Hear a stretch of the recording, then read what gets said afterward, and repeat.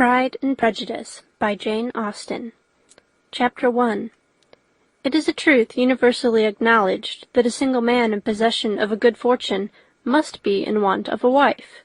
However little known the feelings or views of such a man may be on his first entering a neighborhood, this truth is so well fixed in the minds of the surrounding families that he is considered the rightful property of some one or other of their daughters. "My dear Mr. Bennet," said his lady to him one day, "have you heard that Netherfield Park is let at last?" Mr. Bennet replied that he had not. "But it is," returned she, "for Mrs. Long has just been here, and she told me all about it." Mr. Bennet made no answer. "Do you not want to know who has taken it?" cried his wife impatiently. "You want to tell me, and I have no objection to hearing it." This was invitation enough. "Why, my dear, you must know. Mrs. Long says that Netherfield is taken by a young man of large fortune from the north of England, that he came down on Monday in a chaise and four to see the place, and was so much delighted with it that he agreed with Mr. Morris immediately, that he is to take possession before Michaelmas, and some of his servants are to be in the house by the end of next week." "What is his name?" "Bingley." "Is he married or single?" "Oh, single, my dear, to be sure. A single man of large fortune, 4,000 or 5,000 a year. What a fine thing for our girls!" "How so? How can it affect them?" "My dear Mr. Bennet," replied his wife, "how can you be so tiresome? You must know that I am thinking of his marrying one of them." "Is that his design in settling here?" "Design? Nonsense, how can you talk so? But it is very likely that he may fall in love with one of them, and therefore you must visit him as soon as he comes." "I see no occasion for that. You and the girls may go, or you may send them by themselves, which perhaps will be still better, for as you are as handsome as any of them, Mr. Bingley may like you the best of the party." "My dear, you flatter me. I certainly have had my share of beauty, but I do not pretend to be anything extraordinary now. When a woman has 5 grown-up daughters, she ought to give over thinking of her own beauty. In such cases a woman has not often much beauty to think of." "But, my dear, you must indeed go and see Mr. Bingley when he comes into the neighborhood." "It is more than I engage for, I assure you." "But consider your daughters. Only think what an establishment it would be for one of them. Sir William and Lady Lucas are determined to go, merely on that account, for in general, you know, they visit no newcomers. Indeed, you must go, for it will be impossible for us to visit him if you do not." "You are over-scrupulous, surely. I dare say Mr. Bingley will be very glad to see you, and I will send a few lines by you to assure him of my hearty consent to his marrying whichever he chooses of the girls, though I must throw in a good word for my little Lizzie." "I desire you will do no such thing. Lizzie is not a bit better than the others, and I am sure she is not half so handsome as Jane, nor half so good-humoured as Lydia, but you are always giving her the preference." "They have none of them much to recommend them," replied he. "They are all silly and ignorant like other girls, but Lizzie has something more of quickness than her sisters." "Mr. Bennet, how can you abuse your own children in such a way? You take delight in vexing me. You have no compassion for my poor nerves." "You mistake me, my dear. I have a high respect for your nerves. They are my old friends. I have heard you mention them with consideration these last 20 years at least." "Ah, you do not know what I suffer." "But I hope you will get over it, and live to see many young men of 4,000 a year come into the neighborhood." "It will be no use to us if 20 such should come, since you will not visit them." "Depend upon it, my dear, that when there are 20, I will visit them all." Mr. Bennet was so odd a mixture of quick parts, sarcastic humour, reserve, and caprice, that the experience of 23 years had been insufficient to make his wife understand his character. Her mind was less difficult to develop. She was a woman of mean understanding, little information, and uncertain temper. When she was discontented, she fancied herself nervous. The business of her life was to get her daughters married. Its solace was visiting and news. End of Chapter 1. Chapter 2. Mr. Bennet was among the earliest of those who waited on Mr. Bingley. He had always intended to visit him, though to the last always assuring his wife that he should not go. Until the evening after the visit was paid, she had no knowledge of it. It was then disclosed in the following manner. Observing his second daughter employed in trimming a hat, he suddenly addressed her with, "I hope Mr. Bingley will like it, Lizzie." "We are not in a way to know what Mr. Bingley likes," said her mother resentfully, "since we are not to visit." "But you forget, mamma," said Elizabeth, "that we shall meet him at the assemblies, and that Mrs. Long promised to introduce him." "I do not believe Mrs. Long will do any such thing. She has 2 nieces of her own. She is a selfish, hypocritical woman, and I have no opinion of her." "No more have I," said Mr. Bennet, "and I am glad to find that you do not depend on her serving you." Mrs. Bennet deigned not to make any reply, but, unable to contain herself, began scolding one of her daughters. "Don't keep coughing so, Kitty, for heaven's sake. Have a little compassion on my nerves. You tear them to pieces." "Kitty has no discretion in her coughs," said her father. "She times them ill." "I do not cough for my own amusement," replied Kitty fretfully. "When is your next ball to be, Lizzie?" "Tomorrow fortnight." "Aye, so it is," cried her mother, "and Mrs. Long does not come back till the day before, so it will be impossible for her to introduce him, for she will not know him herself." "Then, my dear, you may have the advantage of your friend, and introduce Mr. Bingley to her." "Impossible, Mr. Bennet, impossible, when I am not acquainted with him myself. How can you be so teasing?" "I honour your circumspection. A fortnight's acquaintance is certainly very little. One cannot know what a man really is by the end of a fortnight, but if we do not venture, somebody else will, and after all, Mrs. Long and her daughters must stand their chance, and therefore, as she will think it an act of kindness, if you decline the office, I will take it on myself." The girls stared at their father. Mrs. Bennet said only, "Nonsense, nonsense!" "What can be the meaning of that emphatic exclamation?" cried he. "Do you consider the forms of introduction and the stress that is laid on them as nonsense? I cannot quite agree with you there. What say you, Mary? For you are a young lady of deep reflection, I know, and read great books and make extracts." Mary wished to say something sensible, but knew not how. "While Mary is adjusting her ideas," he continued, "let us return to Mr. Bingley." "I am sick of Mr. Bingley," cried his wife. "I am sorry to hear that.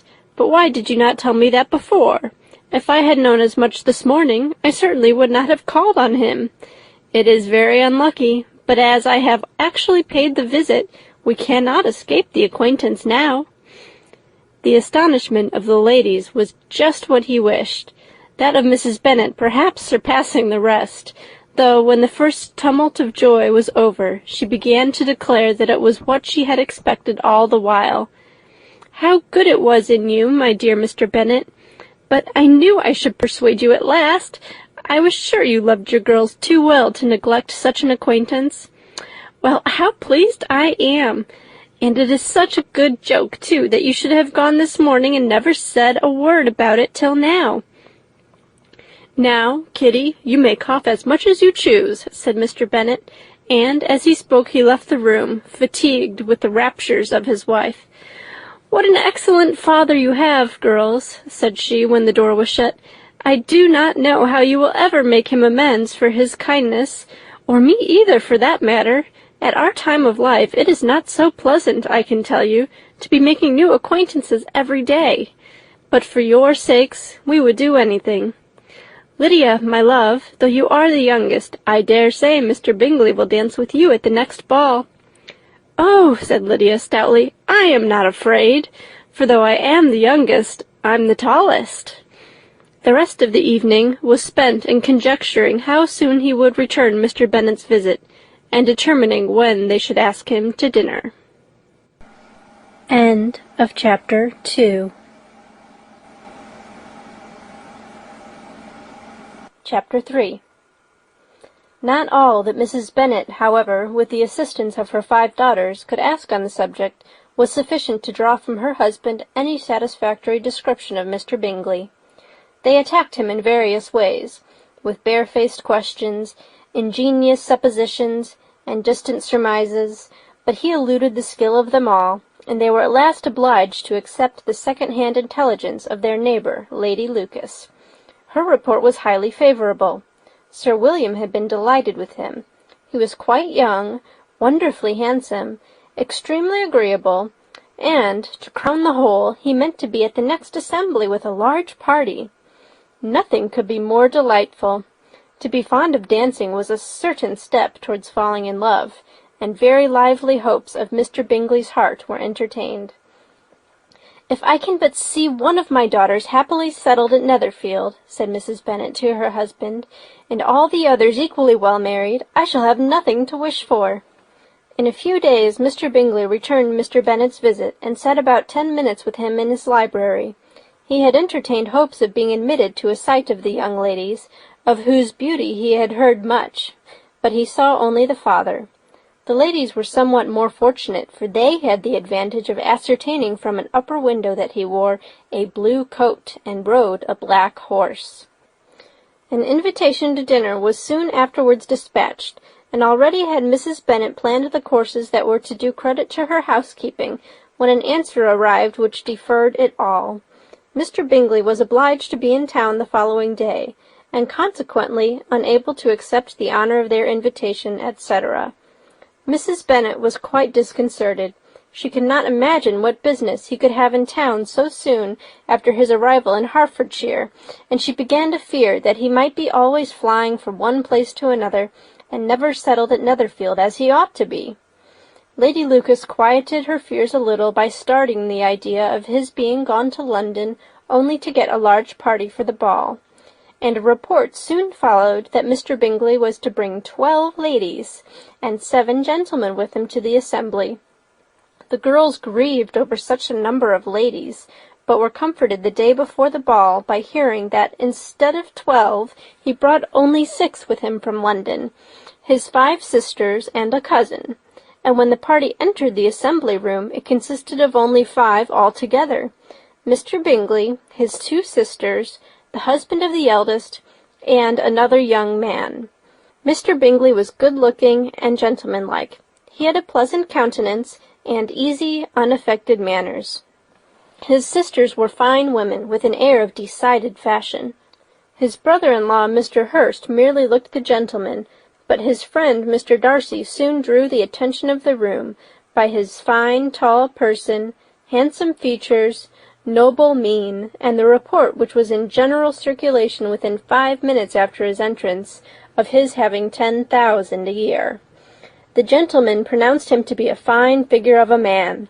The ladies declared he was much handsomer than Mr. Bingley, and he was looked at with great admiration for about half the evening, till his manners gave a disgust which turned the tide of his popularity, for he was discovered to be proud, to be above his company, and above being pleased, and that all his large estate in Derbyshire could then save him from having a most forbidding, disagreeable countenance, and being unworthy to be compared with his friend. Mr. Bingley had soon made himself acquainted with all the principal people in the room. He was lively and unreserved, danced every dance, was angry that the ball closed so early, and talked of giving one himself at Netherfield. Such amiable qualities must speak for themselves. What a contrast between him and his friend! Mr. Darcy danced only once with Mrs. Hurst, and once with Miss Bingley, declined being introduced to any other lady, and spent the rest of the evening in walking about the room, speaking occasionally to one of his own party. His character was decided. He was the proudest, most disagreeable man in the world, and everybody hoped that he would never come there again. Amongst the most violent against him was Mrs. Bennet, whose dislike of his general behaviour was sharpened into particular resentment by his having slighted one of her daughters.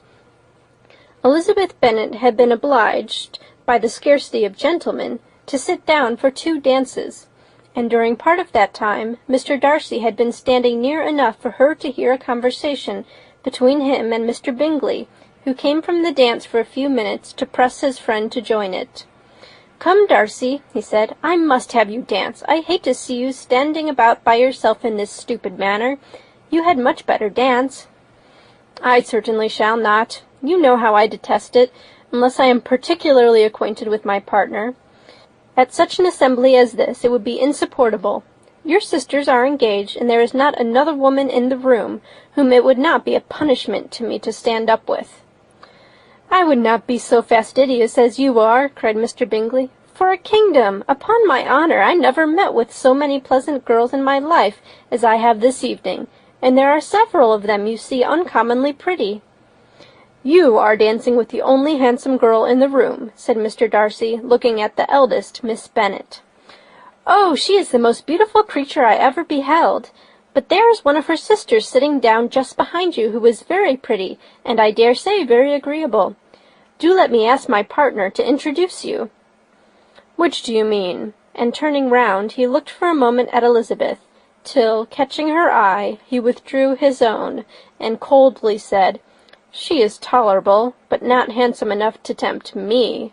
I am in no humour at present to give consequence to young ladies who are slighted by other men. You had better return to your partner and enjoy her smiles, for you are wasting your time with me." Mr. Bingley followed his advice. Mr. Darcy walked off, and Elizabeth remained, with no very cordial feelings toward him. She told the story, however, with great spirit among her friends, for she had a lively, playful disposition, which delighted in anything ridiculous. The evening altogether passed off pleasantly to the whole family. Mrs. Bennet had seen her eldest daughter much admired by the Netherfield party. Mr. Bingley had danced with her twice, and she had been distinguished by his sisters. Jane was as much gratified by this as her mother could be, though in a quieter way. Elizabeth felt Jane's pleasure. Mary had heard herself mentioned to Miss Bingley as the most accomplished girl in the neighbourhood, and Catherine and Lydia had been fortunate enough never to be without partners, which was all that they had yet learnt to care for at a ball. They returned, therefore, in good spirits to Longbourn, the village where they lived, and of which they were the principal inhabitants. They found Mr. Bennet still up. With a book he was regardless of time, and on the present occasion he had a good deal of curiosity as to the events of an evening which had raised such splendid expectations. He had rather hoped that his wife's views on the stranger would be disappointed, but he soon found out that he had a different story to hear. "Oh, my dear Mr. Bennet," as she entered the room, "we have had a most delightful evening, a most excellent ball. I wish you had been there. Jane was so admired, nothing could be like it. Everybody said how well she looked, and Mr. Bingley thought her quite beautiful and danced with her twice. Only think of that, my dear, he actually danced with her twice, and she was the only creature in the room that he asked a second time. First of all he asked Miss Lucas. I was so vexed to see him stand up with her, but, however, he did not admire her at all. Indeed, nobody can, you know. And he seemed quite struck with Jane as she was going down the dance, so we inquired who she was, and got introduced, and asked her for the two next.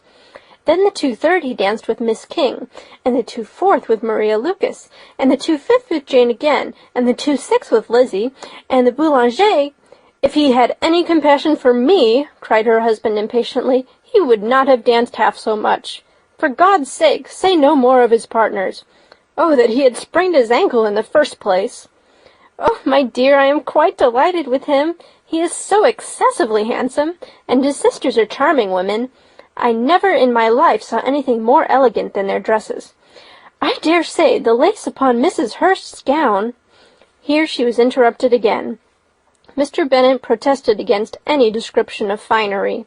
She was therefore obliged to seek another branch of the subject, and related with much bitterness of spirit and some exaggeration the shocking rudeness of Mr. Darcy.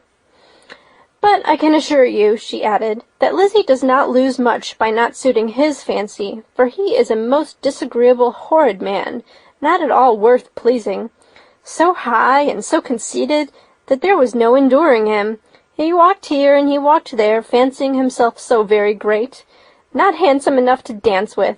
I wish you had been there, my dear, to have given him one of your set-downs. I quite detest the man." End of chapter 3.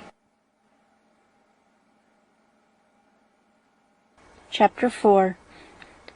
When Jane and Elizabeth were alone, the former, who had been cautious in her praise of Mr. Bingley before, expressed to her sister just how very much she admired him. "He is just what a young man ought to be," said she. "Sensible, good-humoured, lively, and I never saw such happy manners, so much ease, with such perfect good breeding." "He is also handsome," replied Elizabeth, "which a young man ought likewise to be, if he possibly can. His character is thereby complete." "I was very much flattered by his asking me to dance a second time. I did not expect such a compliment." "Did you not? I did for you. But that is one great difference between us. Compliments always take you by surprise, and me never. What could be more natural than his asking you again? He could not help seeing that you were about 5 times as pretty as every other woman in the room. No thanks to his gallantry for that. Well, he certainly is very agreeable, and I give you leave to like him. You have liked many a stupider person." "Dear Lizzie!" "Oh, you are a great deal too apt, you know, to like people in general. You never see a fault in anybody. All the world are good and agreeable in your eyes. I never heard you speak ill of a human being in your life. I would not wish to be hasty in censuring anyone, but I always speak what I think." "I know you do, and it is that which makes the wonder. With your good sense, to be so honestly blind to the follies and nonsense of others. Affectation of candour is common enough, one meets with it everywhere, but to be candid without ostentation or design, to take the good of everybody's character and make it still better, and say nothing of the bad, belongs to you alone. And so you like this man's sisters, too, do you? Their manners are not equal to his." "Certainly not, at first, but they are very pleasing women when you converse with them. Miss Bingley is to live with her brother and keep his house, and I am much mistaken if we shall not find a very charming neighbour in her." Elizabeth listened in silence, but was not convinced.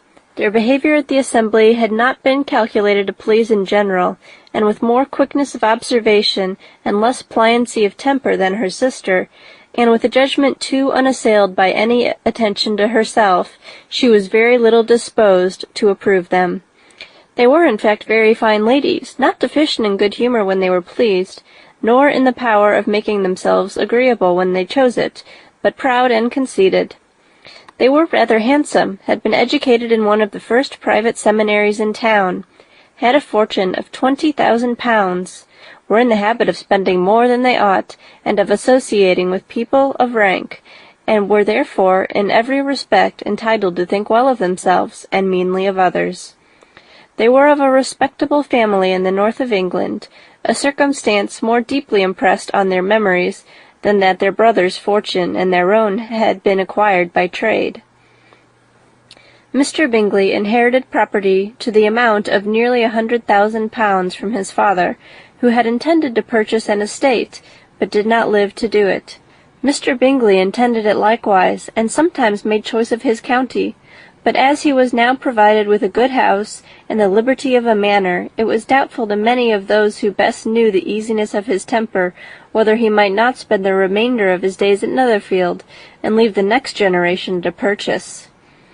His sisters were anxious for his having an estate of his own, but though he was now only established as a tenant, Miss Bingley was by no means unwilling to preside at his table. Nor was Mrs. Hurst, who had married a man of more fashion than fortune, less disposed to consider his house as her home when it suited her. Mr. Bingley had not been of age 2 years when he was tempted by an accidental recommendation to look at Netherfield House. He did look at it, and into it, for half an hour, was pleased with the situation and the principal rooms, satisfied with what the owner said in its praise, and took it immediately. Between him and Darcy there was a very steady friendship, in spite of great opposition of character.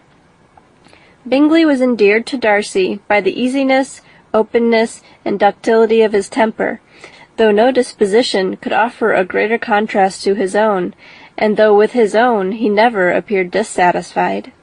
On the strength of Darcy's regard, Bingley had the firmest reliance, and of his judgment the highest opinion. In understanding, Darcy was the superior. Bingley was by no means deficient, but Darcy was clever. He was at the same time haughty, reserved, and fastidious, and his manners, though well-bred, were not inviting. In that respect his friend had greatly the advantage. Bingley was sure of being liked wherever he appeared. Darcy was continually giving offence. The manner in which they spoke of the Meryton assembly was sufficiently characteristic. Bingley had never met with more pleasant people or prettier girls in his life. Everybody had been most kind and attentive to him. There had been no formality, no stiffness. He had soon felt acquainted with all the room, and, as to Miss Bennet, he could not conceive of an angel more beautiful.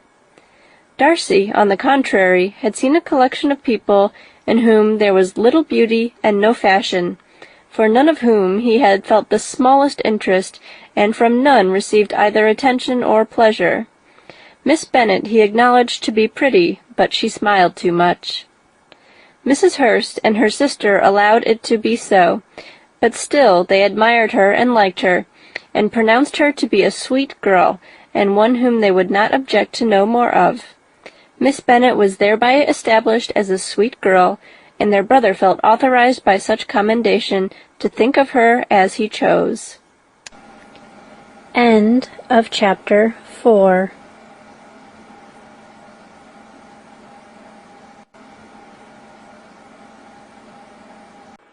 Pride and Prejudice by Jane Austen. Chapter 5. Within a short walk of Longbourn lived a family with whom the Bennets were particularly intimate. Sir William Lucas had been formerly in trade in Meryton, where he had made a tolerable fortune, and risen to the honour of knighthood by an address to the king during his mayoralty. The distinction had perhaps been felt too strongly.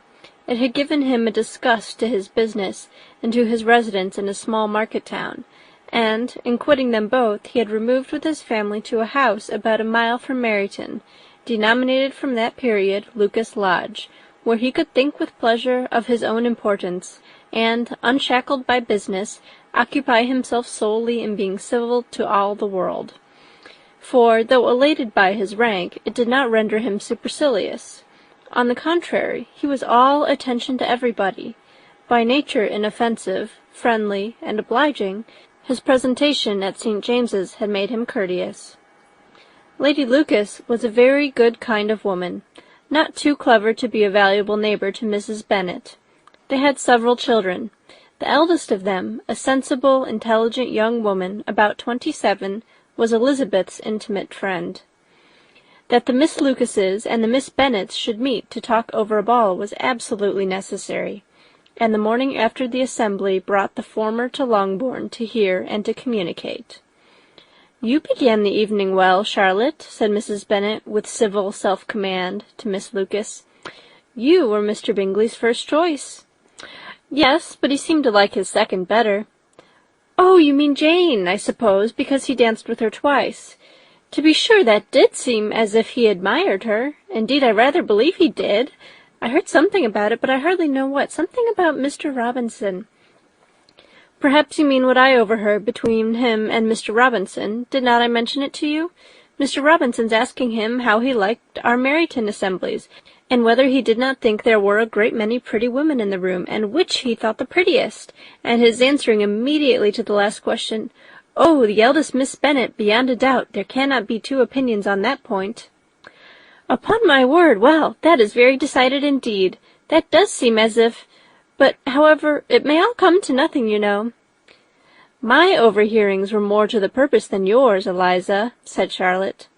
"Mr. Darcy is not so well worth listening to as his friend, is he? Poor Eliza! To be only just tolerable. I beg you would not put it into Lizzie's head to be vexed by his ill-treatment, for he is such a disagreeable man, that it would be quite a misfortune to be liked by him. Mrs. Long told me last night that he sat close to her for half an hour without once opening his lips." "Are you quite sure, ma'am? Is not there a little mistake?" said Jane. "I certainly saw Mr. Darcy speaking to her." "Aye, because she asked him at last how he liked Netherfield, and he could not help answering her. But she said he seemed quite angry at being spoke to." "Miss Bingley told me," said Jane, "that he never speaks much unless among his intimate acquaintances. With them he is remarkably agreeable." "I do not believe a word of it, my dear. If he had been so very agreeable, he would have talked to Mrs. Long.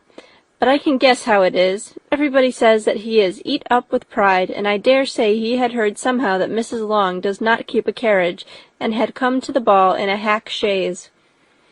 "I do not mind his not talking to Mrs. Long," said Miss Lucas, "but I wish he had danced with Eliza." "Another time, Lizzie," said her mother. "I would not dance with him if I were you." "I believe, ma'am, I may safely promise you never to dance with him." "His pride," said Miss Lucas, "does not offend me so much as pride often does, because there is an excuse for it. One cannot wonder that so very fine a young man, with family, fortune, everything in his favour, should think highly of himself. If I may so express it, he has a right to be proud." "That is very true," replied Elizabeth, "and I could easily forgive his pride if he had not mortified mine." "Pride," observed Mary, who piqued herself upon the solidity of her reflections, "is a very common failing, I believe. By all that I have ever read, I am convinced that it is very common indeed, that human nature is particularly prone to it, and that there are very few of us who do not cherish a feeling of self-complacency on the score of some quality or other, real or imaginary. Vanity and pride are different things, though the words are often used synonymously. A person may be proud without being vain. Pride relates more to our opinion of ourselves, vanity to what we would have others think of us." "If I were as rich as Mr. Darcy," cried a young Lucas who came with his sisters, "I should not care how proud I was. I would keep a pack of foxhounds and drink a bottle of wine a day."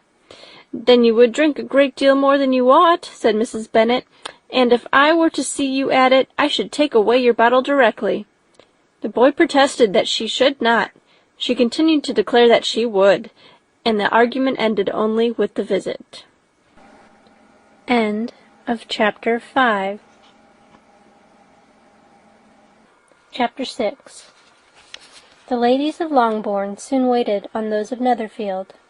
The visit was soon returned in due form. Miss Bennet's pleasing manners grew on the good-will of Mrs. Hurst and Miss Bingley, and though the mother was found to be intolerable and the younger sisters not worth speaking to, a wish to be better acquainted with them was expressed towards the two eldest.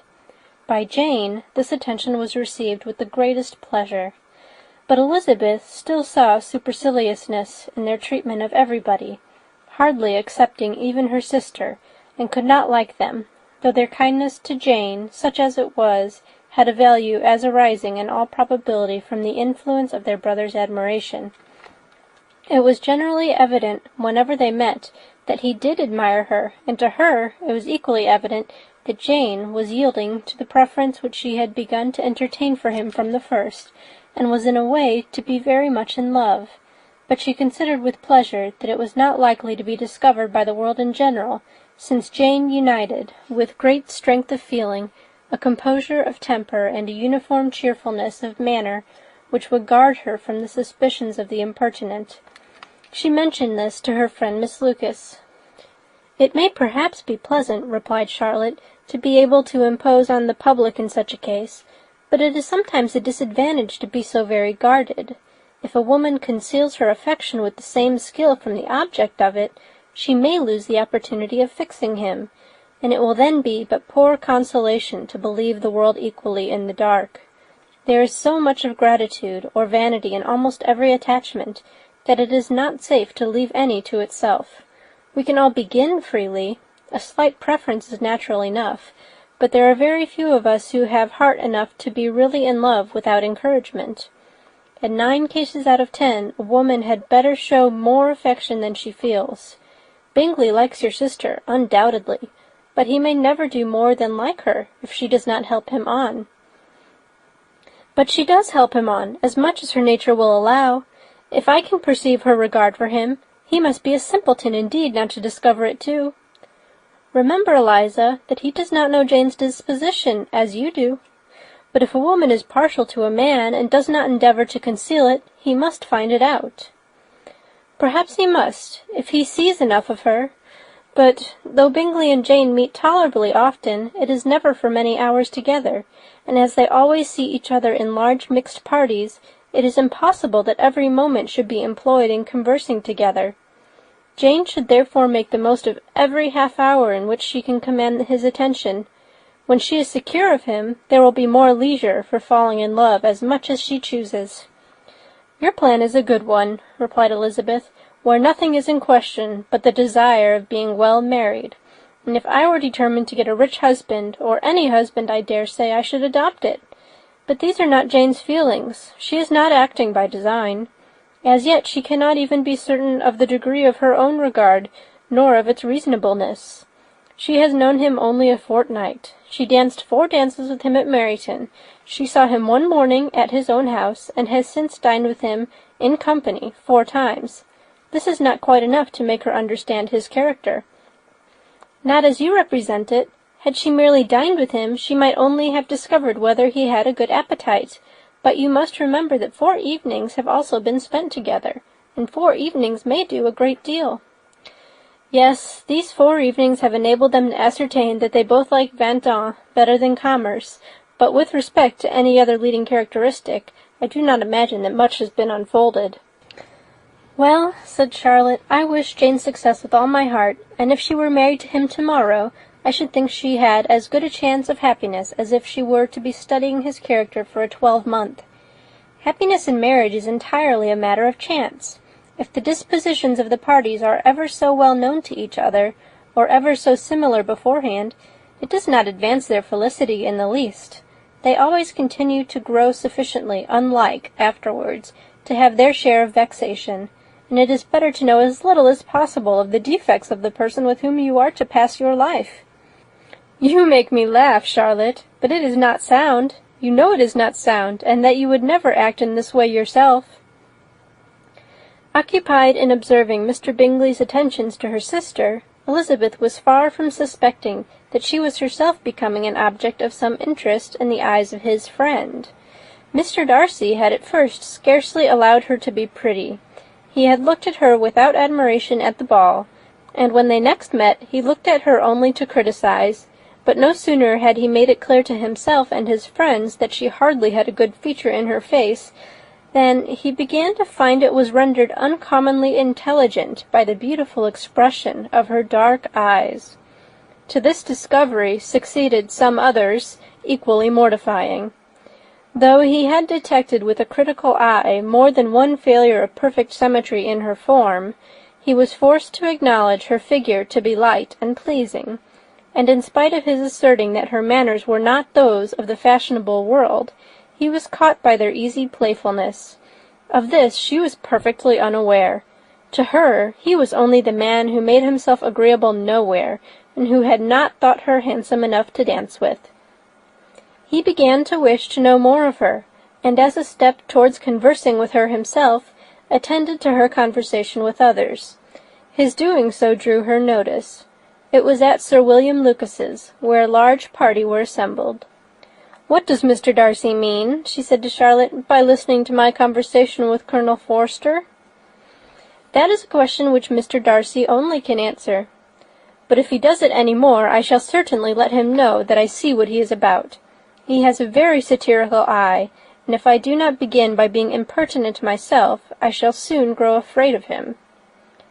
On his approaching them soon afterwards, though without seeming to have any intention of speaking, Miss Lucas defied her friend to mention such a subject to him, which immediately, provoking Elizabeth to do it, she turned to him and said, "Did you not think, Mr. Darcy, that I expressed myself uncommonly well just now, when I was teasing Colonel Forster to give us a ball at Meryton?" "With great energy, but it is always a subject which makes a lady energetic." "You are severe on us." "It will be her turn soon to be teased," said Miss Lucas. "I am going to open the instrument, Eliza, and you know what follows." "You are a very strange creature by way of a friend, always wanting me to play and sing before anybody and everybody. If my vanity had taken a musical turn, you would have been invaluable. But as it is, I would really rather not sit down before those who must be in the habit of hearing the very best performers." On Miss Lucas's persevering, however, she added, "Very well, if it must be so, it must," and gravely glancing at Mr. Darcy, There is a fine old saying which everybody here is of course familiar with, 'Keep your breath to cool your porridge,' and I shall keep mine to swell my song." Her performance was pleasing, though by no means capital. After a song or two, and before she could reply to the entreaties of several that she would sing again, she was eagerly succeeded at the instrument by her sister Mary, who, having, in consequence of being the only plain one in the family, worked hard for knowledge and accomplishments, was always impatient for display. Mary had neither genius nor taste, and though vanity had given her application, it had given her likewise a pedantic air and conceited manner, which would have injured a higher degree of excellence than she had reached. Elizabeth, easy and unaffected, had been listened to with much more pleasure, though not playing half so well, and Mary, at the end of a long concerto, was glad to purchase praise and gratitude by Scotch and Irish airs, at the request of her younger sisters, who, with some of the Lucases and 2 or 3 officers, joined eagerly in dancing at one end of the room. Mr. Darcy stood near them in silent indignation at such a mode of passing the evening, to the exclusion of all conversation, and was too much engrossed by his thoughts to perceive that Sir William Lucas was his neighbour, till Sir William thus began: "What a charming amusement for young people this is, Mr. Darcy! There is nothing like dancing, after all. I consider it as one of the first refinements of polished society." "Certainly, sir, and it has the advantage also of being in vogue amongst the less polished societies of the world. Every savage can dance." Sir William only smiled. "Your friend performs delightfully," he continued after a pause, on seeing Bingley join the group, "and I doubt not that you are an adept in the science yourself, Mr. Darcy." "You saw me dance at Meryton, I believe, sir." "Yes, indeed, and received no inconsiderable pleasure from the sight. Do you often dance at St. James's?" "Never, sir." "Do you not think it would be a proper compliment to the place?" "It is a compliment which I never pay to any place if I can avoid it." "You have a house in town, I conclude?" Mr. Darcy bowed. "I had once had some thought of fixing in town myself, for I am fond of superior society, but I did not feel quite certain that the air of London would agree with Lady Lucas." He paused in hopes of an answer, but his companion was not disposed to make any, and Elizabeth at that instant moving towards them, he was struck with the action of doing a very gallant thing, and called out to her, "My dear Miss Eliza, why are you not dancing?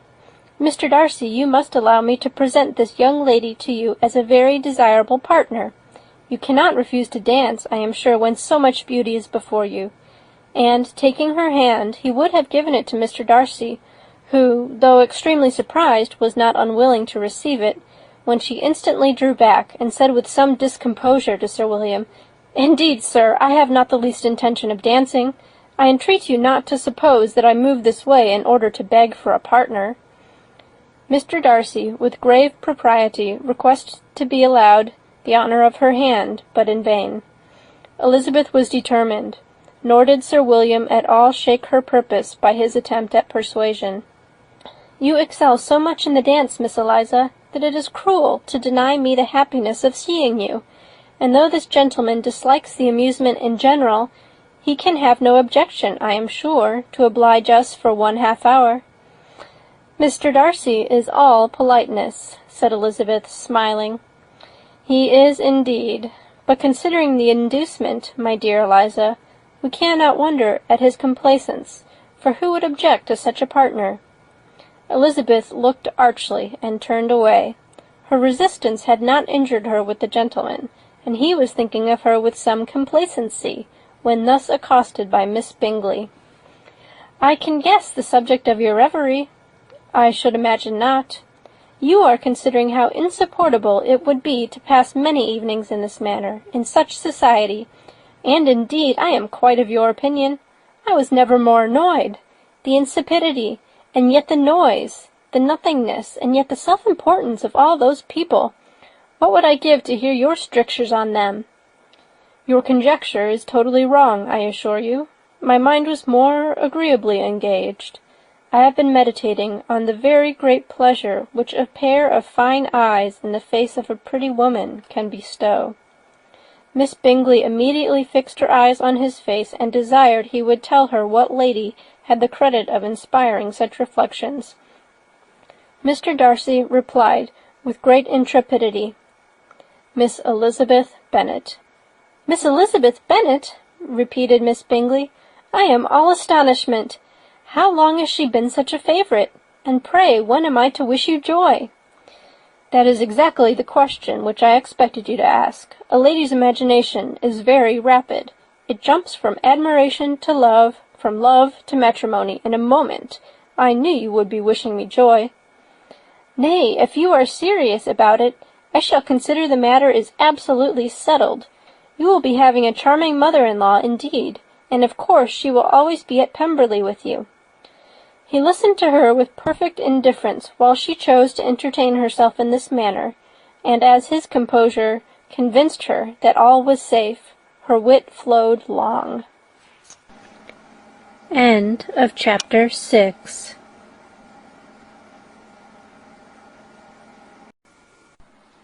Pride and Prejudice by Jane Austen. Chapter 7. Mr. Bennet's property consisted almost entirely in an estate of 2,000 a year, which, unfortunately for his daughters, was entailed in default of heirs male on a distant relation, and their mother's fortune, though ample for her situation in life, could but ill supply the deficiency of his. Her father had been an attorney in Meryton, and had left her £4,000. She had a sister married to a Mr. Phillips, who had been a clerk to their father, and succeeded him in the business, and a brother settled in London, in a respectable line of trade. The village of Longbourn was only 1 mile from Meryton, a most convenient distance for the young ladies, who were usually tempted thither 3 or 4 times a week, to pay their duty to their aunt, and to a milliner's shop just over the way. The 2 youngest of the family, Catherine and Lydia, were particularly frequent in these attentions. Their minds were more vacant than their sisters', and when nothing better offered, a walk to Meryton was necessary to amuse their morning hours and furnish conversation for the evening, and however bare of news the country in general might be, they always contrived to learn some from their aunt. At present, indeed, they were well supplied both with news and happiness by the recent arrival of a militia regiment in the neighbourhood. It was to remain the whole winter, and Meryton was the headquarters. Their visits to Mrs. Phillips were now productive of the most interesting intelligence. Every day added something to their knowledge of the officers' names and connections. Their lodgings were not long a secret, and at length they began to know the officers themselves. Mr. Phillips visited them all, and this opened to his nieces a store of felicity unknown before. They could talk of nothing but officers, and Mr. Bingley's large fortune, the mention of which gave animation to their mother, was worthless in their eyes when opposed to the regimentals of an ensign.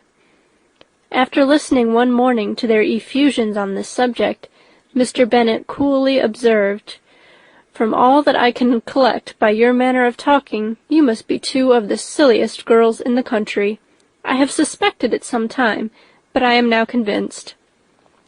Catherine was disconcerted, and made no answer, but Lydia, with perfect indifference, continued to express her admiration of Captain Carter, and her hope of seeing him in the course of the day, as he was going the next morning to London.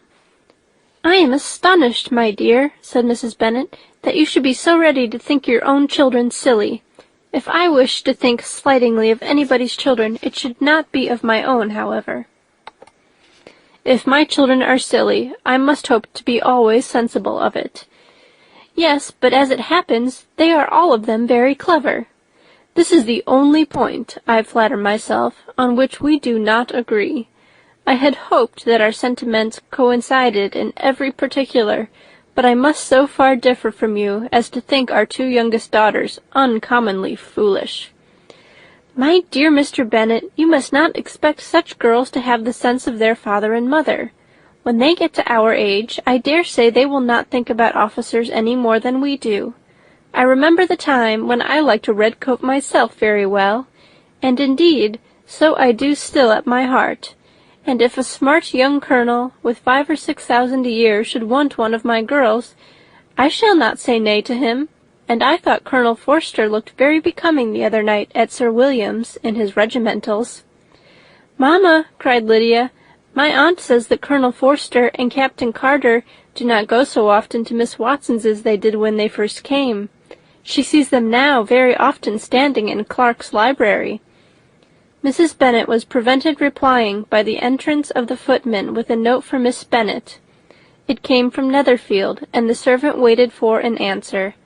Mrs. Bennet's eyes sparkled with pleasure, and she was eagerly calling out, while her daughter read, "Well, Jane, who is it from? What is it about? What does he say? Well, Jane, make haste and tell us. Make haste, my love." "It is from Miss Bingley," said Jane, and then read it aloud. "My dear friend, if you are not so compassionate as to dine to-day with Louisa and me, we shall be in danger of hating each other for the rest of our lives, for a whole day's tete-a-tete between two women can never end without a quarrel. Come as soon as you can on receipt of this. My brother and the gentlemen are to dine with the officers. Yours ever, Caroline Bingley." "With the officers!" cried Lydia. "I wonder my aunt did not tell us of that." "Dining out," said Mrs. Bennet. "That is very unlucky." "Can I have the carriage?" said Jane. "No, my dear, you had better go on horseback, because it seems likely to rain, and then you must stay all night." "That would be a good scheme," said Elizabeth, "if you were sure that they would not offer to send her home." "Oh, but the gentlemen will have Mr. Bingley's chaise to go to Meryton, and the Hursts have no horses to theirs." "I had much rather go in the coach." "But, my dear, your father cannot spare the horses, I am sure. They are wanted in the farm, Mr. Bennet, are they not?" "They are wanted in the farm much oftener than I can get them." "But if you have got them to-day," said Elizabeth, "my mother's purpose will be answered." She did at last extort from her father an acknowledgment that the horses were engaged. Jane was therefore obliged to go on horseback, and her mother attended her to the door with many cheerful prognostics of a bad day. Her hopes were answered. Jane had not been gone long before it rained hard.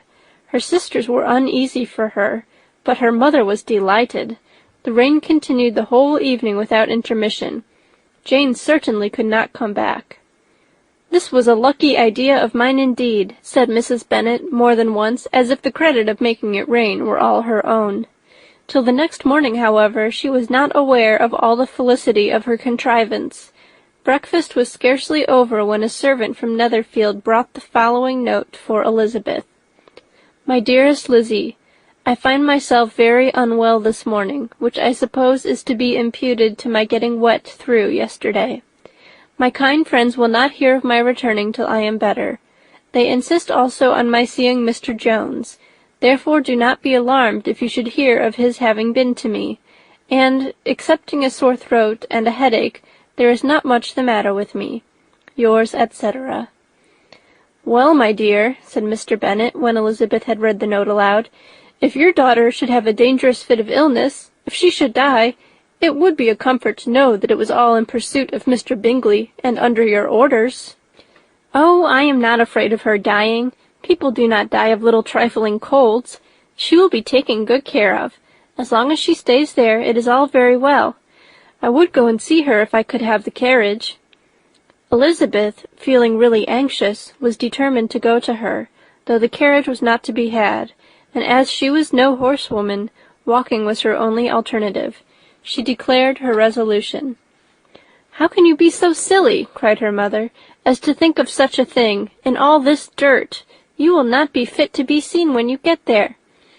"I shall be very fit to see Jane, which is all I want." "Is this a hint to me, Lizzie," said her father, "to send for the horses?" "No, indeed. I do not wish to avoid the walk. The distance is nothing when one has a motive, only 3 miles. I shall be back by dinner." "I admire the activity of your benevolence," observed Mary, "but every impulse of feeling should be guided by reason, and in my opinion exertion should always be in proportion to what is required." "We will go as far as Meryton with you," said Catherine and Lydia. Elizabeth accepted their company, and the 3 young ladies set off together. "If we make haste," said Lydia as they walked along, "perhaps we may see something of Captain Carter before he goes." In Meryton they parted. The 2 youngest repaired to the lodgings of one of the officers' wives, and Elizabeth continued her walk alone, crossing field after field at a quick pace, jumping over stiles and springing over puddles with impatient activity, and finding herself at last within view of the house, with weary ankles, dirty stockings, and a face glowing with the warmth of exercise. She was shown into the breakfast parlour, where all but Jane were assembled, and where her appearance created a great deal of surprise. That she should have walked 3 miles so early in the day, in such dirty weather, and by herself, was almost incredible to Mrs. Hurst and Miss Bingley, and Elizabeth was convinced that they held her in contempt for it. She was received, however, very politely by them, and in their brother's manners there was something better than politeness. There was good humour and kindness. Mr. Darcy said very little, and Mr. Hurst nothing at all.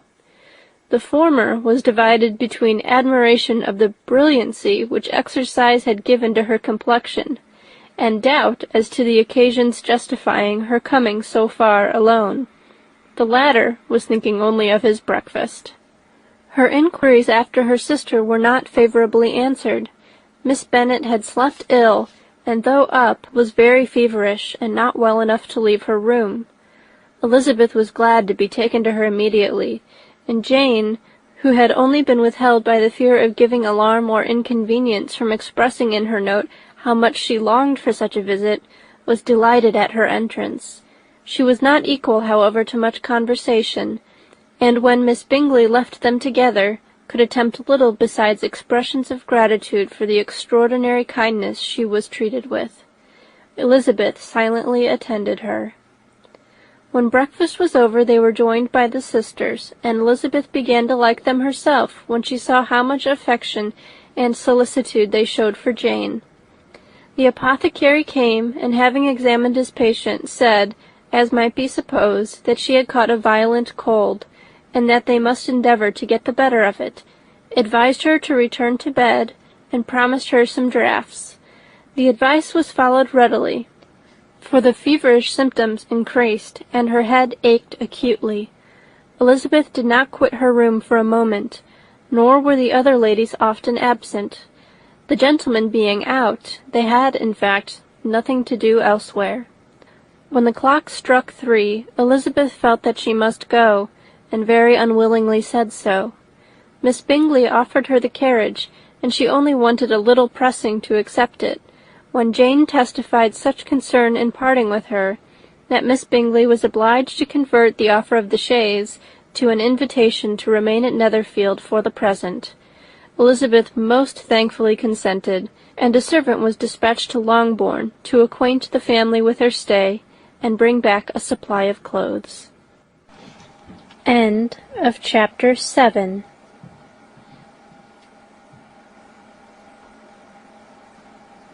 Chapter 8. At 5 o'clock the 2 ladies retired to dress, and at 6:30 Elizabeth was summoned to dinner. To the civil inquiries which then poured in, and amongst which she had the pleasure of distinguishing the much superior solicitude of Mr. Bingley's, she could not make a very favourable answer. Jane was by no means better. The sisters, on hearing this, repeated 3 or 4 times how much they were grieved, how shocking it was to have a bad cold, and how excessively they disliked being ill themselves, and then thought no more of the matter, and their indifference towards Jane, when not immediately before them, restored Elizabeth to the enjoyment of all her former dislike. Their brother, indeed, was the only one of the party whom she could regard with any complacency. His anxiety for Jane was evident, and his attentions to herself most pleasing, and they prevented her feeling herself so much an intruder as she believed she was considered by the others. She had very little notice from any but him. Miss Bingley was engrossed by Mr. Darcy, her sister scarcely less so, and as for Mr. Hurst, by whom Elizabeth sat, he was an indolent man, who lived only to eat, drink, and play at cards, who, when he found her to prefer a plain dish to a ragout, had nothing to say to her. When dinner was over, she returned directly to Jane, and Miss Bingley began abusing her as soon as she was out of the room.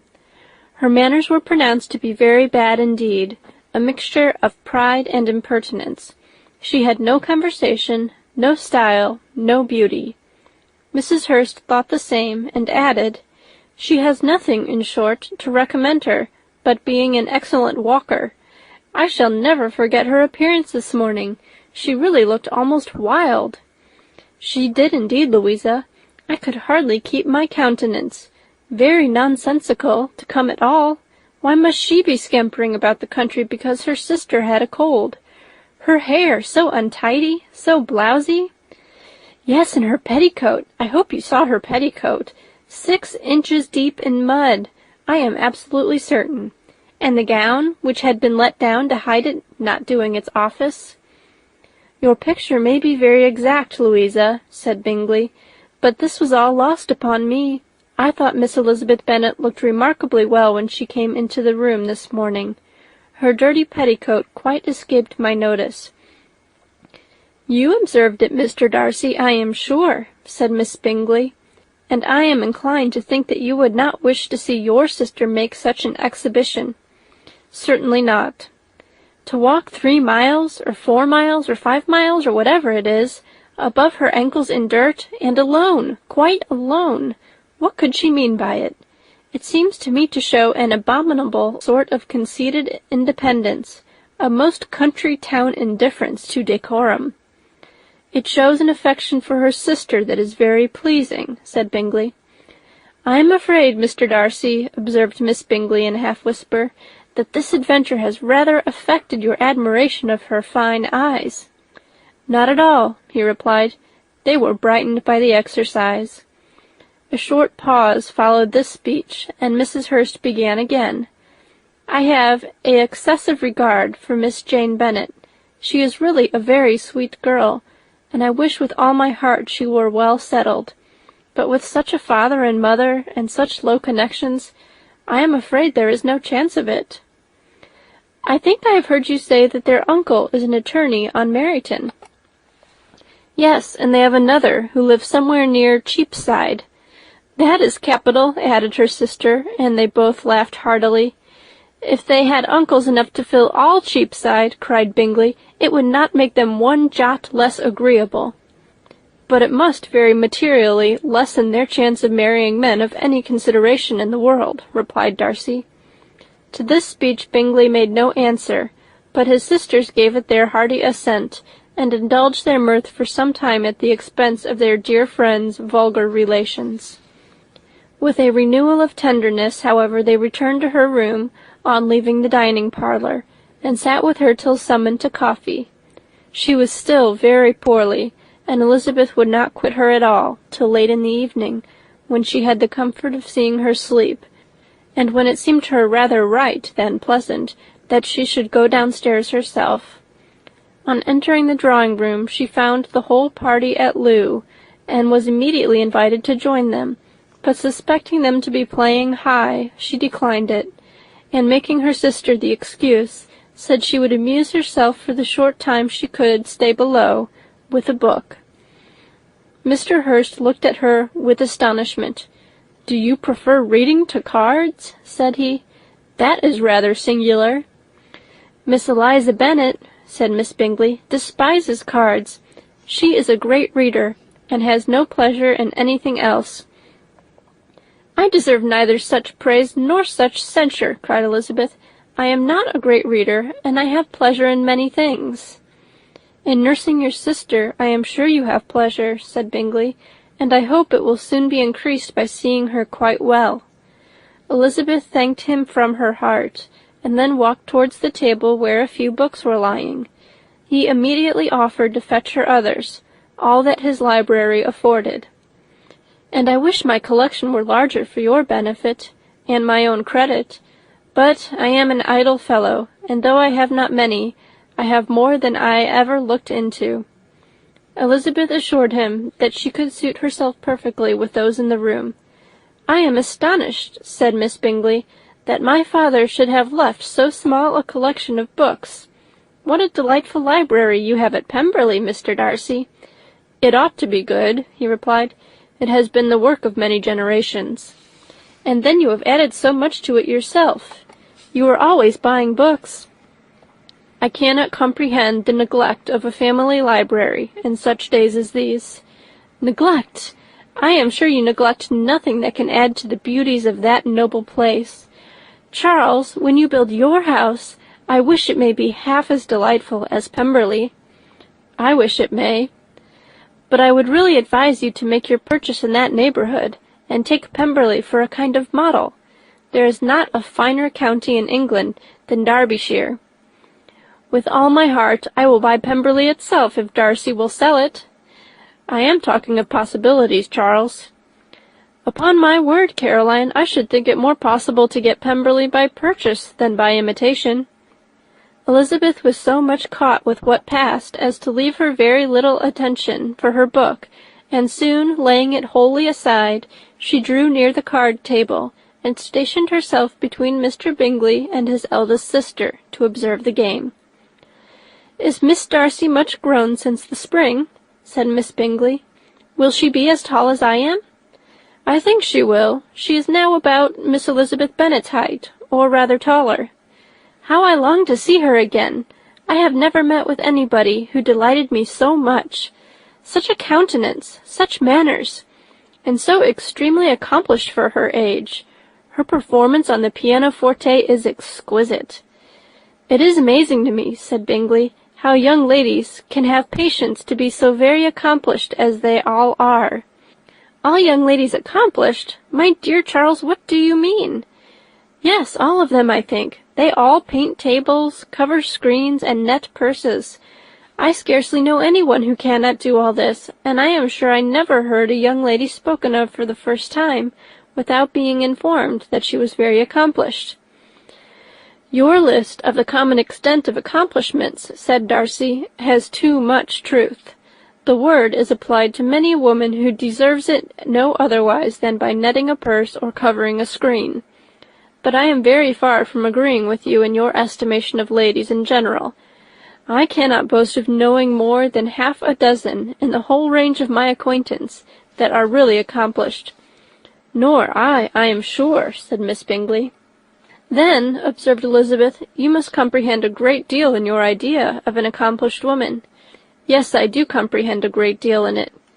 "Oh, certainly," cried his faithful assistant. "No one can be really esteemed accomplished who does not greatly surpass what is usually met with. A woman must have a thorough knowledge of music, singing, drawing, dancing, and the modern languages, to deserve the word, and besides all this, she must possess a certain something in her air and manner of walking, the tone of her voice, her address and expressions, or the word will be but half deserved." "All this she must possess," added Darcy, "and to all this she must yet add something more substantial, in the improvement of her mind by extensive reading." "I am no longer surprised at your knowing only 6 accomplished women. I rather wonder now at your knowing any." "Are you so severe upon your own sex as to doubt the possibility of all this? I never saw such a woman. I never saw such capacity and taste and application and elegance as you describe united." Mrs. Hurst and Miss Bingley both cried out against the injustice of her implied doubt, and were both protesting that they knew many women who answered this description, when Mr. Hurst called them to order, with bitter complaints of their inattention to what was going forward. As all conversation was thereby at an end, Elizabeth soon afterwards left the room. "Elizabeth Bennet," said Miss Bingley, when the door was closed on her, "is one of those young ladies who seek to recommend themselves to the other sex by undervaluing their own, and with many men I dare say it succeeds, but in my opinion it is a paltry device, a very mean art."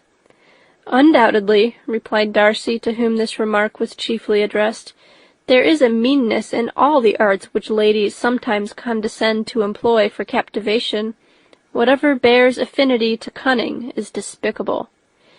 Miss Bingley was not so entirely satisfied with this reply as to continue the subject. Elizabeth joined them again, only to say that her sister was worse, and that she could not leave her.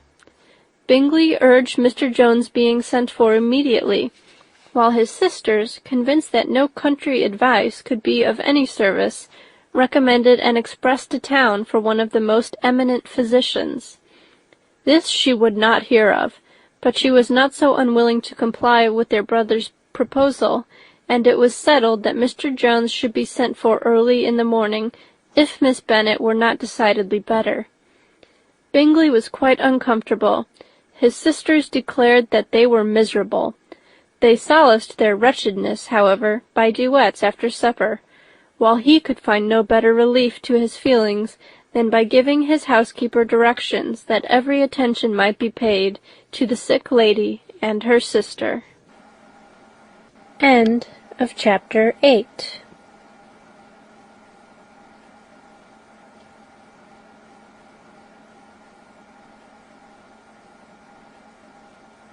Pride and Prejudice by Jane Austen. Chapter 9.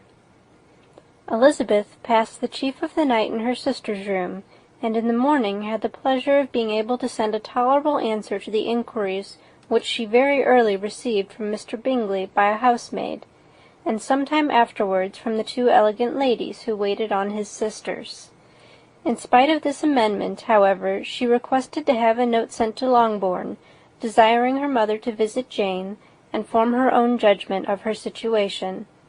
The note was immediately dispatched, and its contents as quickly complied with. Mrs. Bennet, accompanied by her 2 youngest girls, reached Netherfield soon after the family breakfast. Had she found Jane in any apparent danger, Mrs. Bennet would have been very miserable, but being satisfied on seeing her that her illness was not alarming, she had no wish of her recovering immediately, as her restoration to health would probably remove her from Netherfield. She would not listen, therefore, to her daughter's proposal of being carried home. Neither did the apothecary, who arrived about the same time, think it at all advisable.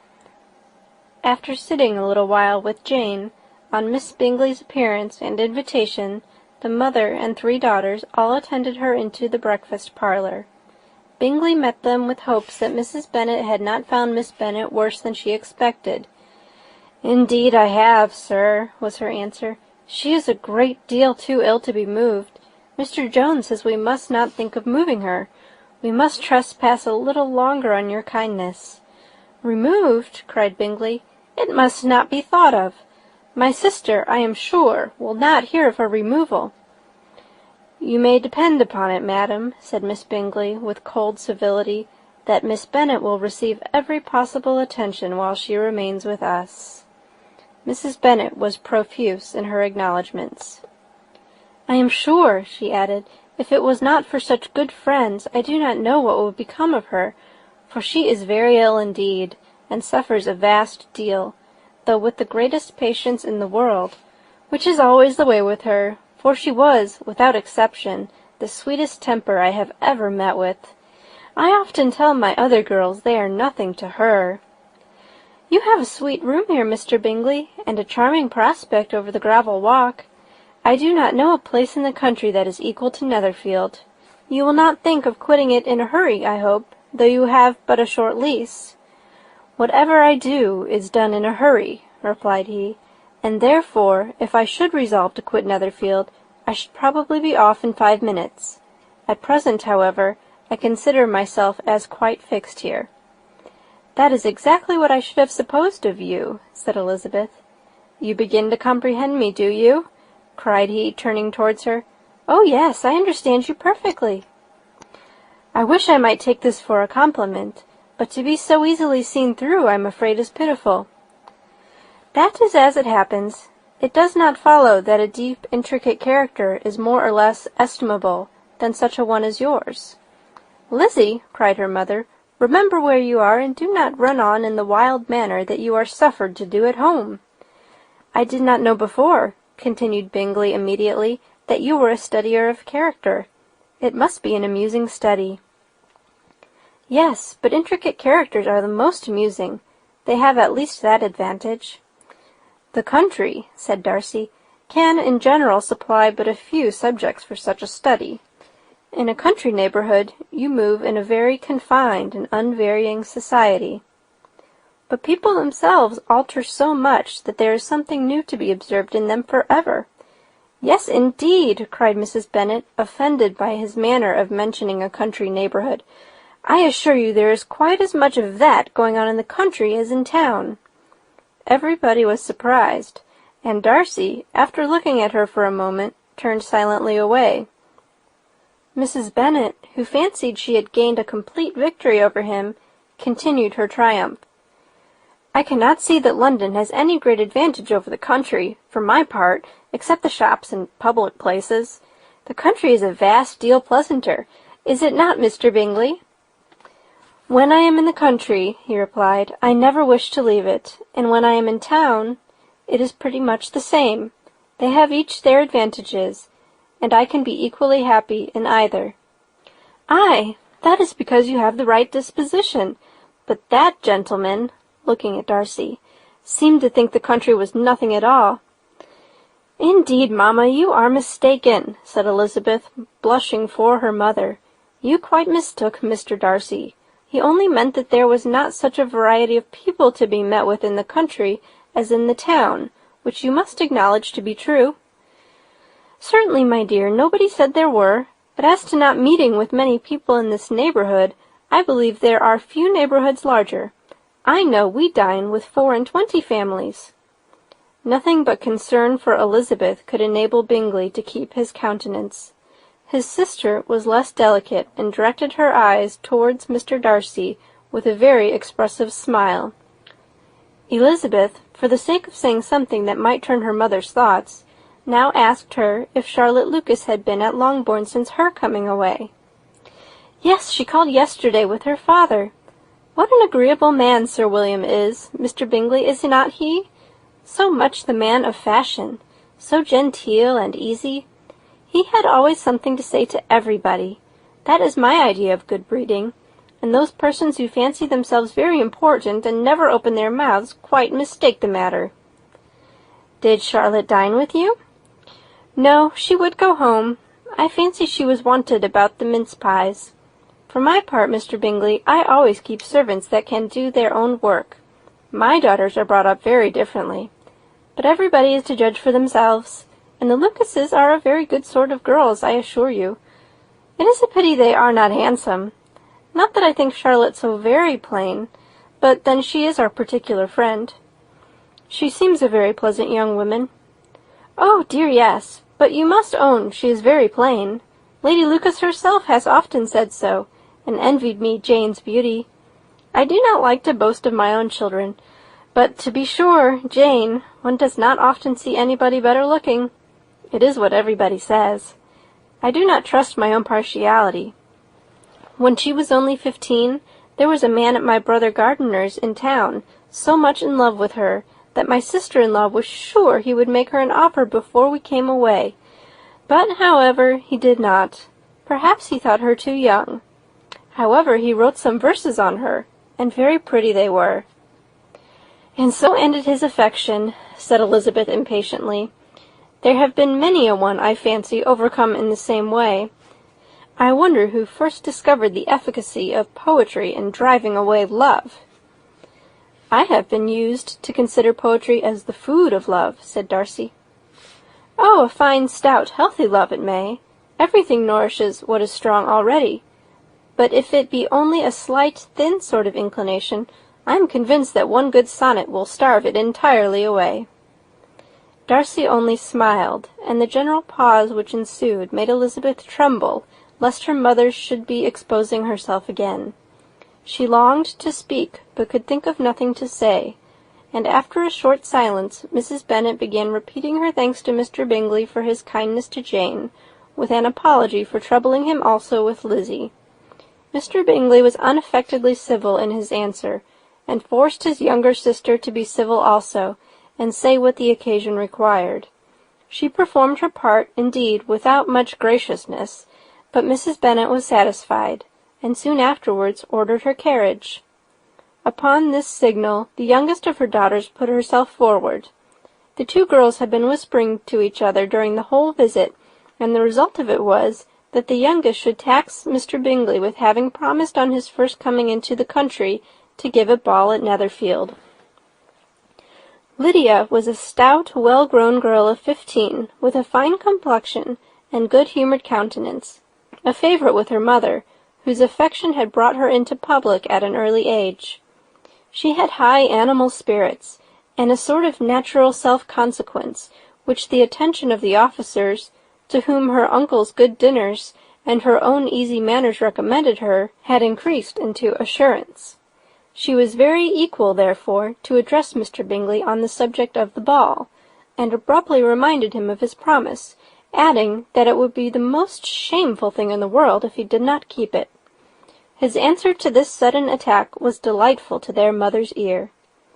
"I am perfectly ready, I assure you, to keep my engagement, and when your sister is recovered, you shall, if you please, name the very day of the ball. But you would not wish to be dancing when she is ill." Lydia declared herself satisfied. "Oh, yes, it would be much better to wait till Jane was well, and by that time most likely Captain Carter would be at Meryton again.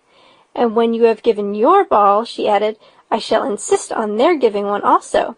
I shall tell Colonel Forster. It will be quite a shame if he does not." Mrs. Bennet and her daughters then departed, and Elizabeth returned instantly to Jane, leaving her own and her relations' behaviour to the remarks of the two ladies and Mr. Darcy, the latter of whom, however, could not be prevailed on to join in their censure of her, in spite of all Miss Bingley's witticisms on fine eyes. End of chapter 9. Chapter 10. The day passed much as the day before had done. Mrs. Hurst and Miss Bingley had spent some hours of the morning with the invalid, who continued, though slowly, to mend, and in the evening Elizabeth joined their party in the drawing-room. The loo table, however, did not appear. Mr. Darcy was writing, and Miss Bingley, seated near him, was watching the progress of his letter, and repeatedly calling off his attention by messages to his sister. Mr. Hurst and Mr. Bingley were at piquet, and Mrs. Hurst was observing their game. Elizabeth took up some needlework, and was sufficiently amused in attending to what passed between Darcy and his companion. The perpetual commendations of the lady, either on his handwriting, or on the evenness of his lines, or on the length of his letter, with the perfect unconcern with which her praises were received, formed a curious dialogue, and was exactly in union with her opinion of each. "How delightful Miss Darcy will be to receive such a letter!" He made no answer. "You write uncommonly fast." "You are mistaken. I write rather slowly." "How many letters you must have occasion to write in the course of a year! Letters of business, too! How odious I should think them!" "It is fortunate, then, that they fall to my lot instead of yours." "Pray tell your sister that I long to see her." "I have already told her so once, by your desire." "I am afraid you do not like your pen. Let me mend it for you. I mend pens remarkably well." "Thank you, but I always mend my own." "How can you contrive to write so even?" He was silent.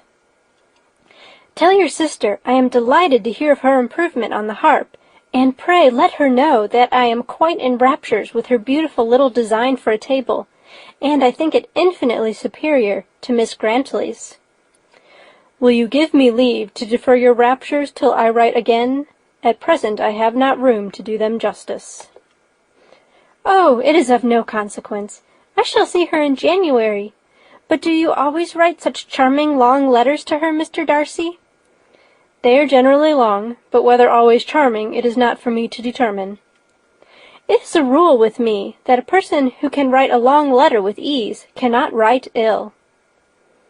"That will not do for a compliment to Darcy, Caroline," cried her brother, "because he does not write with ease. He studies too much for words of 4 syllables. Do you not, Darcy?" My style of writing is very different from yours." "Oh," cried Miss Bingley, "Charles writes in the most careless way imaginable. He leaves out half his words and blots the rest." "My ideas flow so rapidly that I have not time to express them, by which means my letters sometimes convey no ideas at all to my correspondents." "Your humility, Mr. Bingley," said Elizabeth, "must disarm reproof." "Nothing is more deceitful," said Darcy, "than the appearance of humility. It is often only carelessness of opinion, and sometimes an indirect boast." "And which of the two do you call my little recent piece of modesty?"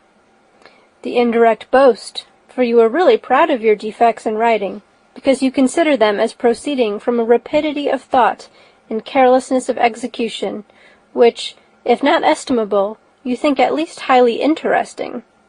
The power of doing anything with quickness is always prized much by the possessor, and often without any attention to the imperfection of the performance. When you told Mrs. Bennet this morning that if you ever resolved upon quitting Netherfield you should be gone in 5 minutes, you meant it to be a sort of panegyric, of compliment to yourself, and yet what is there so very laudable in a precipitance which must leave very necessary business undone, and can be of no real advantage to yourself or any one else?" "Nay," cried Bingley, "this is too much, to remember at night all the foolish things that were said in the morning. And yet, upon my honour, I believe what I said of myself to be true, and I believe it at this moment. At least, therefore, I did not assume the character of needless precipitance merely to show off before the ladies." "I dare say you believed it, but I am by no means convinced that you would be gone with such celerity.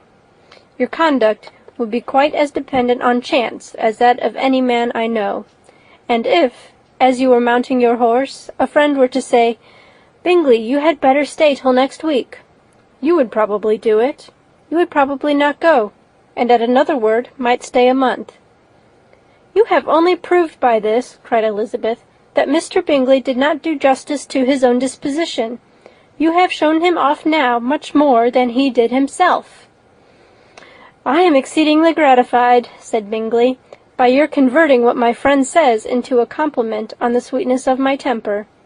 But I am afraid you are giving it a turn which that gentleman did by no means intend, for he would certainly think better of me if under such a circumstance I were to give a flat denial and ride off as fast as I could."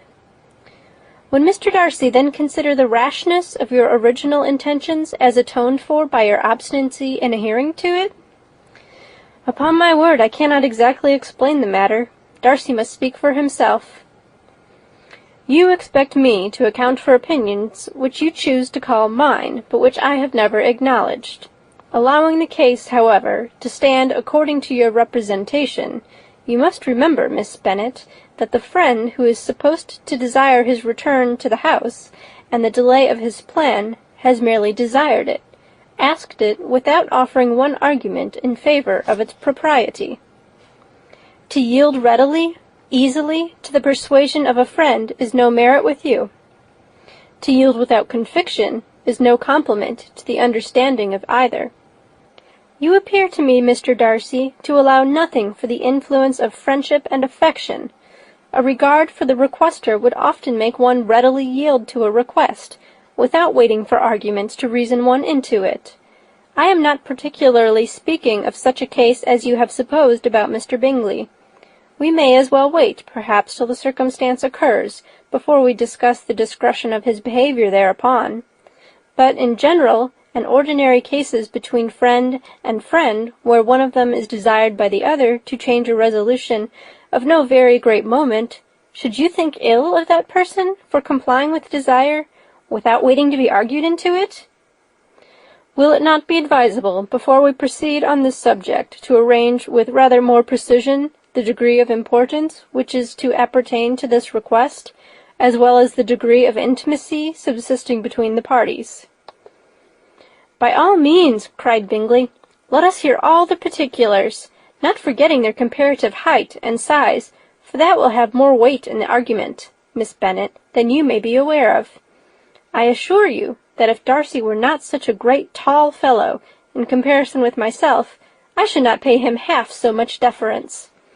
I declare I do not know a more awful object than Darcy, on particular occasions, and in particular places, at his own house especially, and of a Sunday evening, when he has nothing to do."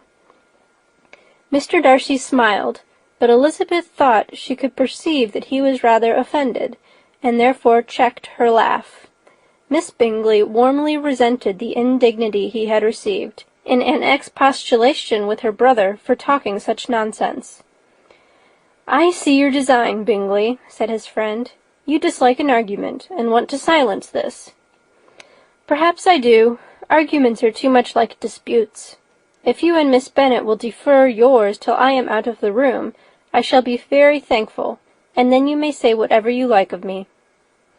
"What you ask," said Elizabeth, "is no sacrifice on my side, and Mr. Darcy had much better finish his letter." Mr. Darcy took her advice, and did finish his letter. When that business was over, he applied to Miss Bingley and Elizabeth for an indulgence of some music. Miss Bingley moved with some alacrity to the pianoforte, and, after a polite request that Elizabeth would lead the way, which the other as politely and more earnestly negatived, she seated herself. Mrs. Hurst sang with her sister, and while they were thus employed, Elizabeth could not help observing, as she turned over some music books that lay on the instrument, how frequently Mr. Darcy's eyes were fixed on her. She hardly knew how to suppose that she could be an object of admiration to so great a man, and yet that he should look at her because he disliked her was still more strange.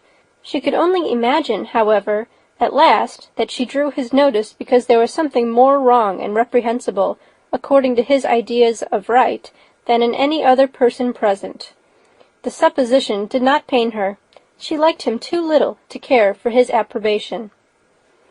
After playing some Italian songs, Miss Bingley varied the charm by a lively Scottish air, and soon afterwards Mr. Darcy, drawing near Elizabeth, said to her, "Do you not feel a great inclination, Miss Bennet, to seize such an opportunity of dancing a reel?"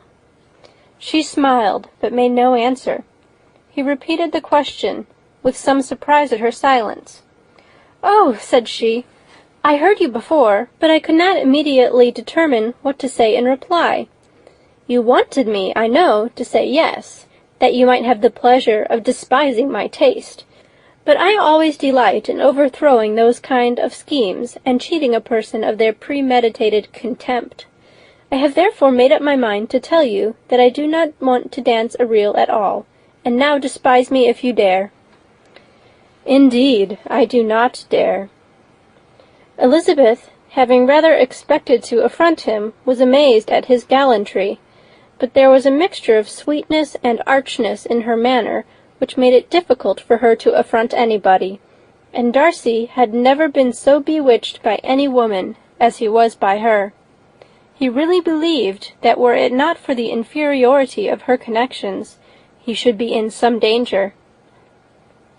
Miss Bingley saw, or suspected enough to be jealous, and her great anxiety for the recovery of her dear friend Jane received some assistance from her desire of getting rid of Elizabeth.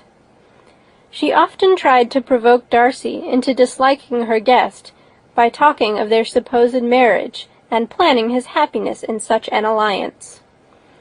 "I hope," said she, as they were walking together in the shrubbery the next day, "you will give your mother-in-law a few hints, when this desirable event takes place, as to the advantage of holding her tongue, and if you can compass it, do assure the younger girls of running after officers. And, if I may mention so delicate a subject, endeavour to check that little something bordering on conceit and impertinence which your lady possesses. Have you anything else to propose for my domestic felicity? Oh, yes! Do let the portraits of your uncle and Aunt Phillips be placed in the gallery at Pemberley. Put them next to your great-uncle the judge. They are in the same profession, you know, only in different lines. As for your Elizabeth's picture, you must not have it taken, for what painter could do justice to those beautiful eyes?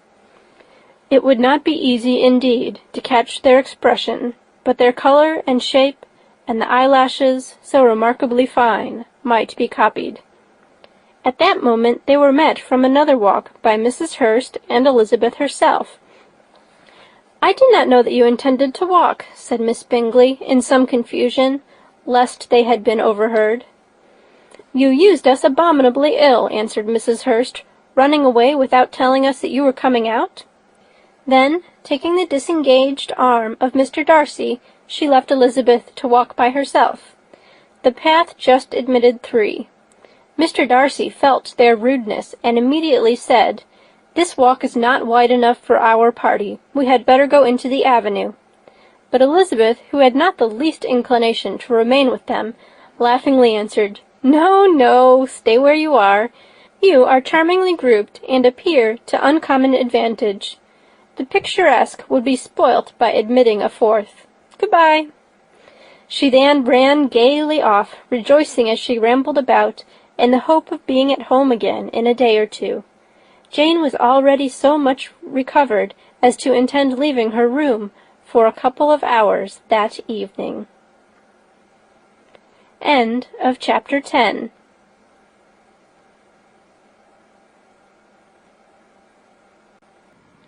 Pride and Prejudice by Jane Austen. Chapter 11. When the ladies removed after dinner, Elizabeth ran up to her sister, and, seeing her well guarded from cold, attended her into the drawing-room, where she was welcomed by her 2 friends, with many professions of pleasure, and Elizabeth had never seen them so agreeable as they were during the hour which passed before the gentlemen appeared. Their powers of conversation were considerable. They could describe an entertainment with accuracy, relate an anecdote with humour, and laugh at their acquaintance with spirit. But when the gentlemen entered, Jane was no longer the first object. Miss Bingley's eyes were instantly turned toward Darcy, and she had something to say to him before he had advanced many steps. He addressed himself to Miss Bennet with a polite congratulation.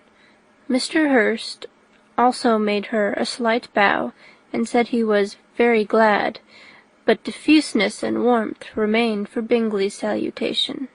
He was full of joy and attention.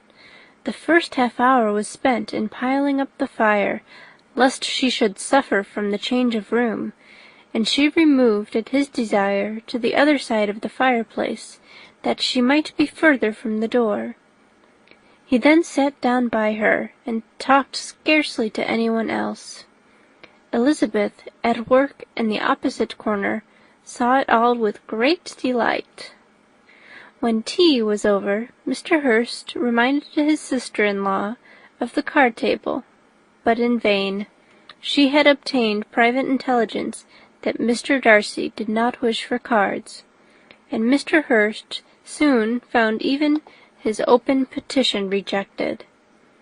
She assured him that no one intended to play, and the silence of the whole party on the subject seemed to justify her. Mr. Hurst had therefore nothing to do but to stretch himself on one of the sofas and go to sleep.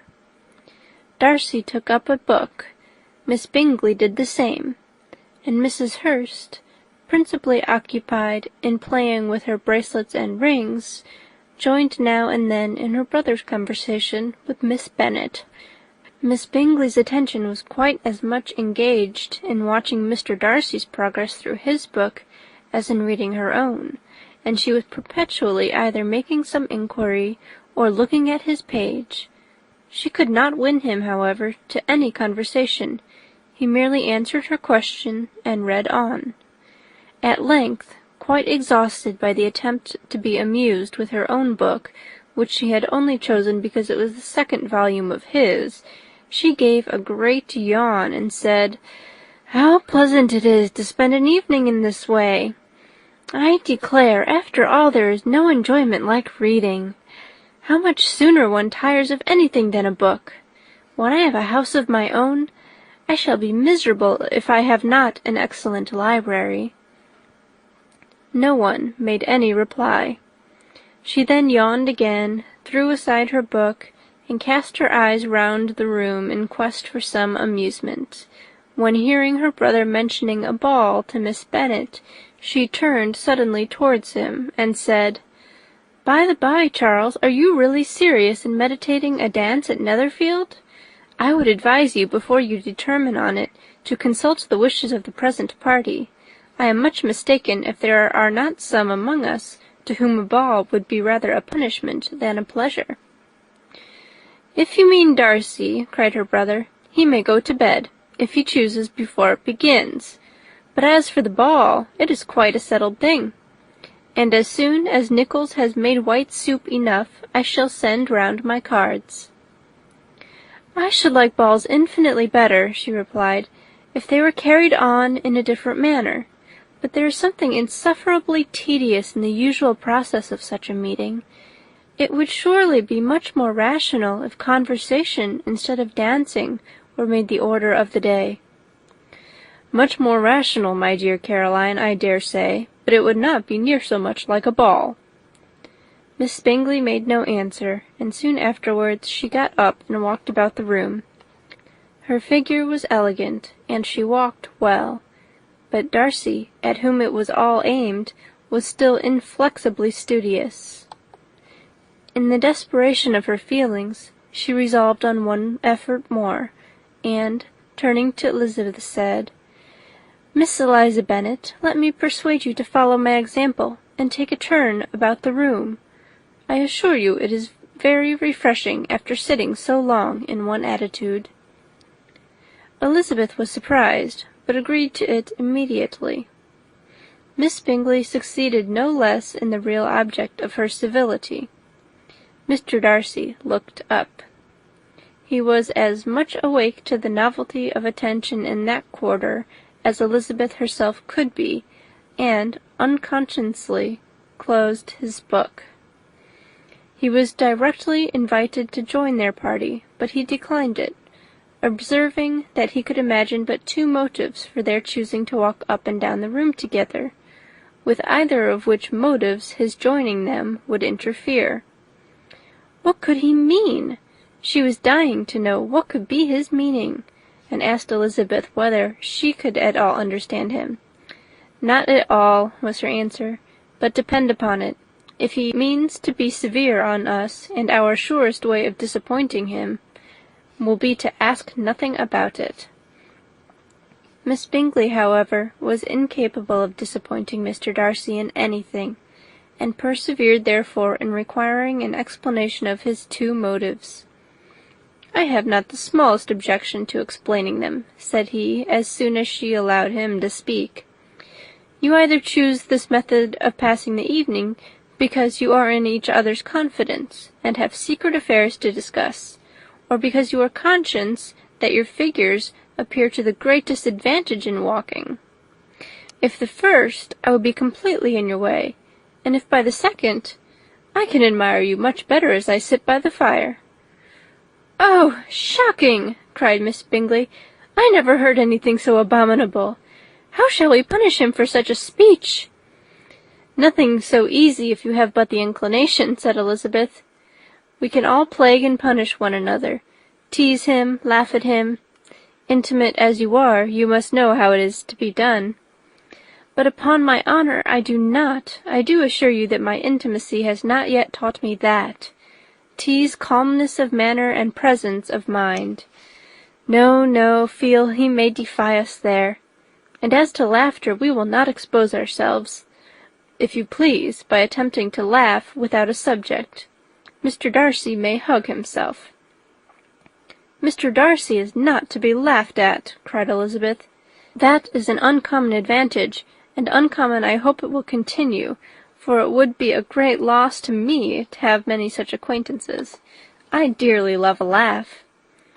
"Miss Bingley," said he, "has given me more credit than can be.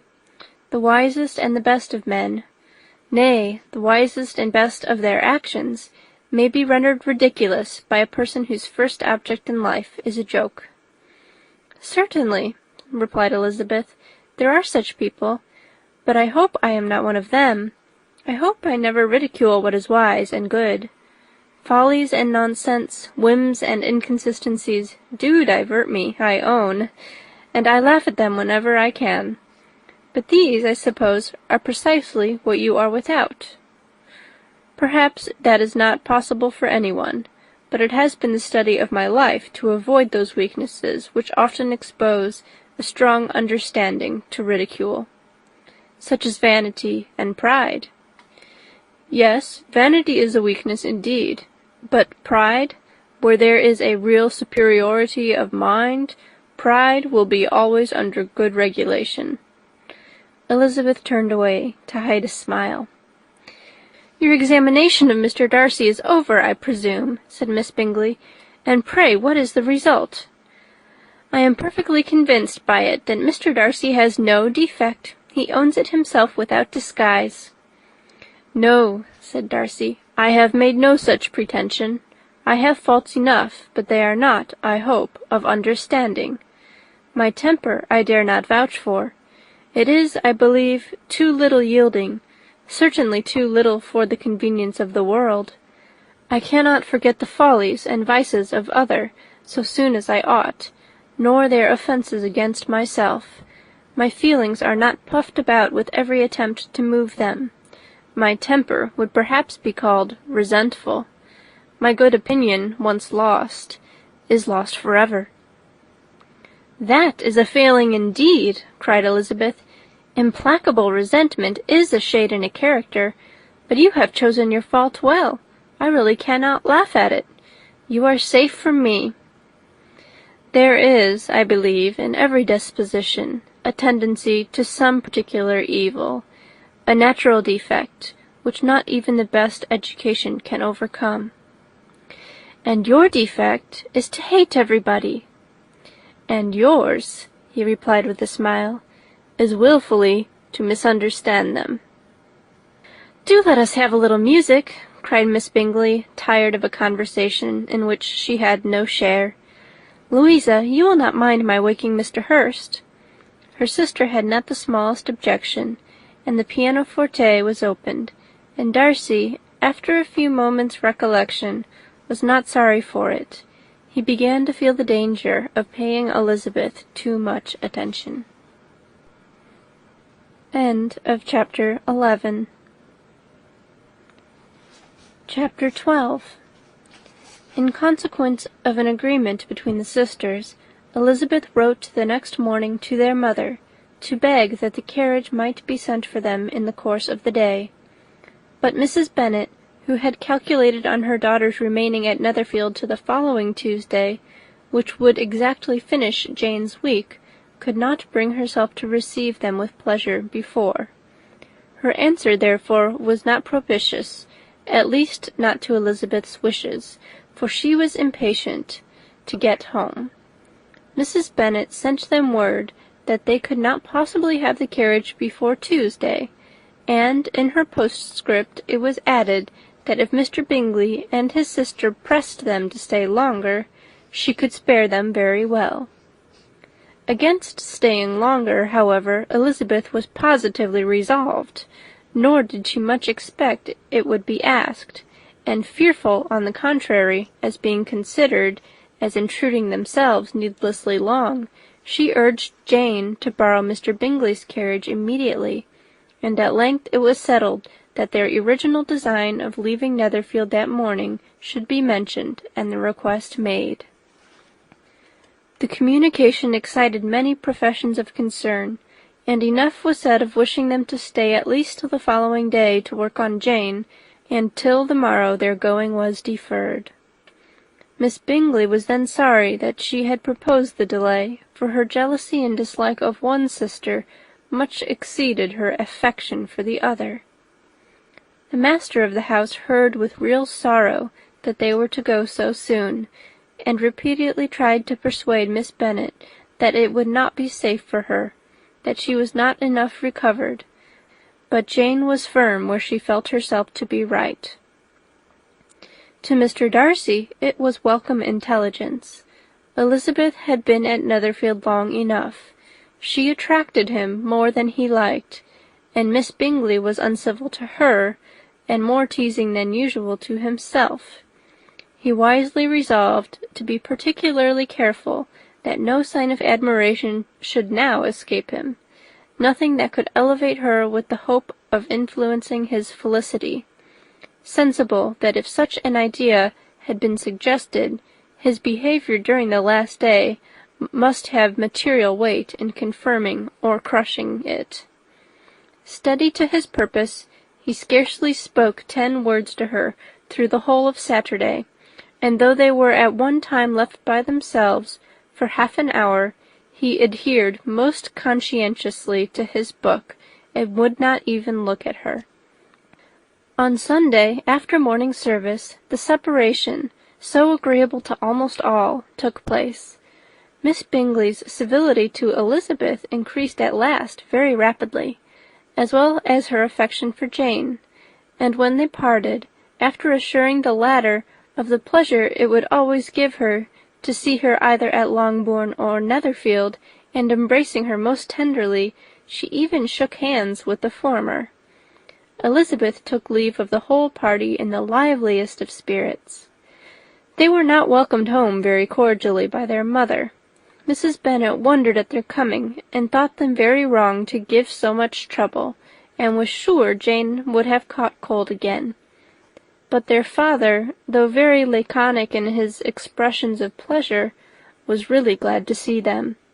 He had felt their importance in the family circle. The evening conversation, when they were all assembled, had lost much of its animation, and almost all of its sense, by the absence of Jane and Elizabeth. They found Mary, as usual, deep in the study of thorough bass and human nature, and had some extracts to admire, and some new observations of threadbare morality to listen to. Catherine and Lydia had information for them of a different sort. Much had been done, and much had been said in the regiment since the preceding Wednesday. Several of the officers had dined lately with their uncle. A private had been flogged, and it had actually been hinted that Colonel Forster was going to be married. End of chapter 12. Chapter 13. "I hope, my dear," said Mr. Bennet to his wife, as they were at breakfast the next morning, "that you have ordered a good dinner to-day, because I have reason to expect an addition to our family party." "Who do you mean, my dear? I know of nobody that is coming, I am sure, unless Charlotte Lucas should happen to call in, and I hope my dinners are good enough for her. I do not believe she often sees such at home." "The person of whom I speak is a gentleman, and a stranger." Mrs. Bennet's eyes sparkled. "A gentleman and a stranger! It is Mr. Bingley, I am sure. Well, I am sure I shall be extremely glad to see Mr. Bingley, but, good Lord, how unlucky! There is not a bit of fish to be got to-day. Lydia, my love, ring the bell. I must speak to Hill this moment." "It is not Mr. Bingley," said her husband. "It is a person whom I never saw in the whole course of my life." This roused a general astonishment, and he had the pleasure of being eagerly questioned by his wife and his 5 daughters at once. After amusing himself some time with their curiosity, he thus explained: "About a month ago I received this letter, and about a fortnight ago I answered it, for I thought it a case of some delicacy, and requiring early attention. It is from my cousin, Mr. Collins, who, when I am dead, may turn you all out of this house as soon as he pleases." "Oh, my dear," cried his wife, "I cannot bear to hear that mentioned. Pray do not talk of that odious man. I do think it is the hardest thing in the world that your estate should be entailed away from your own children, and I am sure if I had been you, I should have tried long ago to do something or other about it." Jane and Elizabeth tried to explain to her the nature of an entail. They had often attempted to do it before, but it was a subject on which Mrs. Bennet was beyond the reach of reason, and she continued to rail bitterly against the cruelty of settling an estate away from a family of 5 daughters, in favour of a man whom nobody cared anything about." "It certainly is a most inquisitous affair," said Mr. Bennet, "and nothing can clear Mr. Collins from the guilt of inheriting Longbourn. But if you will listen to his letter, you may perhaps be a bit softened by his manner of expressing himself." "No, that I am sure I shall not. And I think it is very impertinent of him to write to you at all, and very hypocritical. I hate such false friends. Why could he not keep on quarrelling with you as his father did before him?" "Why, indeed, he does seem to have had some filial scruples on that head, as you will hear. Hunsford, near Westerham, Kent, 15th October. Dear Sir, the disagreement subsisting between yourself and my late honoured father always gave me much uneasiness, and since I have had the misfortune to lose him, I have frequently wished to heal the breach, but for some time I was kept back by my own doubts, fearing lest it might seem disrespectful to his memory for me to be on good terms with any one with whom it had always pleased him to be at variance. There, Mrs. Bennet. My mind, however, is now made up on the subject, for having received ordination at Easter, I have been so fortunate as to be distinguished by the patronage of the Right Honourable Lady Catherine de Bourgh, widow of Sir Louis de Bourgh, whose bounty and beneficence has preferred me to the valuable rectory of this parish, where it shall be my earnest endeavour to demean myself with grateful respect towards her ladyship, and be ever ready to perform those rites and ceremonies which are instituted by the Church of England. As a clergyman, moreover, I feel it my duty to promote and establish the blessing of peace in all families within the reach of my influence, and on these grounds I flatter myself that my present overtures are highly commendable, and that the circumstance of my being next in the entail of Longbourn estate will be kindly overlooked on your side, and not lead you to reject the offered olive branch. I cannot be otherwise than concerned at being the means of injuring your amiable daughters, and beg leave to apologize for it, as well as to assure you of my readiness to make them every possible amends. But of this hereafter. If you should have no objection to receive me into your house, I propose myself the satisfaction of waiting on you and your family, Monday, November 18th, by 4 o'clock, and shall probably trespass on your hospitality till the Saturday se'nnight following, which I can do without any inconvenience, as Lady Catherine is far from objecting to my occasional absence on a Sunday, provided that some other clergyman is engaged to do the duty of the day. I remain, dear sir, with respectful compliments to your lady and daughters, your well-wisher and friend, William Collins. At 4 o'clock, therefore, we may expect this peace-making gentleman, said Mr. Bennet as he folded up the letter. He seems to be a most conscientious and polite young man, upon my word, and I doubt not will prove a valuable acquaintance, especially if Lady Catherine should be so indulgent as to let him come to us again. There is some sense in what he says about the girls, however, and if he is disposed to make them any amends, I shall not be the person to discourage him. Though it is difficult, said Jane, to guess in what way he can mean to make us the atonement he thinks our due. The wish is certainly to his credit. Elizabeth was chiefly struck by his extraordinary deference for Lady Catherine, and his kind intention of christening, marrying, and burying his parishioners whenever it were required. He must be an oddity, I think, said she. I cannot make him out. There is something very pompous in his style. And what can he mean by apologizing for being next in the entail? We cannot suppose he would help it if he could. Could he be a sensible man, sir? No, my dear, I think not. I have great hopes of finding him quite the reverse. There is a mixture of servility and self-importance in his letter, which promises well. I am impatient to see him. In point of composition, said Mary, the letter does not seem defective. The idea of the olive branch perhaps is not wholly new, yet I think it is well expressed. To Catherine and Lydia, Neither the letter nor its writer were in any degree interesting. It was next to impossible that their cousin should come in a scarlet coat, and it was now some weeks since they had received pleasure from the society of a man in any other colour. As for their mother, Mr. Collins's letter had done away much of her ill will, and she was preparing to see him with a degree of composure which astonished her husband and daughters. Mr. Collins was punctual to his time, and was received with great politeness by the whole family.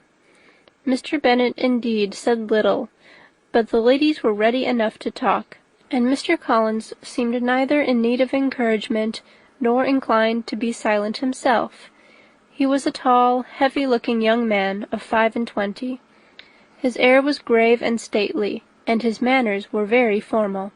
He had not been long seated before he complimented Mrs. Bennet on having so fine a family of daughters, said he had heard much of their beauty, but that in this instance fame had fallen short of the truth, and added that he did not doubt her seeing them all in due time disposed of in marriage. This gallantry was not much to the taste of some of the hearers, but Mrs. Bennet, who quarrelled with no compliments, answered most readily, "You are very kind, I am sure, and I wish with all my heart it may prove so, for else they will be destitute enough. Things are settled so oddly." "You allude, perhaps, to the entail of this estate." "Ah, sir, I do indeed. It is a grievous affair to my poor girls, you must confess. Not that I mean to find fault with you, for such things I know are all chance in this world. There is no knowing how estates will go when once they come to be entailed. I am very sensible, madam, of the hardship to my fair cousins, and could say much on the subject, but that I am cautious of appearing forward and precipitate. But I can assure the young ladies that I come prepared to admire them. At present I will not say more, but perhaps, when we are better acquainted—" He was interrupted by a summons to dinner, and the girls smiled on each other. They were not the only objects of Mr. Collins's admiration. The hall, the dining-room, and all its furniture were examined and praised, and his commendation of everything would have touched Mrs. Bennet's heart, but for the mortifying supposition of his viewing it all as his own future property.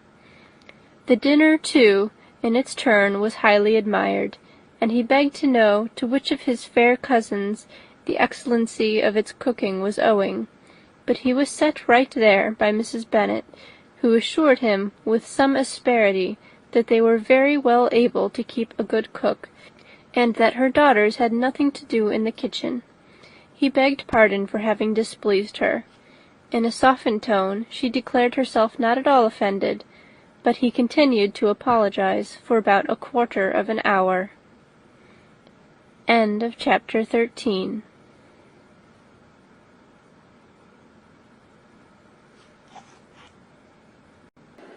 Pride and Prejudice by Jane Austen.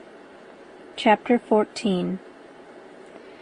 During dinner Mr. Bennet scarcely spoke at all, but when the servants were withdrawn, he thought it time to have some conversation with his guest, and therefore started a subject in which he expected him to shine, by observing that he seemed very fortunate in his patroness. Lady Catherine de Bourgh's attention to his wishes and consideration for his comfort appeared very remarkable. Mr. Bennet could not have chosen better. Mr. Collins was eloquent in her praise. The subject elevated him to more than usual solemnity of manner, and with a most important aspect he protested that he had never in his life witnessed such behaviour in a person of rank, such affability and condescension as he had himself experienced from Lady Catherine. She had been graciously pleased to approve of both of the discourses which he had already had the honour of preaching before her. She had also asked him twice to dine at Rosings, and had sent for him only the Saturday before, to make up her pool of quadrille in the evening. Lady Catherine was reckoned proud by many men he knew, but he had never seen anything but affability in her. She had always spoken to him as she would to any other gentleman. She made not the smallest objection to his joining in the society of the neighbourhood, nor to his leaving the parish occasionally for a week or two to visit his relations. She had even condescended to advise him to marry as soon as he could, provided he choose with discretion, and had once paid him a visit in his humble parsonage, where she had perfectly approved all the alterations he had been making, and had even vouchsafed to suggest some herself, some shelves in the closet upstairs. "That is all very proper and civil, I am sure," said Mrs. Bennet, "and I dare say she is a very agreeable woman. It is a pity that great ladies in general are not more like her. Does she live near you, sir?" "The garden in which stands my humble abode is separated only by a lane from Rosings Park, her ladyship's residence." "I think you said she was a widow, sir? Has she any family?" "She has only one daughter, the heiress of Rosings, and of very extensive property." "Ah," said Mrs. Bennet, shaking her head, "then she is better off than many girls. And what sort of young lady is she? Is she handsome?" "She is a most charming young lady indeed. Lady Catherine herself says that, in point of true beauty, Miss de Bourgh is far superior to the handsomest of her sex, because there is that in her features which marks the young lady of distinguished birth. She is unfortunately of a sickly constitution, which has prevented her from making that progress in many accomplishments which she could not have otherwise failed of, as I am informed by the lady who superintended her education, and who still resides with them. But she is perfectly amiable, and often condescends to drive by my humble abode in her little phaeton and ponies." "Has she been presented? I do not remember her name among the ladies at court." "Her indifferent state of health unhappily prevents her being in town, and by that means, as I told Lady Catherine one day, has deprived the British court of its brightest ornaments. Her ladyship seemed pleased with the idea, and you may imagine that I am happy on every occasion to offer those little delicate compliments which are always acceptable to ladies. I have more than once observed to Lady Catherine that her charming daughter seemed born to be a duchess, and that the most elevated rank, instead of giving her consequence, would be adorned by her. These are the kind of little things which please her ladyship, and it is a sort of attention which I conceive myself peculiarly bound to pay." "You judge very properly," said Mr. Bennet, "and it is happy for you that you possess the talent of flattering with delicacy. May I ask whether these pleasing attentions proceed from the impulse of the moment, or are they the result of previous study?" "They arise chiefly from what is passing at the time, and though I sometimes amuse myself with suggesting and arranging such little elegant compliments as may be adapted to ordinary occasions, I always wish to give them as unstudied an air as possible." Mr. Bennet's expectations were fully answered. His cousin was as absurd as he had hoped, and he listened to him with the keenest enjoyment, maintaining at the same time the most resolute composure of countenance, and, except in an occasional glance at Elizabeth, requiring no partner in his pleasure. By tea-time, however, the dose had been enough, and Mr. Bennet was glad to take his guest into the drawing-room again, and when tea was over, glad to invite him to read aloud to the ladies.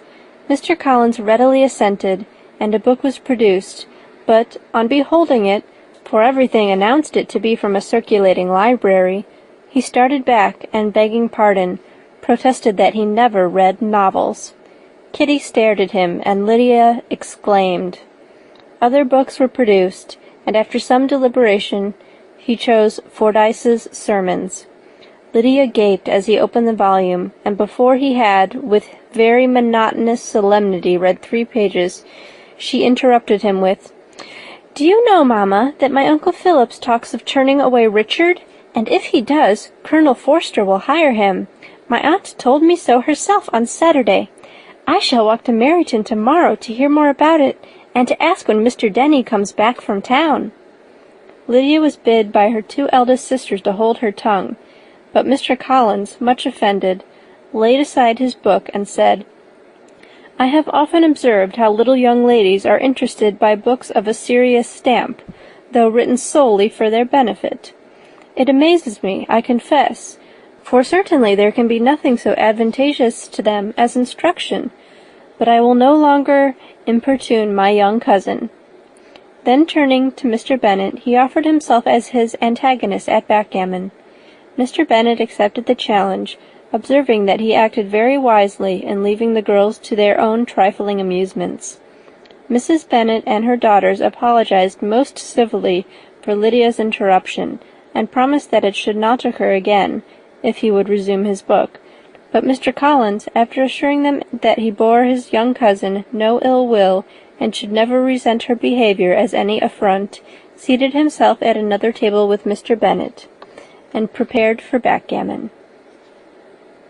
End of chapter 14. Chapter 15. Mr. Collins was not a sensible man, and the deficiency of nature had been but little assisted by education or society, the greatest part of his life having been spent under the guidance of an illiterate and miserly father, and though he belonged to one of the universities, he had merely kept the necessary terms, without forming at it any useful acquaintance. The subjection in which his father had brought him up had given him originally great humility of manner, but it was now a good deal counteracted by the self-conceit of a weak head, living in retirement, and the consequential feelings of early and unexpected prosperity. A fortunate chance had recommended him to Lady Catherine de Bourgh, when the living of Hunsford was vacant, and the respect which he felt for her high rank, and his veneration for her as his patroness, mingling with a very good opinion of himself, of his authority as a clergyman, and his right as a rector, made him altogether a mixture of pride and obsequiousness, self-importance and humility. Having now a good house and a very sufficient income, he intended to marry, and in seeking a reconciliation with the Longbourn family, he had a wife in view, as he meant to choose one of the daughters, if he found them as handsome and amiable as they were represented by common report. This was his plan of amends, of atonement, for inheriting their father's estate, and he thought it an excellent one, full of eligibility and suitableness, and excessively generous and disinterested on his own part. His plan did not vary on seeing them. Miss Bennet's lovely face confirmed his views, and established all his strictest notions of what was due to seniority, and for the first evening she was his settled choice. The next morning, however, made an alteration, for in a quarter of an hour's tete-a-tete with Mrs. Bennet before breakfast, a conversation beginning with his parsonage house, and leading naturally to the avowal of his hopes that a mistress might be found for it at Longbourn, produced from her, amid very complacent smiles and general encouragement, a caution against the very Jane he had fixed on. As to her younger daughters, she could not take upon her to say, she could not positively answer, but she did not know of any prepossession. Her eldest daughter she must just mention, she felt it incumbent on her to hint, was likely to be very soon engaged. Mr. Collins had only to change from Jane to Elizabeth, and it was soon done while Mrs. Bennet was stirring the fire. Elizabeth, equally next to Jane in birth and beauty, succeeded her, of course. Mrs. Bennet treasured up the hint, and trusted that she might soon have 2 daughters married, and the man whom she could not bear to speak of the day before was now high in her good graces. Lydia's intention of walking to Meryton was not forgotten. Every sister except Mary agreed to go with her, and Mr. Collins was to attend them, at the request of Mr. Bennet, who was most anxious to get rid of him, and have his library to himself, for thither Mr. Collins had followed him after breakfast, and there he would continue, nominally engaged with one of the largest folios in the collection, but really talking to Mr. Bennet, with little cessation, of his house and garden at Hunsford. Such doings discomposed Mr. Bennet exceedingly. In his library he had been always sure of leisure and tranquillity, and though prepared, as he told Elizabeth, to meet with folly and conceit in every other room of the house, he was used to be free from them there. His civility, therefore, was most prompt in inviting Mr. Collins to join his daughters in their walk, and Mr. Collins, being in fact much better fitted for a walker than a reader, was extremely pleased to close his large book and go. In pompous nothings on his side, and civil assents on that of his cousins, their time passed till they entered Meryton. The attention of the younger ones was then no longer to be gained by him. Their eyes were immediately wandering up in the street in quest of the officers, and nothing less than a very smart bonnet indeed, or a really new muslin in a shop window, could recall them. But the attention of every lady was soon caught by a young man, whom they had never seen before, of most gentlemanlike appearance, walking with another officer on the other side of the way. The officer was the very Mr. Denny, concerning whose return from London Lydia came to inquire, and he bowed as they passed. All were struck with the stranger's air, all wondered who he could be, and Kitty and Lydia, determined if possible to find out, led the way across the street, under pretence of wanting something in an opposite shop, and fortunately had just gained the pavement, when the two gentlemen, turning back, had reached the same spot. Mr. Denny addressed them directly, and entreated permission to introduce his friend, Mr. Wickham, who had returned with him the day before from town, and he was happy to say had accepted a commission in their corps. This was exactly as it should be, for the young man wanted only regimentals to make him completely charming. His appearance was greatly in his favour. He had all the best part of beauty, a fine countenance, a good figure, and very pleasing address. The introduction was followed up on his side by a happy readiness of conversation, a readiness at the same time perfectly correct and unassuming, and the whole party were still standing and talking together very agreeably when the sound of horses drew their notice, and Darcy and Bingley were seen riding down the street. On distinguishing the ladies of the group, the two gentlemen came directly towards them, and began the usual civilities. Bingley was the principal spokesman, and Miss Bennet the principal object. He was then, he said, on his way to Longbourn, on purpose to inquire after her. Mr. Darcy corroborated it with a bow, and was beginning to determine not to fix his eyes on Elizabeth, when they were suddenly arrested by the sight of the stranger, and Elizabeth, happening to see the countenance of both as they looked at each other, was all astonishment at the effect of the meeting. Both changed colour. One looked white, the other red. Mr. Wickham, after a few moments, touched his hat, a salutation which Mr. Darcy just deigned to return. What could be the meaning of it? It was impossible to imagine. It was impossible not to long to know. In another minute, Mr. Bingley, but without seeming to have noticed what passed, took leave and rode on with his friend. Mr. Denny and Mr. Wickham walked with the young ladies to the door of Mr. Phillips's house, and then made their bows, in spite of Miss Lydia's pressing entreaties that they should come in, and even in spite of Mrs. Phillips's throwing up the parlour window and loudly seconding the invitation. Mrs. Phillips was always glad to see her nieces, and the two eldest, from their recent absence, were particularly welcome, and she was eagerly expressing her surprise at their sudden return home, which, as their own carriage had not fetched them, she should have known nothing about, if she had not happened to see Mr. Jones's shop-boy in the street, who had told her that they were not to send any more drafts to Netherfield, because the Miss Bennets were come away, when her civility was claimed towards Mr. Collins by Jane's introduction of him.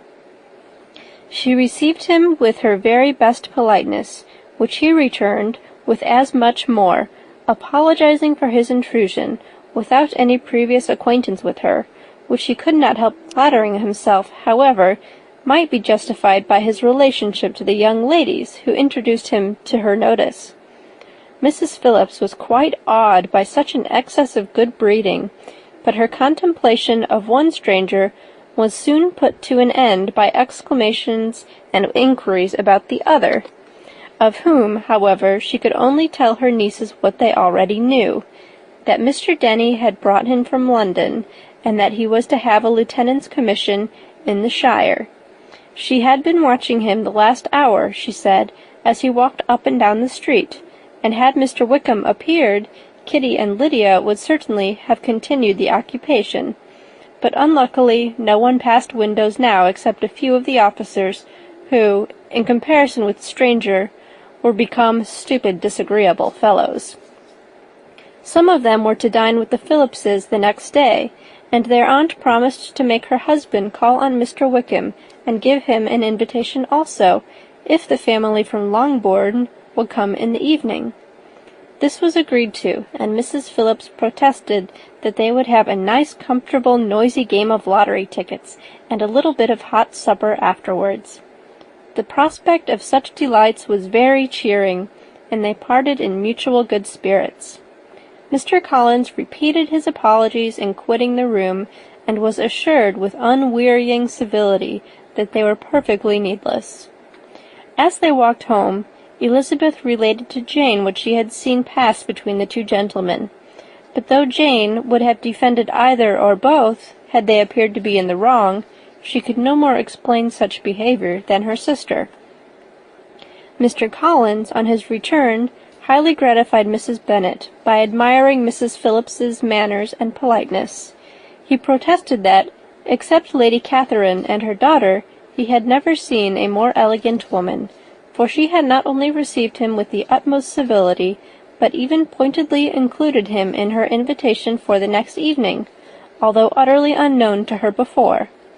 Something, he supposed, might be attributed to his connection with them, but yet he had never met with so much attention in the whole course of his life. End of chapter 15.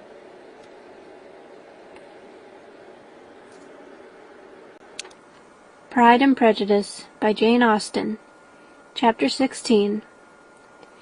As no objection was made to the young people's engagement with their aunt, and all Mr. Collins' scruples of leaving Mr. and Mrs. Bennet for a single evening during his visit were most steadily resisted, the coach conveyed him and his 5 cousins at a suitable hour to Meryton, and the girls had the pleasure of hearing, as they entered the drawing-room, that Mr. Wickham had accepted their uncle's invitation, and was then in the house.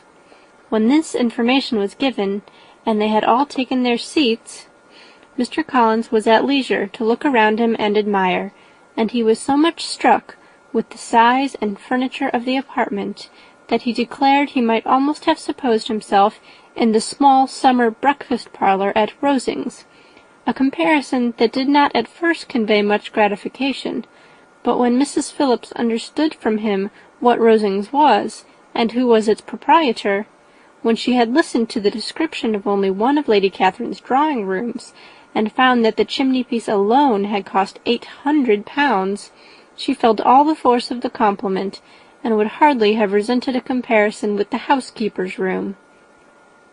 In describing to her all the grandeur of Lady Catherine and her mansion, with occasional digressions in praise of his own humble abode, and the improvements it was receiving, he was happily employed until the gentlemen joined them, and he found in Mrs. Phillips a very attentive listener, whose opinion of his consequence increased with what she heard, and who was resolving to retail it all among her neighbours as soon as she could.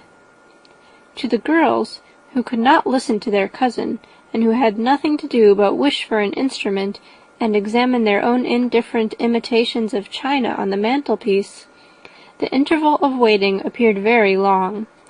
It was over at last, however. The gentlemen did approach, and when Mr. Wickham walked into the room, Elizabeth felt that she had neither been seeing him before, nor thinking of him since, with the smallest degree of unreasonable admiration. The officers of the shire were in general a very creditable, gentlemanlike set, and the best of them were of the present party, but Mr. Wickham was as far beyond them all in person, countenance, air, and walk, as they were superior to the broad-faced, stuffy Uncle Phillips, breathing port wine, who followed them into the room.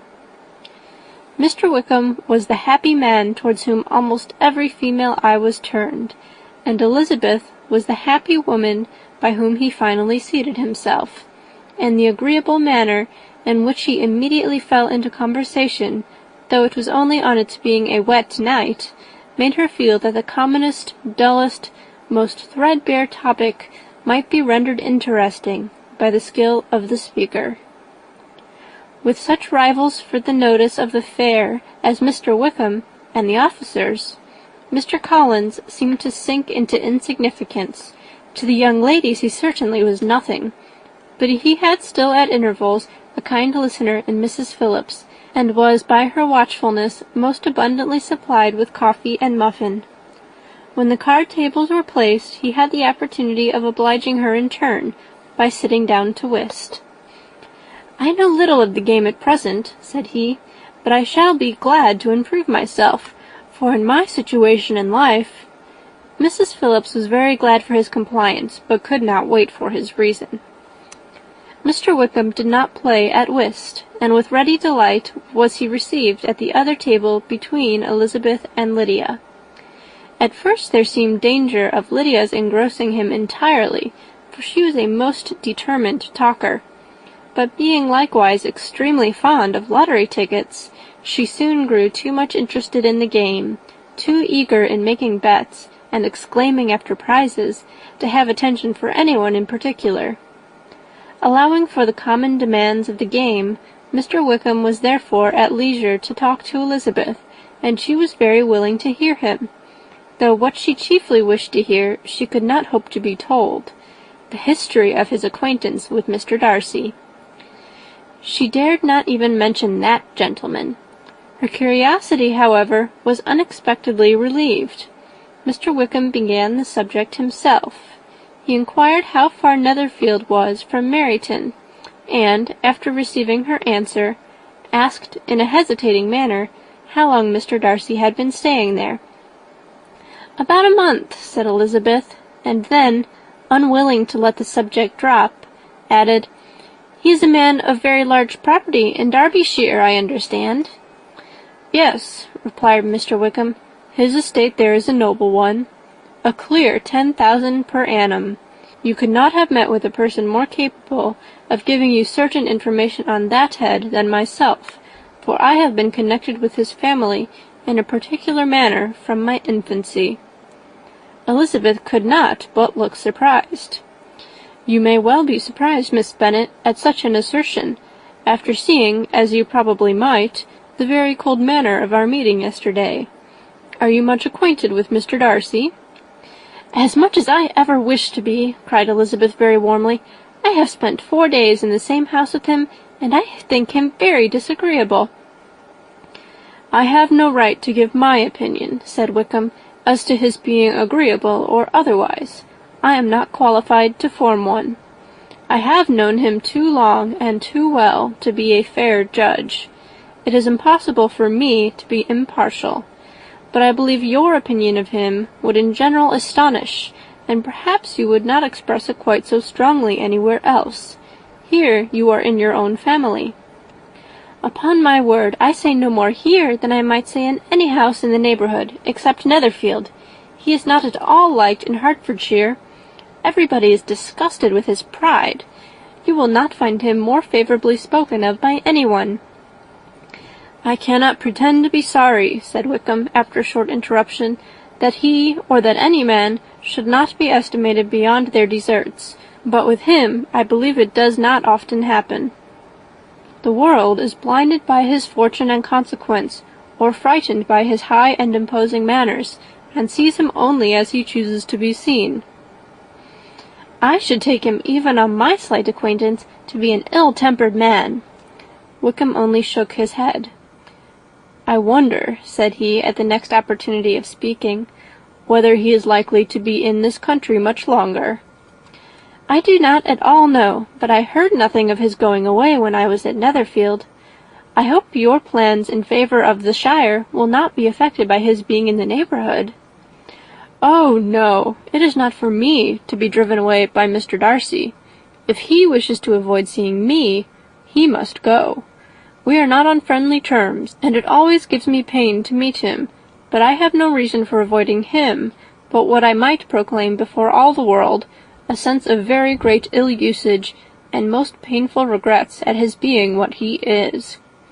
His father, Miss Bennet, the late Mr. Darcy, was one of the best men that ever breathed, and the truest friend I ever had, and I can never be in company with this Mr. Darcy without being grieved to the soul by 1,000 tender recollections.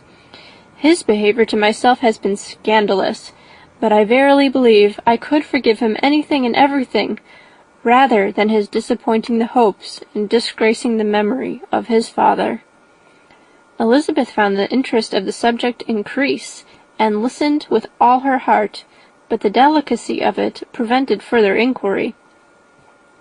Mr. Wickham began to speak on more general topics, Meryton, the neighbourhood, the society, appearing highly pleased with all that he had yet seen, and speaking of the latter with gentle but very intelligible gallantry.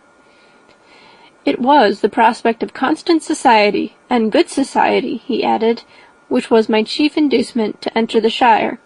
I knew it to be a most respectable, agreeable corps, and my friend Denny tempted me further by his account of their present quarters, and the very great attentions and excellent acquaintances Meryton had procured them. Society, I own, is necessary to me. I have been a disappointed man, and my spirits will not bear solitude. I must have employment and society. A military life is not what I was intended for, but circumstances have now made it eligible. The church ought to have been my profession. I was brought up for the church, and I should at this time have been in possession of a most valuable living, had it pleased the gentleman we were speaking of just now." "Indeed!" "Yes, the late Mr. Darcy bequeathed me the next presentation of the best living in his gift. He was my godfather, and excessively attached to me. I cannot do justice to his kindness. He meant to provide for me amply, and thought he had done it, but when the living fell, it was given elsewhere." "Good heavens!" cried Elizabeth. "But how could that be? How could his will be disregarded? Why did you not seek legal redress?" "There was just such an informality in the terms of the bequest as to give me no hope from law. A man of honour could not have doubted the intention, but Mr. Darcy chose to doubt it, or to treat it as a merely conditional recommendation, and to assert that I had forfeited all claim to it by extravagance, imprudence, in short, anything or nothing. Certain it is that the living became vacant 2 years ago, exactly as I was of an age to hold it, and that it was given to another man, and no less certain is it that I cannot accuse myself of having really done anything to deserve to lose it. I have a warm, unguarded temper, and I may have spoken my opinion of him and to him too freely. I can recall nothing worse, but the fact is that we are very different sort of men, and that he hates me." "This is quite shocking. He deserves to be publicly disgraced." "Some time or other he will be, but it shall not be by me. Till I can forget his father, I can never defy or expose him." Elizabeth honoured him for such feelings, and thought him handsomer than ever as he expressed them. "But what," she said after a pause, "could have been his motive? What could have induced him to behave so cruelly?" "A thorough, determined dislike of me, a dislike which I cannot but attribute in some measure to jealousy. Had the late Mr. Darcy liked me less, his son might have borne with me better. But his father's uncommon attachment to me irritated him, I believe, very early in life. He had not a temper to bear the sort of competition in which we stood, the sort of preference which was often given me. I had not thought Mr. Darcy so bad as this, though I have never liked him. I had not thought so very ill of him. I had supposed him to be despising his fellow creatures in general, but did not suspect him of descending to such malicious revenge, such injustice, such inhumanity as this." After a few minutes' reflection, however, she continued, "I do remember his boasting one day at Netherfield of the implacability of his resentments, of his having an unforgiving temper. His disposition must be dreadful." "I will not trust myself on this subject," replied Wickham. "I can hardly be just to him." Elizabeth was again deep in thought, and after a time exclaimed, "To treat in such a manner the godson, the friend, the favourite of his father!" She could have added, "A young man, too, like you, whose very countenance may vouch for your being amiable." But she contented herself with, "And one, too, who had probably been his companion from childhood, connected together, as I think you said, in the closest manner. We were born in the same parish, within the same park, the greatest part of our youth was passed together, inmates of the same house, sharing the same amusements, objects of the same parental care. My father began life in the profession which your uncle, Mr. Phillips, appears to do so much credit to, but he gave up everything to be of use to the late Mr. Darcy, and devoted all his time to the care of the Pemberley property. He was most highly esteemed by Mr. Darcy, a most intimate confidential friend.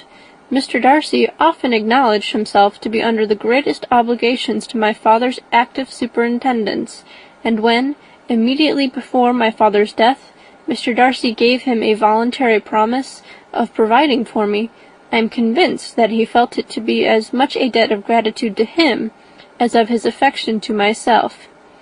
"How strange!" cried Elizabeth. "How abominable! I wonder that the very pride of this Mr. Darcy has not made him just to you, if from no better motive, that he should not have been too proud to be dishonest, for dishonesty I must call it." "It is wonderful," replied Wickham, "for almost all his actions may be traced to pride, and pride had often been his best friend. It has connected him nearer with virtue than with any other feeling, but we are none of us consistent, and in his behaviour to me there were stronger impulses even than pride." "Can such abominable pride as his have ever done him good?" "Yes, it has often led him to be liberal and generous, to give his money freely, to display hospitality, to assist his tenants, and to relieve the poor. Family pride and filial pride, for he is very proud of what his father was, have done this. Not to appear to disgrace the family, to degenerate from the popular qualities, or lose the influence of the Pemberley house, is a powerful motive. He has also brotherly pride, which, with some brotherly affection, makes him a very kind and careful guardian of his sister, and you will hear him generally cried up as the most attentive and best of brothers." "What sort of girl is Miss Darcy?" He shook his head. "I wish I could call her amiable. It gives me pain to speak ill of a Darcy, but she is too much like her brother, very, very proud. As a child she was affectionate and pleasing, and extremely fond of me, and I have devoted hours and hours to her amusement, but she is nothing to me now. She is a handsome girl, about 15 or 16, and, I understand, highly accomplished. Since her father's death her home has been London, where a lady lives with her and superintends her education." After many pauses and many trials of other subjects, Elizabeth could not help reverting once more to the first, and saying, "I am astonished at his intimacy with Mr. Bingley. How can Mr. Bingley, who seems good humour itself, and is, I really believe, truly amiable, be in friendship with such a man? How can they suit each other? Do you know Mr. Bingley?" "Not at all." "He is a sweet-tempered, amiable, charming man. He cannot know what Mr. Darcy is." "Probably not, but Mr. Darcy can please where he chooses. He does not want abilities. He can be a conversable companion, if he thinks it worth his while. Among those who are at all his equals in consequence, he is a very different man from what he is to the less prosperous. His pride never deserts him, but with the rich he is liberal-minded, just, sincere, rational, honourable, and perhaps agreeable, allowing something for fortune and figure." The whist party soon afterwards breaking up, the players gathered round the other table, and Mr. Collins took his station between his cousin Elizabeth and Mrs. Phillips. The usual inquiries as to his success was made by the latter. It had not been very great. He had lost every point, but when Mrs. Phillips began to express her concern thereupon, he assured her with much earnest gravity that it was not of the least importance, that he considered the money as a mere trifle, and begged that she would not make herself uneasy. "I know very well, madam," said he, "that when persons sit down to a card-table, they must take their chances of these things, and happily I am not in such circumstances as to make 5 shillings any object. There are undoubtedly many who could not say the same, but thanks to Lady Catherine de Bourgh, I am removed far beyond the necessity of regarding little matters." Mr. Wickham's attention was caught, and after observing Mr. Collins for a few moments, he asked Elizabeth in a low voice whether her relation was very intimately acquainted with the family of de Bourgh. "Lady Catherine de Bourgh," she replied, "has very lately given him a living. I hardly know how Mr. Collins was first introduced to her notice, but he certainly has not known her long. You know, of course, that Lady Catherine de Bourgh and Lady Anne Darcy were sisters, consequently that she is aunt to the present Mr. Darcy." "No, indeed, I did not. I knew nothing at all of Lady Catherine's connections. I never heard of her existence till the day before yesterday. Her daughter, Miss de Bourgh, will have a very large fortune, and it is believed that she and her cousin will unite the 2 estates." This information made Elizabeth smile, as she thought of poor Miss Bingley.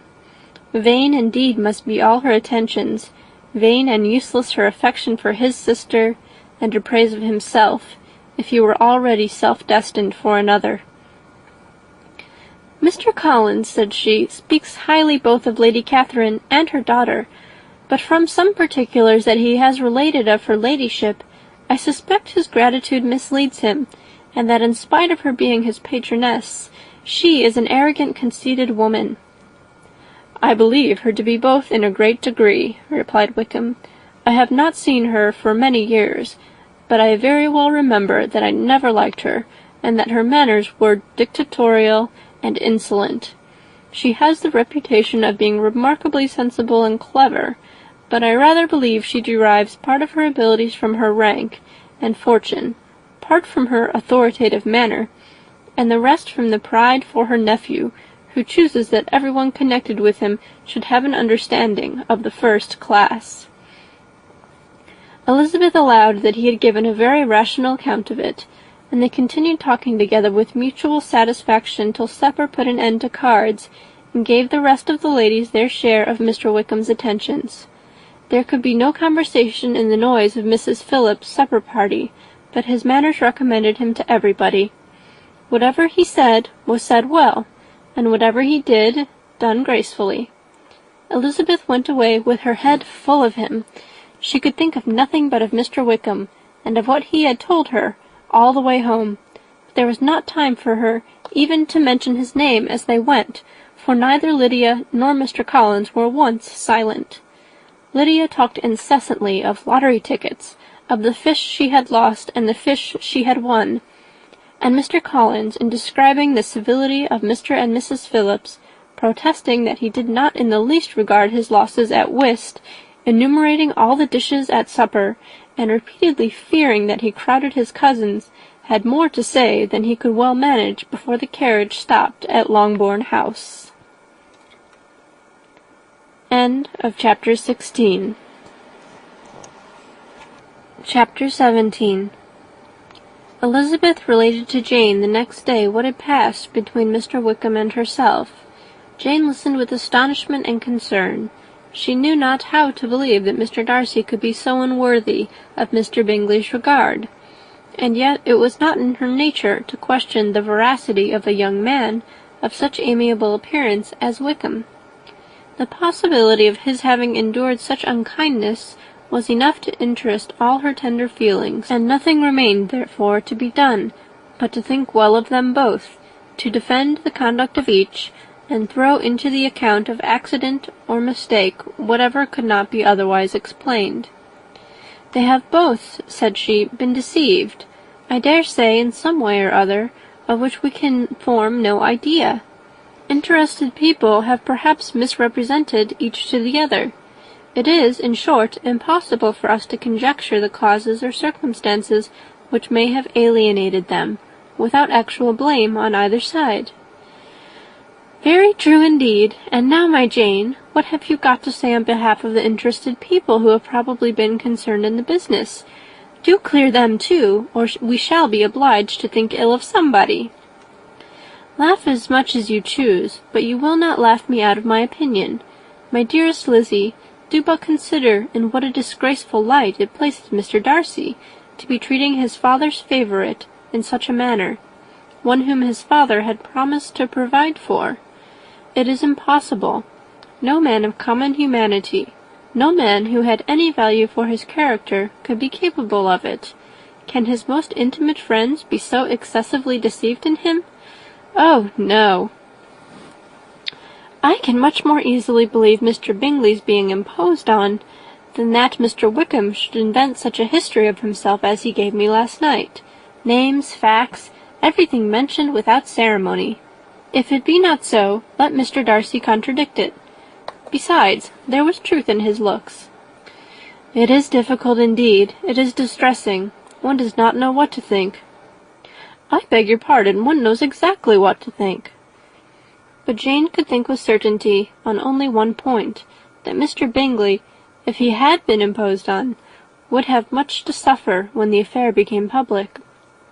The two young ladies were summoned from the shrubbery where this conversation passed, by the arrival of the very persons of whom they had been speaking. Mr. Bingley and his sisters came to give their personal invitation for the long-expected ball at Netherfield, which was fixed for the following Tuesday. The two ladies were delighted to see their dear friend again, calling it an age since they had met, and repeatedly asking what she had been doing with herself since their separation. To the rest of the family they paid little attention, avoiding Mrs. Bennet as much as possible, saying not much to Elizabeth, and nothing at all to the others. They were soon gone again, rising from their seats with an activity which took their brother by surprise, and hurrying off as if eager to escape from Mrs. Bennet's civilities. The prospect of the Netherfield ball was extremely agreeable to every female of the family. Mrs. Bennet chose to consider it as given in compliment to her eldest daughter, and was particularly flattered by receiving the invitation from Mr. Bingley himself, instead of a ceremonious card. Jane pictured to herself a happy evening in the society of her two friends and the attentions of their brother, and Elizabeth thought with pleasure of dancing a great deal with Mr. Wickham, and of seeing a confirmation of everything in Mr. Darcy's look and behaviour.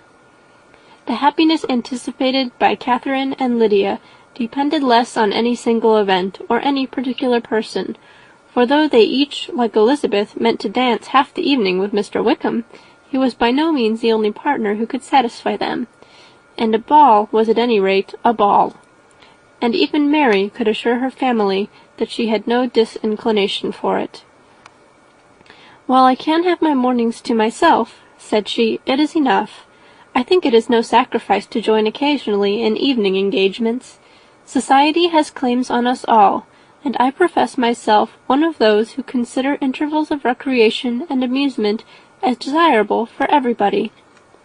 Elizabeth's spirits were so high on this occasion, that though she did not often speak unnecessarily to Mr. Collins, she could not help but asking him whether he intended to accept Mr. Bingley's invitation, and if he did, whether he would think it proper to join in the evening's amusement, and she was rather surprised to find that he entertained no scruple whatever on that head, and was very far from dreading a rebuke either from the Archbishop or Lady Catherine de Bourgh by venturing to dance.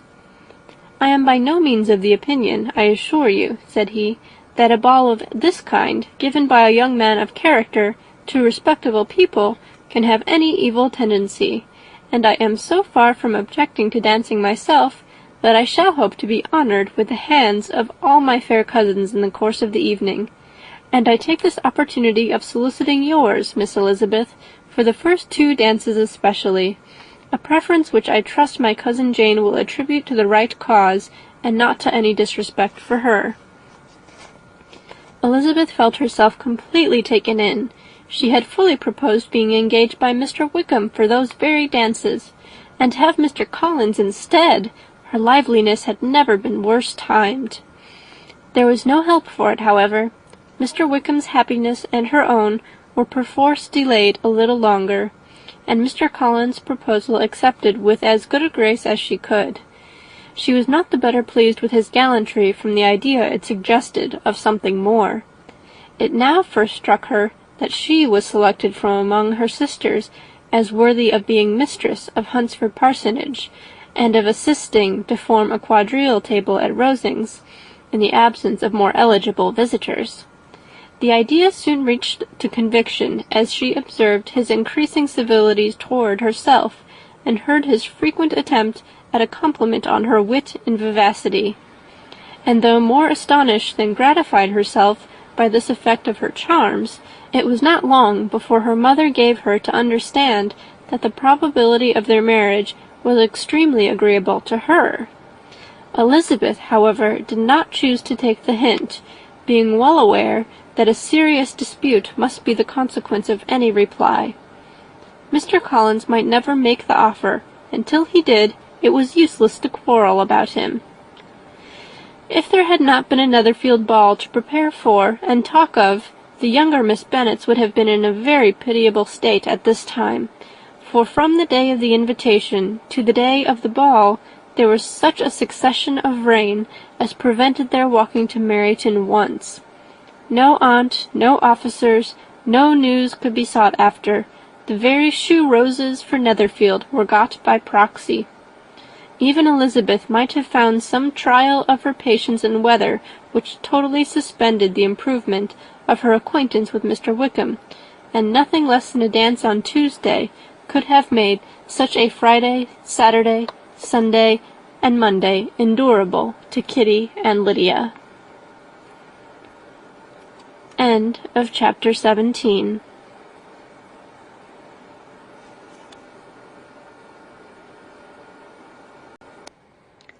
Pride and Prejudice by Jane Austen. Chapter 18. Till Elizabeth entered the drawing-room at Netherfield, and looked in vain for Mr. Wickham among the cluster of red-coats there assembled, a doubt of his being present had never occurred to her. The certainty of meeting him had not been checked by any of those recollections that might not unreasonably have alarmed her. She had dressed with more than usual care, and prepared in the highest spirits for the conquest of all that remained unsubdued of his heart, trusting that it was not more than might be won in the course of the evening. But in an instant arose the dreadful suspicion of his being purposely omitted for Mr. Darcy's pleasure in the Bingleys' invitation to the officers, and though this was not exactly the case, the absolute fact of his absence was pronounced by his friend Denny, to whom Lydia eagerly applied, and who told them that Wickham had been obliged to go to town on business the day before, and was not yet returned, adding, with a significant smile, "I do not imagine his business would have called him away just now, if he had not wanted to avoid a certain gentleman here." This part of his intelligence, though unheard by Lydia, was caught by Elizabeth, and, as it assured her that Darcy was not less answerable for Wickham's absence than if her first surmise had been just, every feeling of displeasure against the former was so sharpened by immediate disappointment that she could hardly reply with tolerable civility to the polite inquiries which he directly afterwards approached to make. Attendance, forbearance, patience with Darcy, was injury to Wickham. She was resolved against any sort of conversation with him, and turned away with a degree of ill humour which she could not wholly surmount even in speaking to Mr. Bingley, whose blind partiality provoked her. But Elizabeth was not formed for ill humour, and though every prospect of her own was destroyed for the evening, it could not dwell long on her spirits, and having told all her griefs to Charlotte Lucas, whom she had not seen for a week, she was soon able to make a voluntary transition to the oddities of her cousin, and to point him out to her particular notice. The first 2 dances, however, brought a return of distress. They were dances of mortification. Mr. Collins, awkward and solemn, apologizing instead of attending, and often moving wrong without being aware of it, gave her all the shame and misery which a disagreeable partner for a couple of dances can give. The moment of her release from him was ecstasy. She danced next with an officer, and had the refreshment of talking of Wickham, and of hearing that he was universally liked. When those dances were over, she returned to Charlotte Lucas, and was in conversation with her, when she found herself suddenly addressed by Mr. Darcy, who took her so much by surprise in his application for her hand, that, without knowing what she did, she accepted him. He walked away again immediately, and she was left to fret over her own want of presence of mind. Charlotte tried to console her. "I dare say you will find him very agreeable."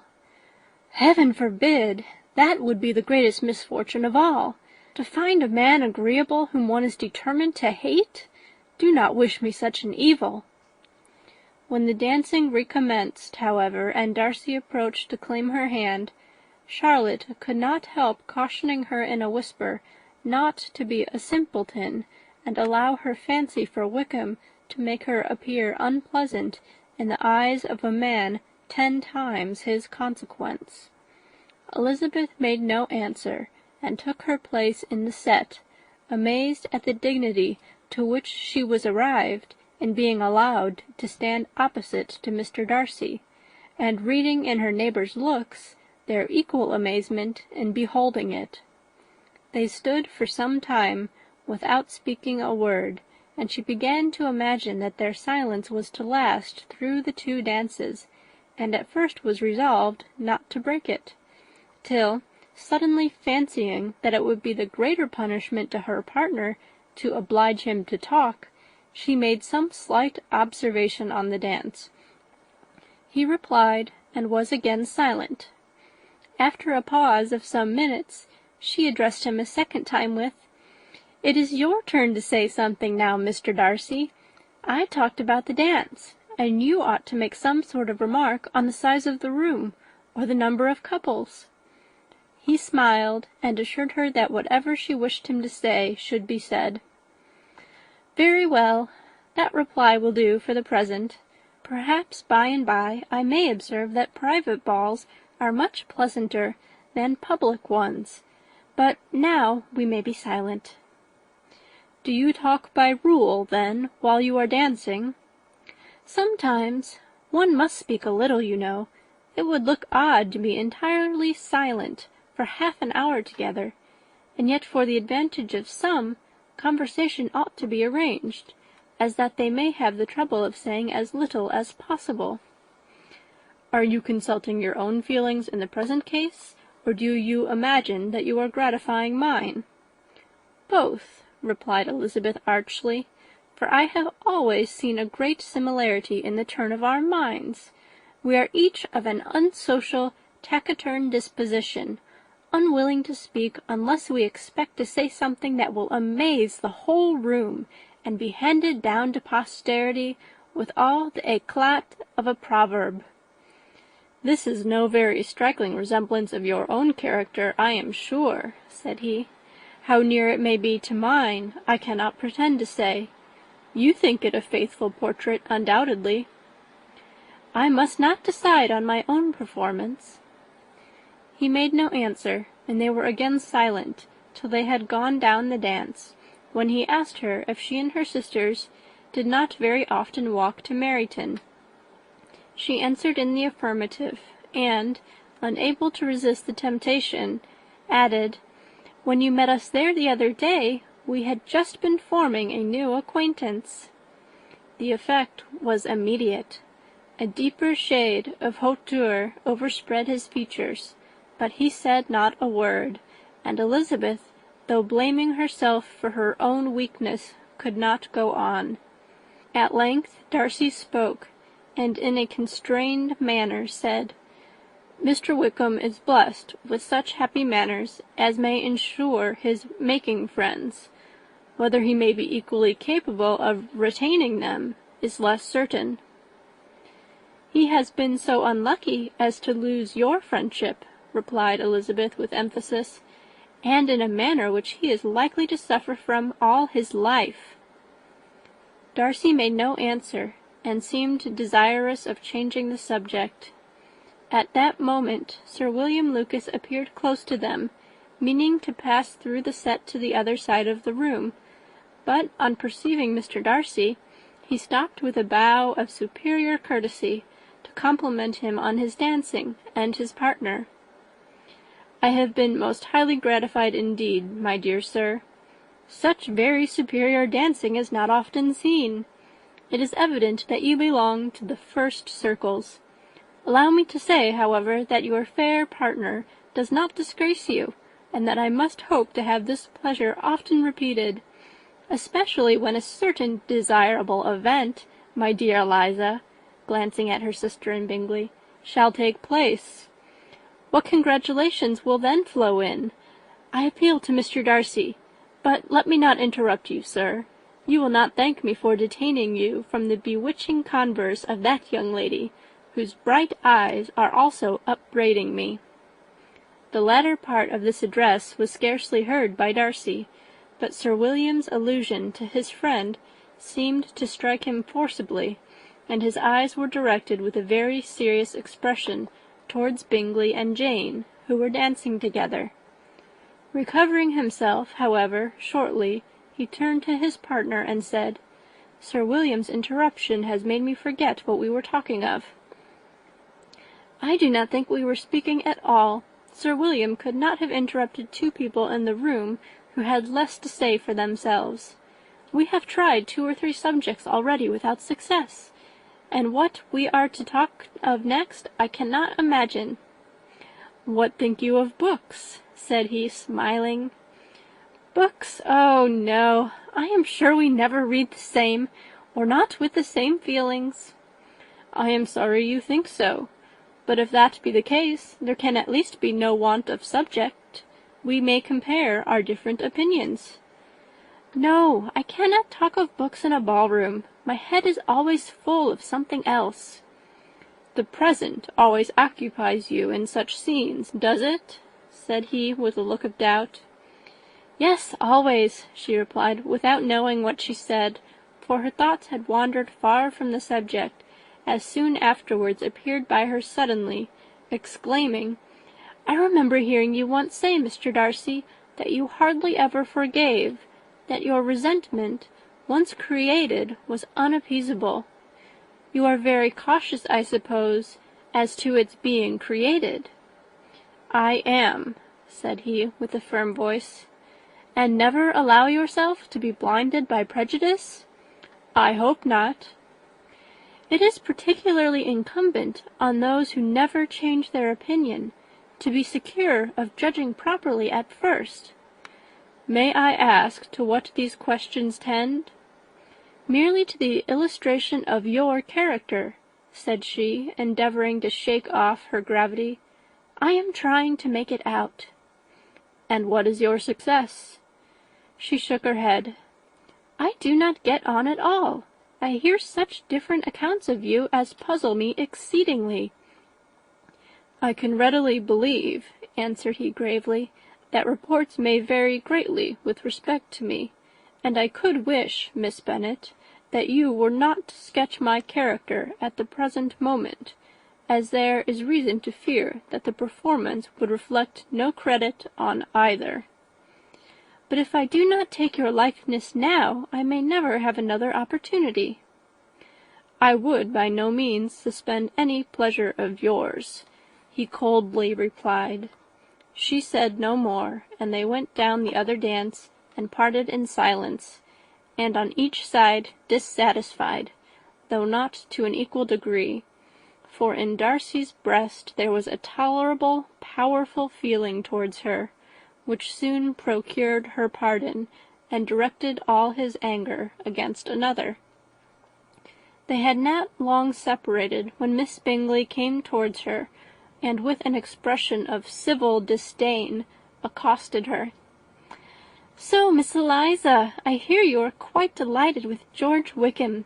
Your sister has been talking to me about him, and asking me 1,000 questions, and I find that the young man quite forgot to tell you, among his other communication, that he was the son of old Wickham, the late Mr. Darcy's steward.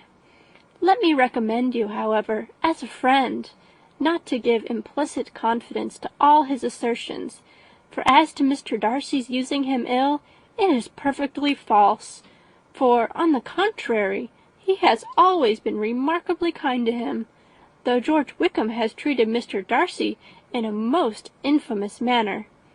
I do not know the particulars, but I know very well that Mr. Darcy is not in the least to blame, that he cannot bear to hear George Wickham mentioned, and that though my brother thought that he could not well avoid including him in his invitation to the officers, he was excessively glad to find that he had taken himself out of the way. His coming into the country at all is a most insolent thing indeed, and I wonder how he could presume to do it. I pity you, Miss Eliza, for this discovery of your favourite's guilt. But really, considering his descent, one could not expect much better."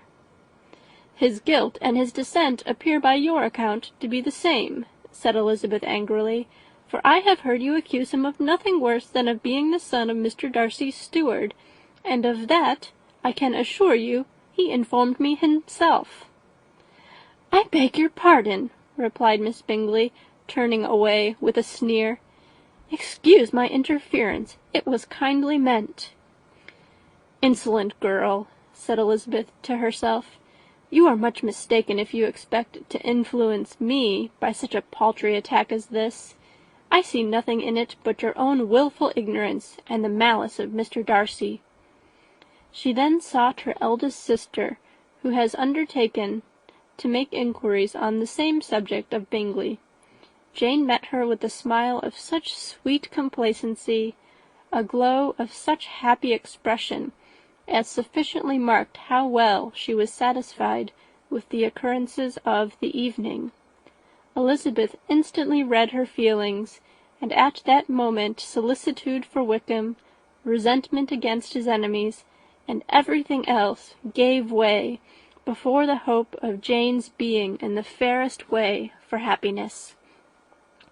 "I want to know," said she, with a countenance no less smiling than her sister's, "what you have learnt about Mr. Wickham. But perhaps you have been too pleasantly engaged to think of any third person, in which case you may be sure of my pardon." "No," replied Jane, "I have not forgotten him, but I have nothing satisfactory to tell you. Mr. Bingley does not know the whole of his history, and is quite ignorant of the circumstances which have principally offended Mr. Darcy. But he will vouch for the good conduct, the probity, and honour of his friend, and is perfectly convinced that Mr. Wickham has deserved much less attention from Mr. Darcy than he has received, and I am sorry to say by his account, as well as his sister's, Mr. Wickham is by no means a respectable young man. I am afraid he has been very imprudent, and has deserved to lose Mr. Darcy's regard." "Mr. Bingley does not know Mr. Wickham himself?"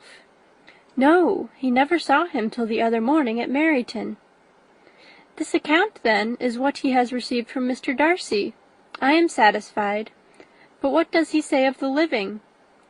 "He does not exactly recollect the circumstances, though he has heard them from Mr. Darcy more than once, but he believes that it was left to him conditionally only." "I have not a doubt of Mr. Bingley's sincerity," said Elizabeth warmly, "but you must excuse my not being convinced by assurances only. Mr. Bingley's defence of his friend was a very able one, I dare say, but since he is unacquainted with several parts of the story, and has learnt the rest from that friend himself, I shall venture to still think of both gentlemen as I did before." She then changed the discourse to one more gratifying to each, and on which there could be no difference of sentiment. Elizabeth listened with delight to the happy, though modest hopes which Jane entertained of Mr. Bingley's regard, and said all in her power to heighten her confidence in it. On their being joined by Mr. Bingley himself, Elizabeth withdrew to Miss Lucas, to whose inquiry after the pleasantness of her last partner she had scarcely replied, before Mr. Collins came up to them, and told her with great exultation that he had just been so fortunate as to make a most important discovery. "I have found out," said he, "by a singular accident, that there is now in the room a near relation of my patroness. I happened to overhear the gentleman himself mentioning to the young lady who does the honours of the house the names of his cousin Miss de Bourgh, and of her mother, Lady Catherine. How wonderfully these sort of things occur! Who would have thought of my meeting with, perhaps, a nephew of Lady Catherine de Bourgh in this assembly? I am most thankful that the discovery is made in time for me to pay my respects to him, which I am now going to do, and trust he will excuse my not having done it before. My total ignorance of the connection must plead my apology." "You are not going to introduce yourself to Mr. Darcy?" "Indeed I am. I shall entreat his pardon for not having done it earlier. I believe him to be Lady Catherine's nephew. It will be in my power to assure him that her ladyship was quite well yesterday sevennight." Elizabeth tried hard to dissuade him from such a scheme, assuring him that Mr. Darcy would consider his addressing him without introduction as an impertinent freedom, rather than a compliment to his aunt, that it was not in the least necessary there should be any notice on either side, and that if it were, it must belong to Mr. Darcy, the superior in consequence, to begin the acquaintance. Mr. Collins listened to her with the determined air of following his own inclination, and when she ceased speaking, replied thus: "My dear Miss Elizabeth, I have the highest opinion in the world of your excellent judgment in all matters within the scope of your understanding, but permit me to say that there must be a wide difference between the established forms of ceremony amongst the laity and those which regulate the clergy. For give me leave to observe that I consider the clerical office as equal in point of dignity with the highest rank in the kingdom, provided that a proper humility of behaviour is at the same time maintained. You must therefore allow me to follow the dictates of my conscience on this occasion, which leads me to perform what I look on as a point of duty. Pardon me for neglecting to profit by your advice, which on every other subject shall be my constant guide, though in the case before us I consider myself more fitted by education and habitual study to decide on what is right than a young lady like yourself." And with a low bow he left her to attack Mr. Darcy, whose reception of his advances she eagerly watched, and whose astonishment at being so addressed was very evident. Her cousin prefaced his speech with a solemn bow, and though she could hear not a word of it, she felt as if hearing it all, and saw in the motion of his lips the words apology, Hunsford, and Lady Catherine de Bourgh. It vexed her to see him expose himself to such a man. Mr. Darcy was eyeing him with unrestrained wonder, and when at last Mr. Collins allowed him time to speak, replied with an air of distant civility. Mr. Collins, however, was not discouraged from speaking again, and Mr. Darcy's contempt seemed abundantly increasing with the length of his second speech, and at the end of it he only made him a slight bow, and moved another way. Mr. Collins then returned to Elizabeth. "I have no reason, I assure you," said he, "to be dissatisfied with my reception. Mr. Darcy seemed much pleased with the attention. He answered me with the utmost civility, and even paid me the compliment of saying that he was so well convinced of Lady Catherine's discernment as to be certain she could never bestow a favour unworthily. It was really a very handsome thought. Upon the whole, I am much pleased with him." As Elizabeth had no longer any interest of her own to pursue, she turned her attention almost entirely on her sister and Mr. Bingley, and the train of agreeable reflections which her observations gave birth to made her perhaps almost as happy as Jane. She saw her in idea settled in that very house, in all the felicity which a marriage of true affection could bestow, and she felt capable, under such circumstances, of endeavouring even to like Bingley's two sisters. Her mother's thoughts she plainly saw were bent the same way, and she determined not to venture near her, lest she might hear too much. When they sat down to supper, therefore, she considered it a most unlucky perverseness which placed them within one of each other, and deeply was she vexed to find that her mother was talking to that one person, Lady Lucas, freely, openly, and of nothing else but her expectation that Jane would soon be married to Mr. Bingley. It was an animating subject, and Mrs. Bennet seemed incapable of fatigue while enumerating the advantages of the match.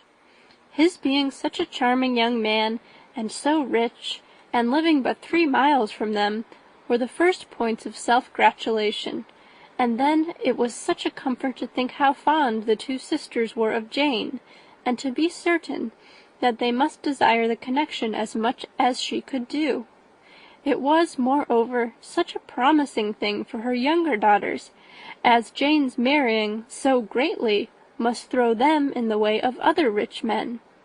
And, lastly, it was so pleasant at her time of life to be able to consign her single daughters to the care of their sister, that she might not be obliged to go into company more than she liked. It was necessary to make this circumstance a matter of pleasure, because on such occasions it is the etiquette, but no one was less likely than Mrs. Bennet to find comfort in staying home at any period of her life.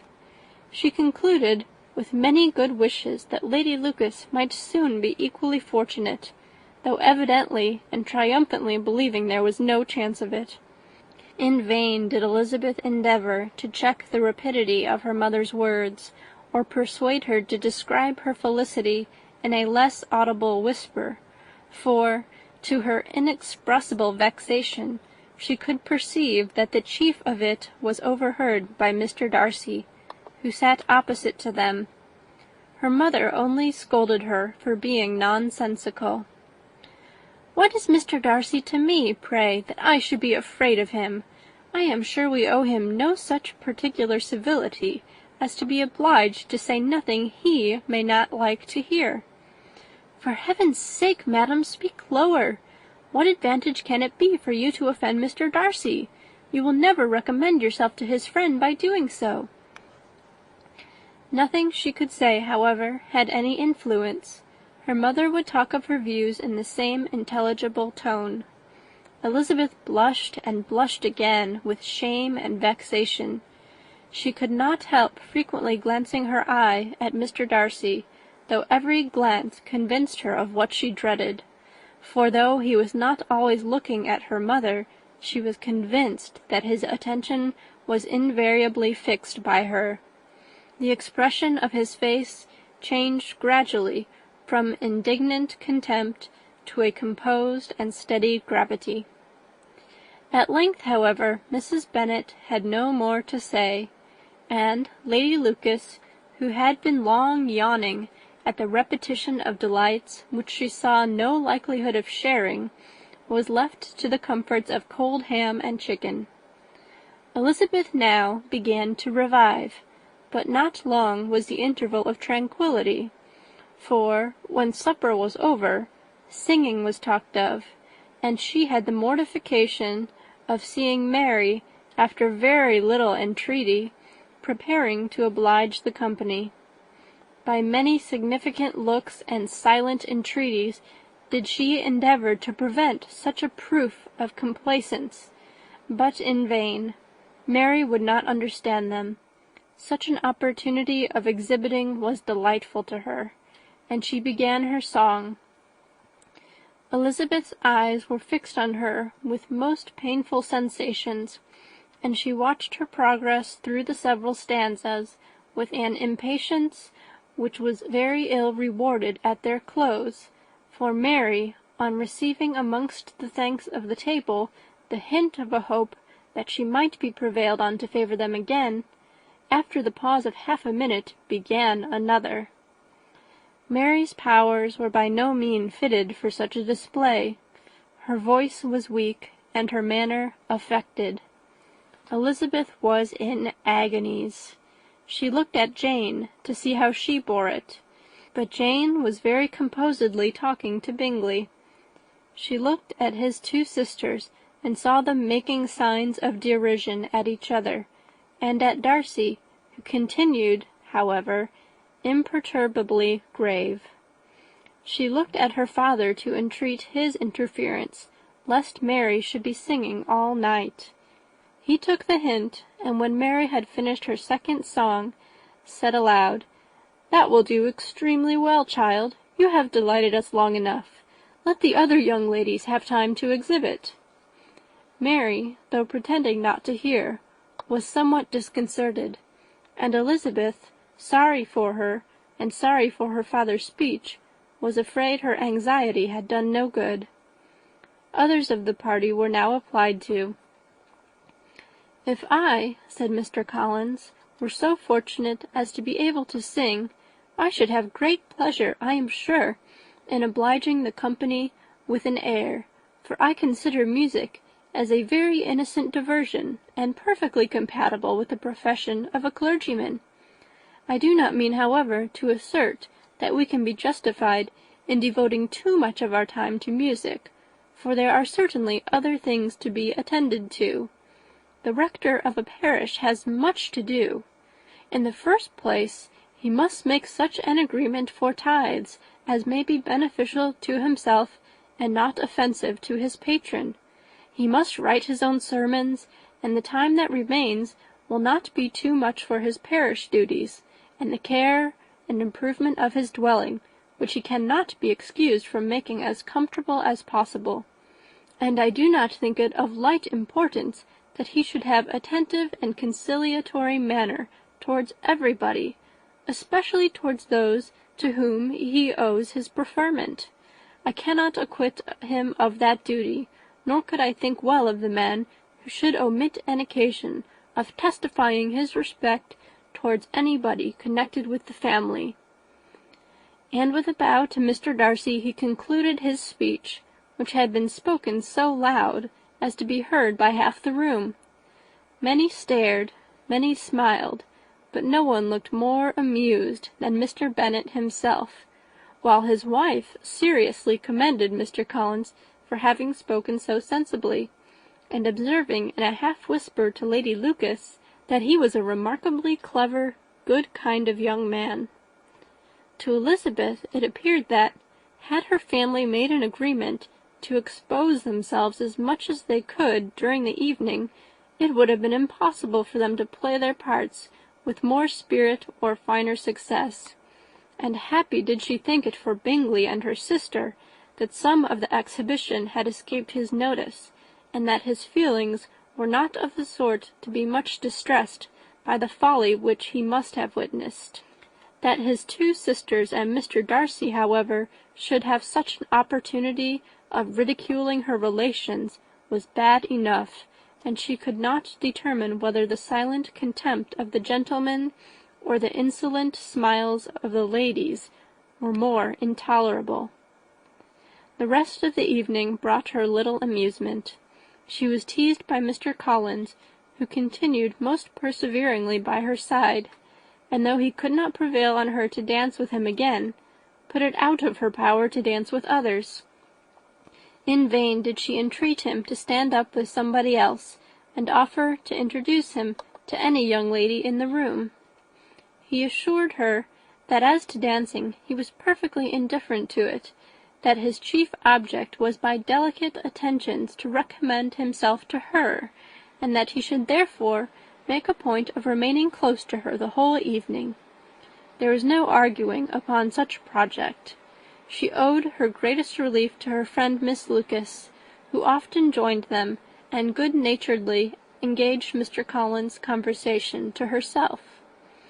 She was at least free from the offence of Mr. Darcy's further notice, though often standing within a very short distance of her, quite disengaged, he never came near enough to speak.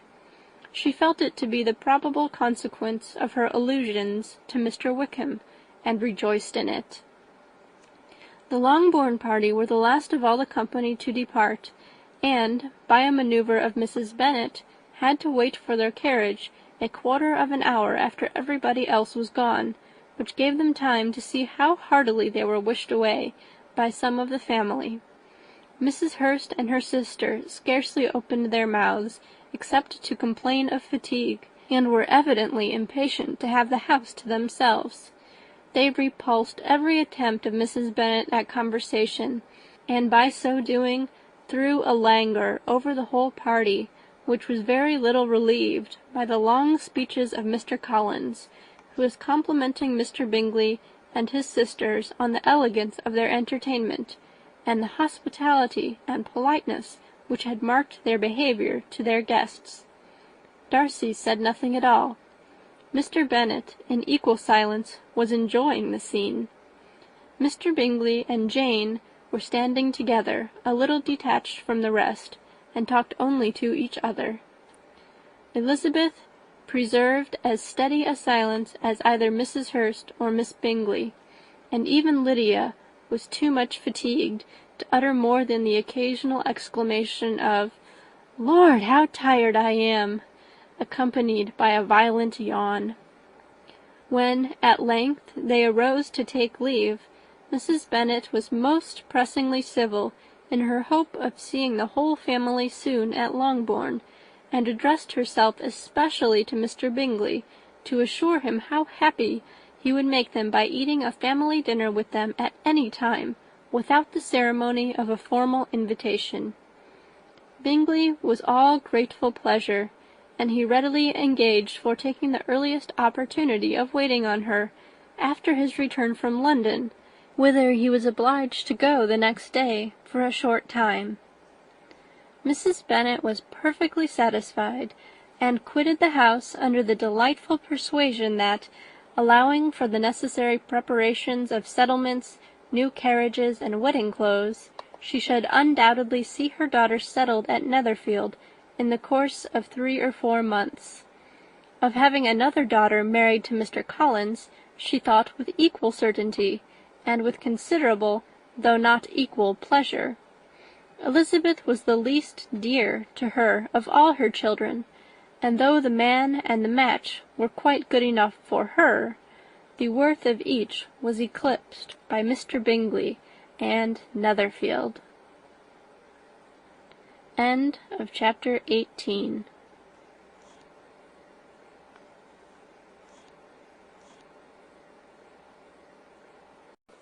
Pride and Prejudice by Jane Austen. Chapter 19.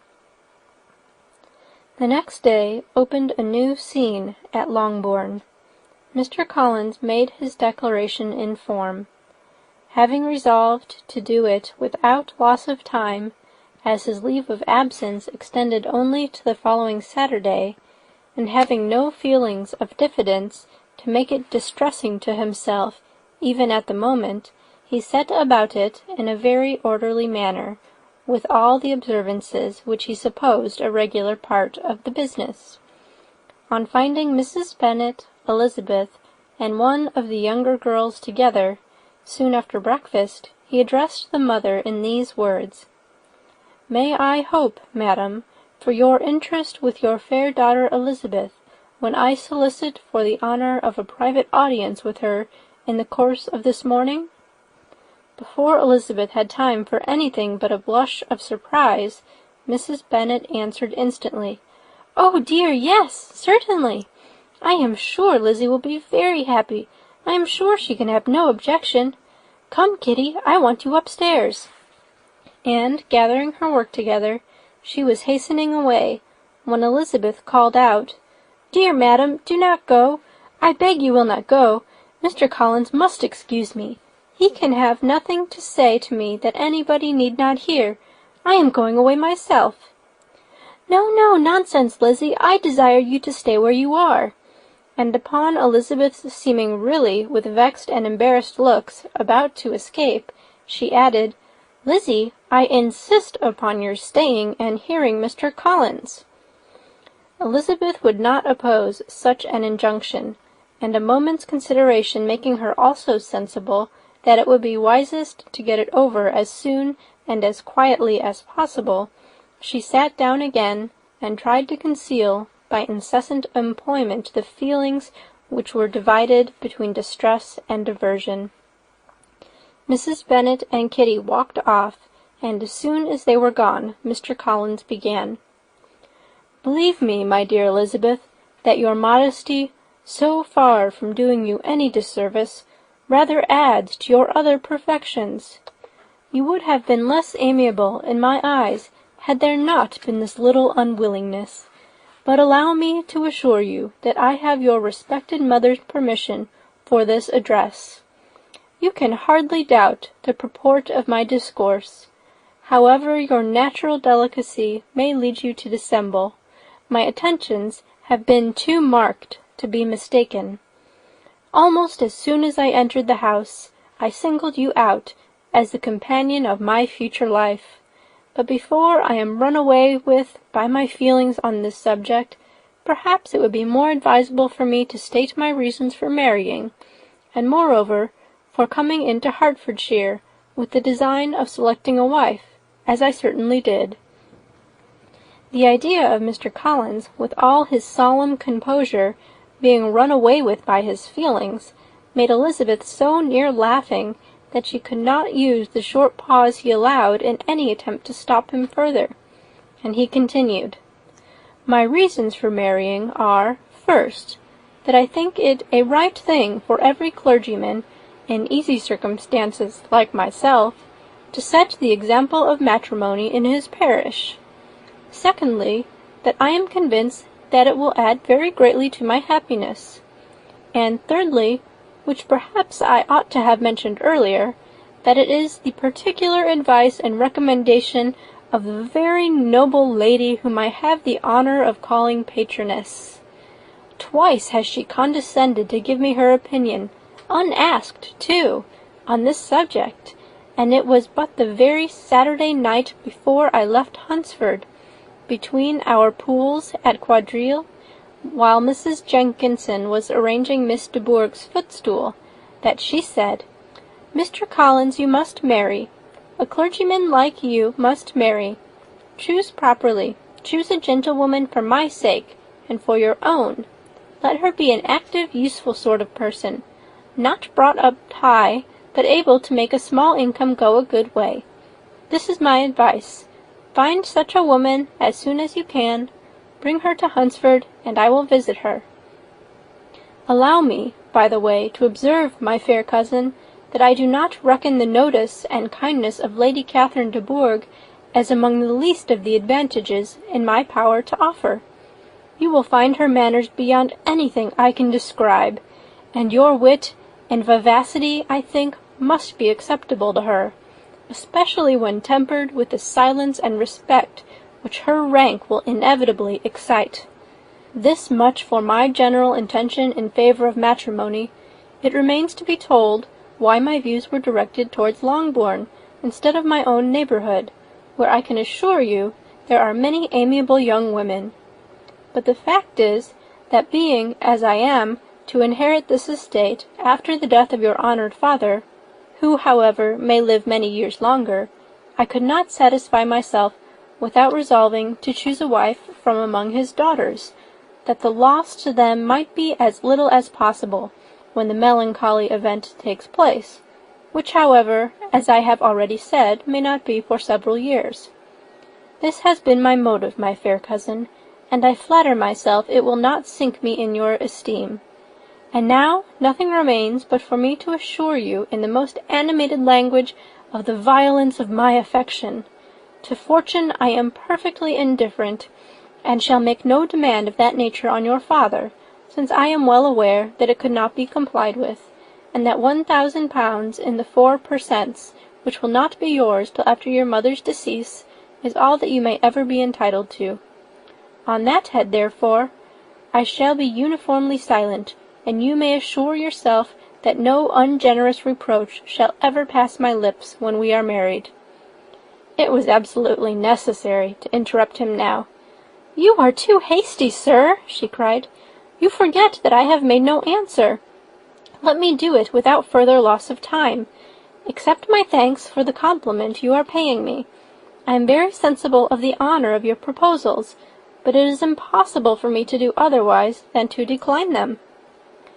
"I am not now to learn," replied Mr. Collins with a formal wave of the hand, "that it is usual with young ladies to reject the addresses of the man whom they secretly mean to accept when he first applies for their favour, and that sometimes the refusal is repeated a second or even a third time. I am therefore by no means discouraged by what you have just said, and shall hope to lead you to the altar ere long." "Upon my word, sir," cried Elizabeth, "your hope is a rather extraordinary one after my declaration. I do assure you that I am not one of those young ladies, if such young ladies there are, who are so daring as to risk their happiness on the chance of being asked a second time. I am perfectly serious in my refusal. You could not make me happy, and I am convinced that I am the last woman in the world who could make you so. Nay, were your friend Lady Catherine to know me, I am persuaded she would find me in every respect ill qualified for the situation." "Were it certain that Lady Catherine would think so," said Mr. Collins very gravely, "but I cannot imagine that her ladyship would at all disapprove of you. And you may be certain when I have the honour of seeing her again, I shall speak in the very highest terms of your modesty, economy, and other amiable qualification." "Indeed, Mr. Collins, all praise of me will be unnecessary. You must give me leave to judge for myself, and pay me the compliment of believing what I say. I wish you very happy and very rich, and by refusing your hand, do all in my power to prevent your being otherwise. In making me the offer, you must have satisfied the delicacy of your feelings with regard to my family, and may take possession of Longbourn estate whenever it falls without any self-reproach. This matter may be considered, therefore, as finally settled." And rising as she thus spoke, she would have quitted the room, had Mr. Collins not thus addressed her. "When I do myself the honour of speaking to you next on this subject, I shall hope to receive a more favourable answer than you have now given me, though I am far from accusing you of cruelty at present, because I know it to be the established custom of your sex to reject a man on the first application, and perhaps you have even now said as much to encourage my suit as would be consistent with the true delicacy of the female character." "Really, Mr. Collins," cried Elizabeth with some warmth, "you puzzle me exceedingly. If what I have hitherto said can appear to you in the form of encouragement, I know not how to express my refusal in such a way as to convince you of its being one. You must give me leave to flatter myself, my dear cousin, that your refusal of my addresses is merely words of course. My reasons for believing it are briefly these. It does not appear to me that my hand is unworthy your acceptance, or that the establishment I can offer would be any other than highly desirable. My situation in life, my connections with the family of de Bourgh, and my relationship to your own, are circumstances highly in my favour, and you should take it into further consideration that in spite of your manifold attractions, it is by no means certain that another offer of marriage may ever be made you. Your portion is unhappily so small that it will in all likelihood undo the effects of your loveliness and amiable qualifications. As I must therefore conclude that you are not serious in your rejection of me, I shall choose to attribute it to your wish of increasing my love by suspense, according to the usual practice of elegant females." "I do assure you, sir, that I have no pretensions whatever to that kind of elegance which consists in tormenting a respectable man. I would rather be paid the compliment of being believed sincere.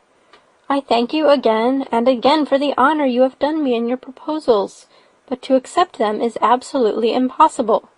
My feelings in every respect forbid it. Can I speak plainer?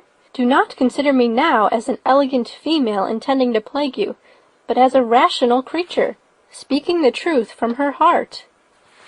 "You are uniformly charming," cried he, with an air of awkward gallantry, "and I am persuaded that when sanctioned by the express authority of both your excellent parents, my proposals will not fail of being acceptable." To such perseverance in wilful self-deception Elizabeth would make no reply, and immediately and in silence withdrew, determined, if he persisted in considering her repeated refusals as flattering encouragement, to apply to her father, whose negative might be uttered in such a manner as to be decisive, and whose behaviour at least could not be mistaken for the affectation and coquetry of an elegant female. End of chapter 19. Chapter 20.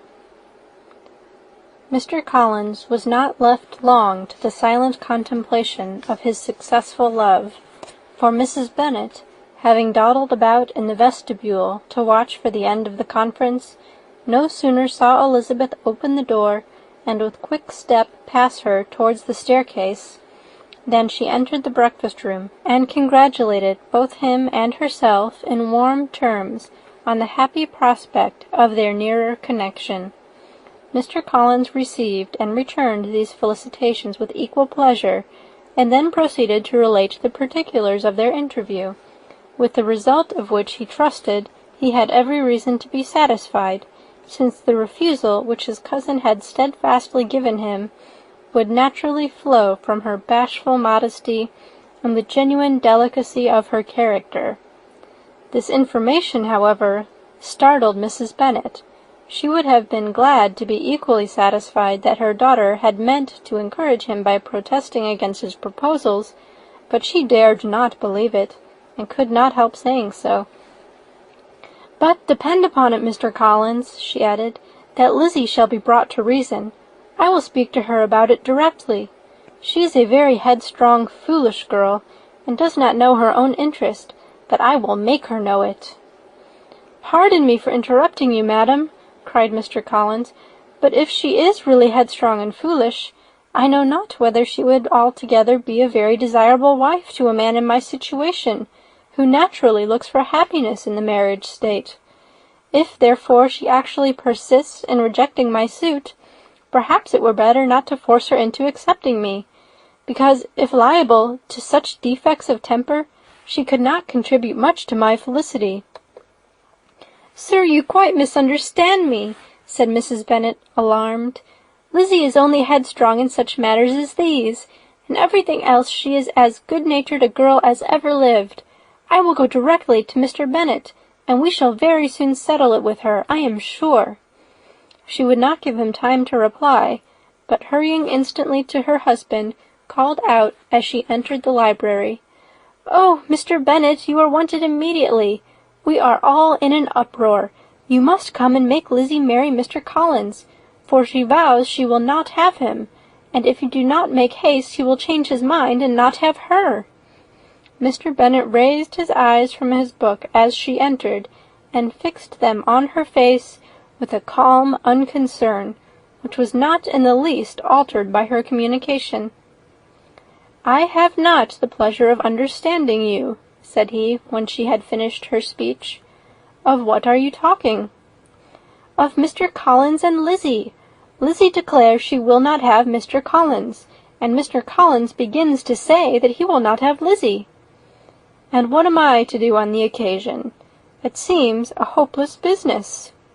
"Speak to Lizzie about it yourself. Tell her that you insist upon her marrying him." "Let her be called down. She shall hear my opinion." Mrs. Bennet rang the bell, and Miss Elizabeth was summoned to the library. "Come here, child," cried her father as she appeared. "I have sent for you on an affair of importance. I understand that Mr. Collins has made you an offer of marriage. Is it true?" Elizabeth replied that it was. "Very well. And this offer of marriage you have refused?" "I have, sir." "Very well. We now come to the point. Your mother insists upon your accepting it. Is it not so, Mrs. Bennet?" "Yes, or I will never see her again." "An unhappy alternative is before you, Elizabeth. From this day you must be a stranger to one of your parents. Your mother will never see you again if you do not marry Mr. Collins. And I will never see you again if you do." Elizabeth could not but smile at such a conclusion of such a beginning, but Mrs. Bennet, who had persuaded herself that her husband regarded the affair as she wished, was excessively disappointed. "What do you mean, Mr. Bennet, in talking this way? You promised me to insist upon her marrying him." "My dear," replied her husband, "I have two small favours to request. First, that you will allow me the free use of my understanding on the present occasion, and secondly, of my room. I shall be glad to have the library to myself as soon as may be." Not yet, however, in spite of her disappointment in her husband, did Mrs. Bennet give up the point. She talked to Elizabeth again and again, coaxed and threatened her by turns. She endeavoured to secure Jane in her interest, but Jane, with all possible mildness, declined interfering, and Elizabeth, sometimes with real earnestness, and sometimes with playful gaiety, replied to her attacks. Though her manner varied, however, her determination never did. Mr. Collins, meanwhile, was meditating in solitude on what had passed. He thought too well of himself to comprehend on what motives his cousin could refuse him, and though his pride was hurt, he suffered in no other way. His regard for her was quite imaginary, and the possibility of her deserving her mother's reproach prevented his feeling any regret. While the family were in this confusion, Charlotte Lucas came to spend the day with them. She was met in the vestibule by Lydia, who, flying to her, cried in a half-whisper, "I am glad you are come, for there is such fun here.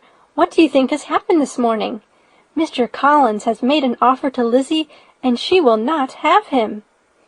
Charlotte hardly had time to answer before they were joined by Kitty, who came to tell the same news, and no sooner had they entered the breakfast-room, where Mrs. Bennet was alone, than she likewise began on the subject, calling on Miss Lucas for her compassion, and entreating her to persuade her friend Lizzie to comply with the wishes of all her family. "Pray do, my dear Miss Lucas," she added in a melancholy tone, "for nobody is on my side, nobody takes part with me. I am cruelly used, nobody feels for my poor nerves." Charlotte's reply was spared by the entrance of Jane and Elizabeth. "Ay, there she comes," continued Mrs. Bennet, "looking as unconcerned as may be, and caring no more for us than if we were at York, provided she can have her own way. But I tell you, Miss Lizzie, if you take it into your head to go on refusing every offer of marriage in this way, you will never get a husband at all, and I am sure I do not know who is to maintain you when your father is dead. I shall not be able to keep you, and so I warn you. I have done with you from this very day. I told you in the library, you know, that I should never speak to you again, and you will find me as good as my word. I have no pleasure in talking to undutiful children. Not that I have much pleasure indeed in talking to anybody. People who suffer as I do from nervous complaints can have no great inclination for talking. Nobody can tell what I suffer. But it is always so. Those who do not complain are never pitied." Her daughters listened in silence to this effusion, sensible that any attempt to reason with her or soothe her would only increase the irritation. She talked on, therefore, without interruption from any of them, till they were joined by Mr. Collins, who entered the room with an air more stately than usual, and on perceiving whom, she said to the girls, "Now I do insist upon it, that you, all of you, hold your tongues, and let me and Mr. Collins have a little conversation together." Elizabeth passed quietly out of the room. Jane and Kitty followed, but Lydia stood her ground, determined to hear all she could, and Charlotte, detained first by the civility of Mr. Collins, whose inquiries after herself and all her family were very minute, and then, by a little curiosity, satisfied herself with walking to the window and pretending not to hear. In a doleful voice Mrs. Bennet began the projected conversation. "Oh, Mr. Collins!" "My dear madam," replied he, "let us be forever silent on this point. Far be it from me," he presently continued in a voice that marked his displeasure, "to resent the behaviour of your daughter. Resignation to inevitable evils is the evil duty of us all, the peculiar duty of a young man who has been so fortunate as I have been in early preferment, and I trust I am resigned. Perhaps not the less so from feeling a doubt of my positive happiness had my fair cousin honoured me with her hand, for I have often observed that resignation is never so perfect as when the blessing denied begins to lose somewhat of its value in our estimation. You will not, I hope, consider me as showing any disrespect to your family, my dear madam, by thus withdrawing my pretensions to your daughter's favour, without having paid yourself and Mr. Bennet the compliment of requesting you to interpose your authority in my behalf. My conduct may, I fear, be objectionable, in having accepted my dismission from your daughter's lips instead of your own, but we are all liable to error. I have certainly meant well through the whole affair. My object has been to secure an amiable companion for myself, with due consideration for the advantage of all your family, and if my manner has been at all reprehensible, I here beg leave to apologize. End of chapter 20.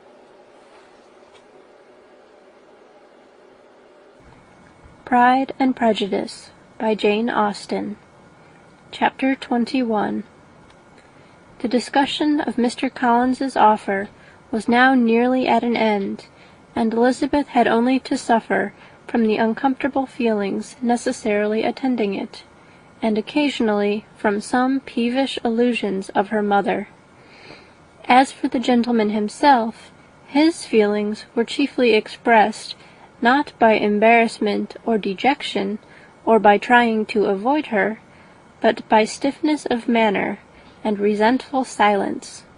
He scarcely ever spoke to her, and the assiduous attentions which he had been so sensible of himself were transferred for the rest of the day to Miss Lucas, whose civility in listening to him was a sensible relief to them all, and especially to her friend.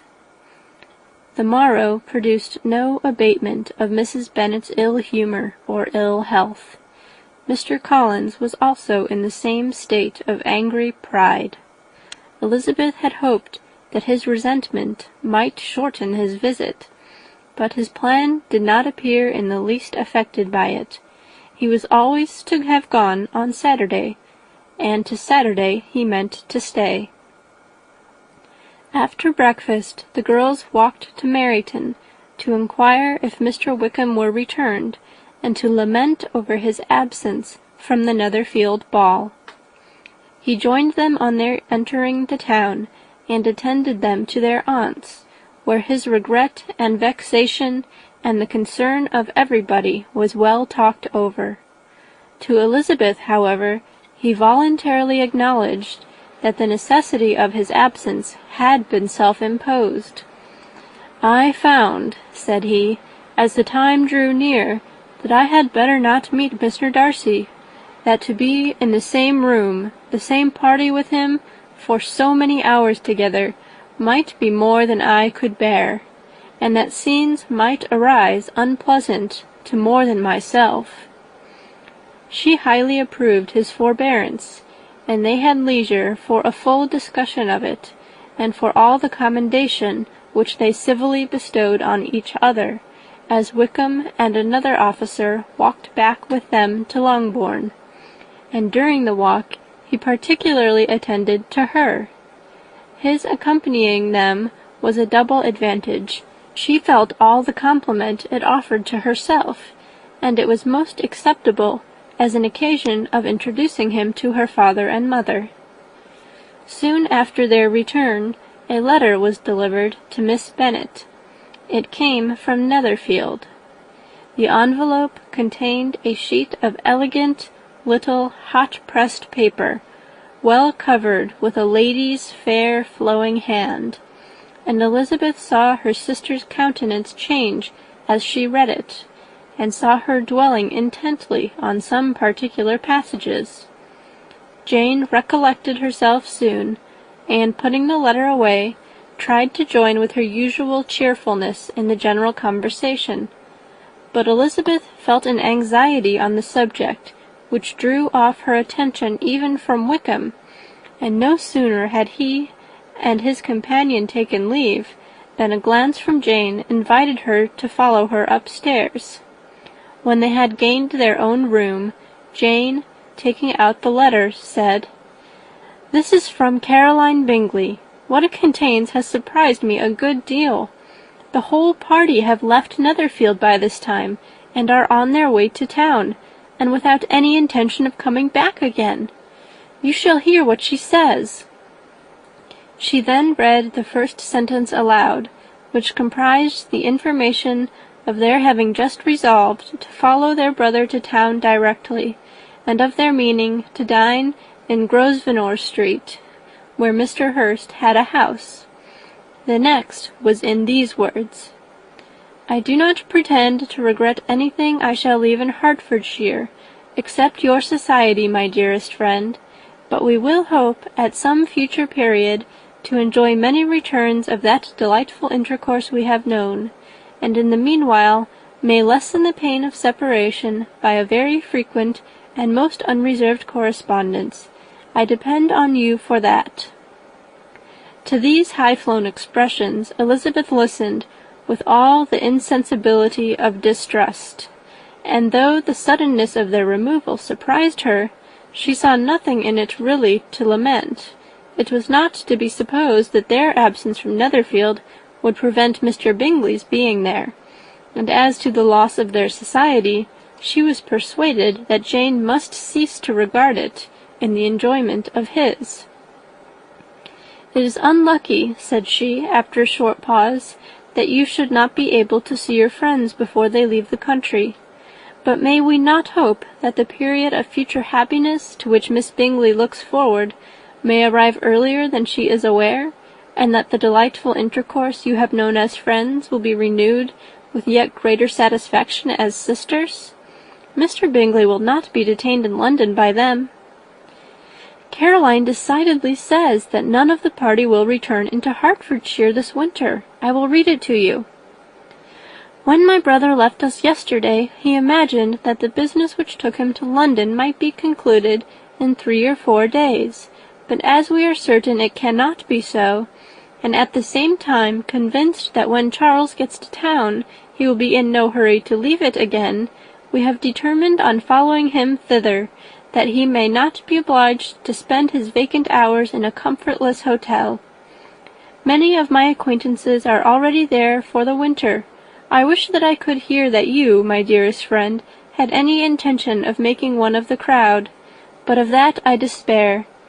I sincerely hope that your Christmas in Hertfordshire may abound in the gaieties which that season generally brings, and that your beaux will be so numerous as to prevent your feeling the loss of the 3 of whom we shall deprive you." "It is evident by this," added Jane, "that he comes back no more this winter." "It is only evident that Miss Bingley does not mean that he should." "Why will you think so? It must be his own doing. He is his own master. But you do not know all. I will read you the passage which particularly hurts me. I have no reserves from you. Mr. Darcy is impatient to see his sister, and to confess the truth, we are scarcely less eager to meet her again. I really do not think Georgiana Darcy has her equal for beauty, elegance, and accomplishments, and the affection she inspires in Louisa and myself is heightened into something still more interesting, from the hope we dare entertain of her being hereafter our sister. I do not know whether I ever before mentioned to you my feelings on this subject, but I will not leave the country without confiding them, and I trust you will not esteem them unreasonable. My brother admires her greatly already. He will have frequent opportunity now of seeing her on the most intimate footing.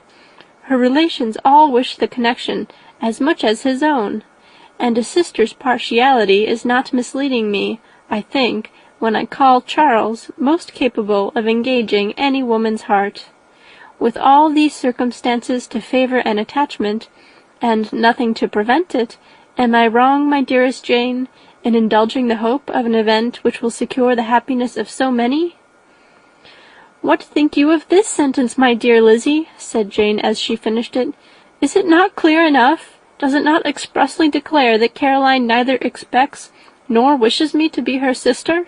That she is perfectly convinced of her brother's indifference, and that if she suspects the nature of my feelings for him, she means most kindly to put me on my guard? Can there be any other opinion on the subject?" "Yes, there can, for mine is totally different. Will you hear it?" "Most willingly." "You shall have it in a few words. Miss Bingley sees that her brother is in love with you, and wants him to marry Miss Darcy. She follows him to town in hope of keeping him there, and tries to persuade you that he does not care about you." Jane shook her head. "Indeed, Jane, you ought to believe me. No one who has ever seen you together can doubt his affection. Miss Bingley, I am sure, cannot. She is not such a simpleton. Could she have seen half as much love in Mr. Darcy for herself, she would have ordered her wedding clothes. But the case is this. We are not rich enough or grand enough for them, and she is the more anxious to get Miss Darcy for her brother, from the notion that when there has been one intermarriage, she may have less trouble in achieving a second, in which there is certainly some ingenuity, and I dare say it would succeed, if Miss de Bourgh were out of the way. But, my dearest Jane, you cannot seriously imagine that because Miss Bingley tells you her brother greatly admires Miss Darcy, he is in the smallest degree less sensible of your merit than when he took leave of you on Tuesday, or that it will be in her power to persuade him that, instead of being in love with you, he is very much in love with her friend." "If we thought alike of Miss Bingley," replied Jane, "your representation of this might make me quite easy. But I know the foundation is unjust. Caroline is incapable of wilfully deceiving anyone, and all that I can hope in this case is that she is deceiving herself." "That is right. You could not have started a more happy idea, since you will not take comfort in mine. Believe her to be deceived, by all means. You have now done your duty by her, and must fret no longer." "But, my dear sister, can I be happy, even supposing the best, in accepting a man whose sisters and friends are all wishing him to marry elsewhere?" "You must decide for yourself," said Elizabeth, "and if, upon mature deliberation, you find that the misery of disobliging his two sisters is more than equivalent to the happiness of being his wife, I advise you by all means to refuse him." "How can you talk so?" said Jane, faintly smiling. "You must know that though I should be exceedingly grieved at their disapprobation, I could not hesitate." "I did not think you would, and that being the case, I cannot consider your situation with much compassion." "But if he returns no more this winter, my choice will never be required. 1,000 things may arise in 6 months." The idea of his returning no more Elizabeth treated with the utmost contempt. It appeared to her merely the suggestion of Caroline's interested wishes, and she could not for a moment suppose that those wishes, however openly or artfully spoken, could influence a young man so totally independent of everyone. She represented to her sister, as forcibly as possible, what she felt on the subject, and had soon the pleasure of seeing its happy effect. Jane's temper was not desponding, and she was gradually led to hope, though the diffidence of affection sometimes overcame the hope, that Bingley would return to Netherfield, and answer every wish of her heart. They agreed that Mrs. Bennet should only hear of the departure of the family, without being alarmed on the score of the gentleman's conduct. But even this partial communication gave her a great deal of concern, and she bewailed it as exceedingly unlucky that the ladies should happen to go away, just as they were all getting so intimate together. After lamenting it, however, at some length, she had the consolation that Mr. Bingley would be soon down again, and soon dining at Longbourn, and the conclusion of all was the comfortable declaration that though he had been invited only to a family dinner, she would take care to have 2 full courses. End of chapter 21. Chapter 22. The Bennets were engaged to dine with the Lucases, and again during the chief of the day was Miss Lucas so kind as to listen to Mr. Collins. Elizabeth took an opportunity of thanking her. "It keeps him in good humour," said she, "and I am more obliged to you than I can express." Charlotte assured her friend of her satisfaction in being useful, and that it amply repaid her for the little sacrifice of her time. This was very amiable, but Charlotte's kindness extended farther than Elizabeth had any conception of. Its object was nothing less than to secure her from any return of Mr. Collins' addresses by engaging them towards herself. Such was Miss Lucas's scheme, and appearances were so favourable that when they parted at night she would have felt almost secure of success if he had not been to leave Hertfordshire so very soon. But here she did injustice to the fire and independence of his character, for it led him to escape out of Longbourn House the next morning with admirable slyness, and hasten to Lucas Lodge to throw himself at her feet. He was anxious to avoid the notice of his cousins, from a conviction that if they saw him depart, they would not fail to conjecture his design, and he was not willing to have the attempt known till its success might be known likewise, for though feeling almost secure, and with reason, for Charlotte had been tolerably encouraging, he was comparatively diffident since the adventure of Wednesday. His reception, however, was of the most flattering kind. Miss Lucas perceived him from an upper window as he walked towards the house, and instantly set out to meet him accidentally in the lane. But little had she dared to hope that so much love and eloquence awaited her there. In as short a time as Mr. Collins's long speeches would allow, everything was settled between them to the satisfaction of both, and as they entered the house he earnestly entreated her to name the day that was to make him the happiest of men, and though such a solicitation must be waived for the present, the lady felt no inclination to trifle with his happiness. The stupidity with which he was favoured by nature must guard his courtship from any charm that could make a woman wish for its continuance, and Miss Lucas, who accepted him solely from the pure and disinterested desire of an establishment, cared not how soon that establishment were gained. Sir William and Lady Lucas were speedily applied to for their consent, and it was bestowed with a most joyful alacrity. Mr. Collins's present circumstances made it a most eligible match for their daughter, to whom they could give little fortune, and his prospects of future wealth were exceedingly fair.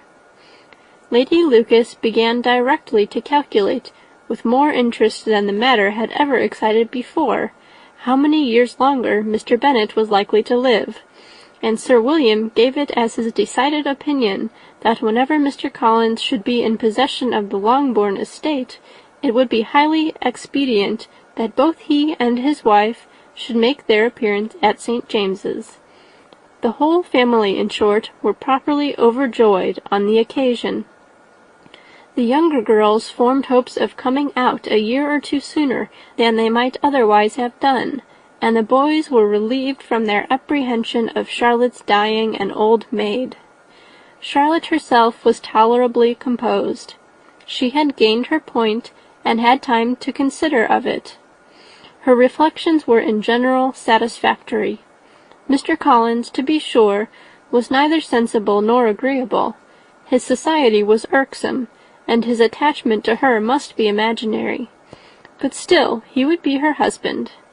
Without thinking highly either of men or matrimony, marriage had always been her object, It was the only provision for well-educated young women of small fortune, and however uncertain of giving happiness, must be their pleasantest preservative from want. This preservative she had now obtained, and at the age of 27, without having ever been handsome, she felt all the good luck of it. The least agreeable circumstance in the business was the surprise it must occasion to Elizabeth Bennet, whose friendship she valued beyond that of any other person. Elizabeth would wonder, and probably would blame her, and though her resolution was not to be shaken, her feelings must be hurt by such a disapprobation. She resolved to give her the information herself, and therefore charged Mr. Collins, when he returned to Longbourn to dinner, to drop no hint of what had passed before any of the family. A promise of secrecy was of course very dutifully given, but it could not be kept without difficulty, for the curiosity excited by his long absence burst forth in such very direct questions on his return as required some ingenuity to evade, and he was at the same time exercising great self-denial, for he was longing to publish his prosperous love.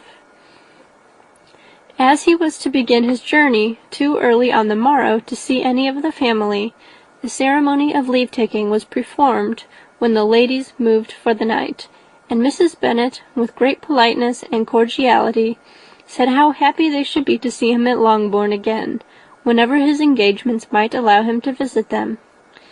"My dear madam," he replied, "this invitation is particularly gratifying, because it is what I have been hoping to receive, and you may be very certain that I shall avail myself of it as soon as possible." They were all astonished, and Mr. Bennet, who could by no means wish for so speedy a return, immediately said, "But is there not danger of Lady Catherine's disapprobation here, my good sir? You had better neglect your relations than run the risk of offending your patroness." "My dear sir," replied Mr. Collins, "I am particularly obliged to you for this friendly caution, and you may depend upon my not taking so material a step without her ladyship's concurrence." "You cannot be too much upon your guard. Risk anything rather than her displeasure, and if you find it likely to be raised by your coming to us again, which I should think exceedingly probable, stay quietly at home, and be satisfied that we shall take no offence." "Believe me, my dear sir, my gratitude is warmly excited by such affectionate attention, and depend upon it, you will speedily receive from me a letter of thanks for this, and for every other mark of your regard, during my stay at Hertfordshire. As for my fair cousins, though my absence may not be long enough to render it necessary, I shall now take the liberty of wishing them health and happiness, not excepting my cousin Elizabeth." With proper civilities the ladies then withdrew, all of them equally surprised that he meditated a quick return. Mrs. Bennet wished to understand by it that he thought of paying his addresses to one of her younger girls, and Mary might have been prevailed on to accept him. She rated his abilities much higher than any of the others. There was a solidity in his reflections which often struck her, and though by no means so clever as herself, she thought that if encouraged to read and improve himself by such an example as hers, he might become a very agreeable companion. But on the following morning every hope of this kind was done away. Miss Lucas called soon after breakfast, and in a private conference with Elizabeth related the event of the day before. The possibility of Mr. Collins's fancying herself in love with her friend had once occurred to Elizabeth within the last day or two, but that Charlotte could encourage him seemed almost as far from possibility as she could encourage him herself, and her astonishment was consequently so great as to overcome at first the bounds of decorum, and she could not help crying out, "Engaged to Mr. Collins! My dear Charlotte, impossible!" The steady countenance which Miss Lucas had commanded in telling her story gave way to a momentary confusion here on receiving so direct a reproach, though, as it was no more than she expected, she soon regained her composure, and calmly replied, "Why should you be so surprised, my dear Eliza? Do you think it incredible that Mr. Collins should be able to procure any woman's good opinion because he was not so happy as to succeed with you?" But Elizabeth had now recollected herself, and making a strong effort for it, was able to assure with tolerable firmness that the prospect of their relationship was highly grateful to her, and that she wished her all imaginable happiness. "I see what you are feeling," replied Charlotte. "You must be surprised, very much surprised, so lately as Mr. Collins was wishing to marry you. But when you have had time to think it over, I hope you will be satisfied with what I have done. I am not romantic, you know. I never was. I ask only a comfortable home, and considering Mr. Collins's character, connection, and situation in life, I am convinced that my chance of happiness with him is as fair as most people can boast on entering the marriage state." Elizabeth quietly answered, "Undoubtedly," and after an awkward pause, they returned to the rest of the family. Charlotte did not stay much longer, and Elizabeth was then left to reflect on what she had heard. It was a long time before she became at all reconciled to the idea of so unsuitable a match. The strangeness of Mr. Collins's making 2 offers of marriage within 3 days was nothing in comparison of him being now accepted. She had always felt that Charlotte's opinion of matrimony was not exactly like her own, but she had not supposed it to be possible that when called into action she would have sacrificed every better feeling to worldly advantage. Charlotte, the wife of Mr. Collins, was a most humiliating picture, and to the pang of a friend disgracing herself and sunk in her esteem was added the distressing conviction that it was impossible for that friend to be tolerably happy in the lot she had chosen. End of chapter 22.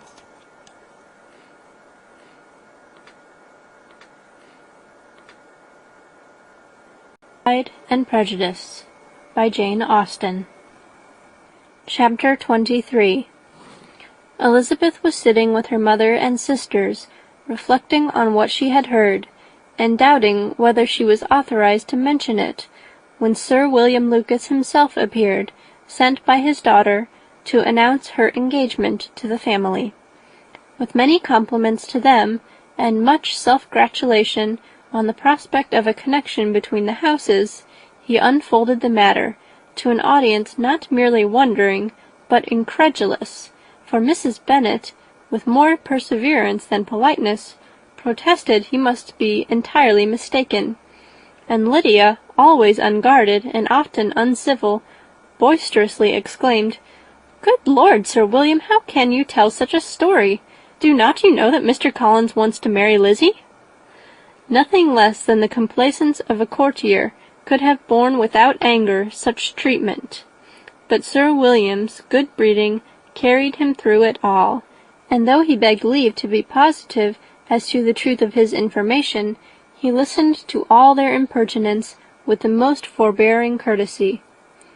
Elizabeth, feeling it incumbent on her to relieve him from so unpleasant a situation, now put herself forward to confirm his account, by mentioning her prior knowledge of it from Charlotte herself, and endeavoured to put a stop to the exclamations of her mother and sisters by the earnestness of her congratulations to Sir William, in which she was readily joined by Jane, and by making a variety of remarks on the happiness that might be expected from the match, the excellent character of Mr. Collins, and the convenient distance of Hunsford from London.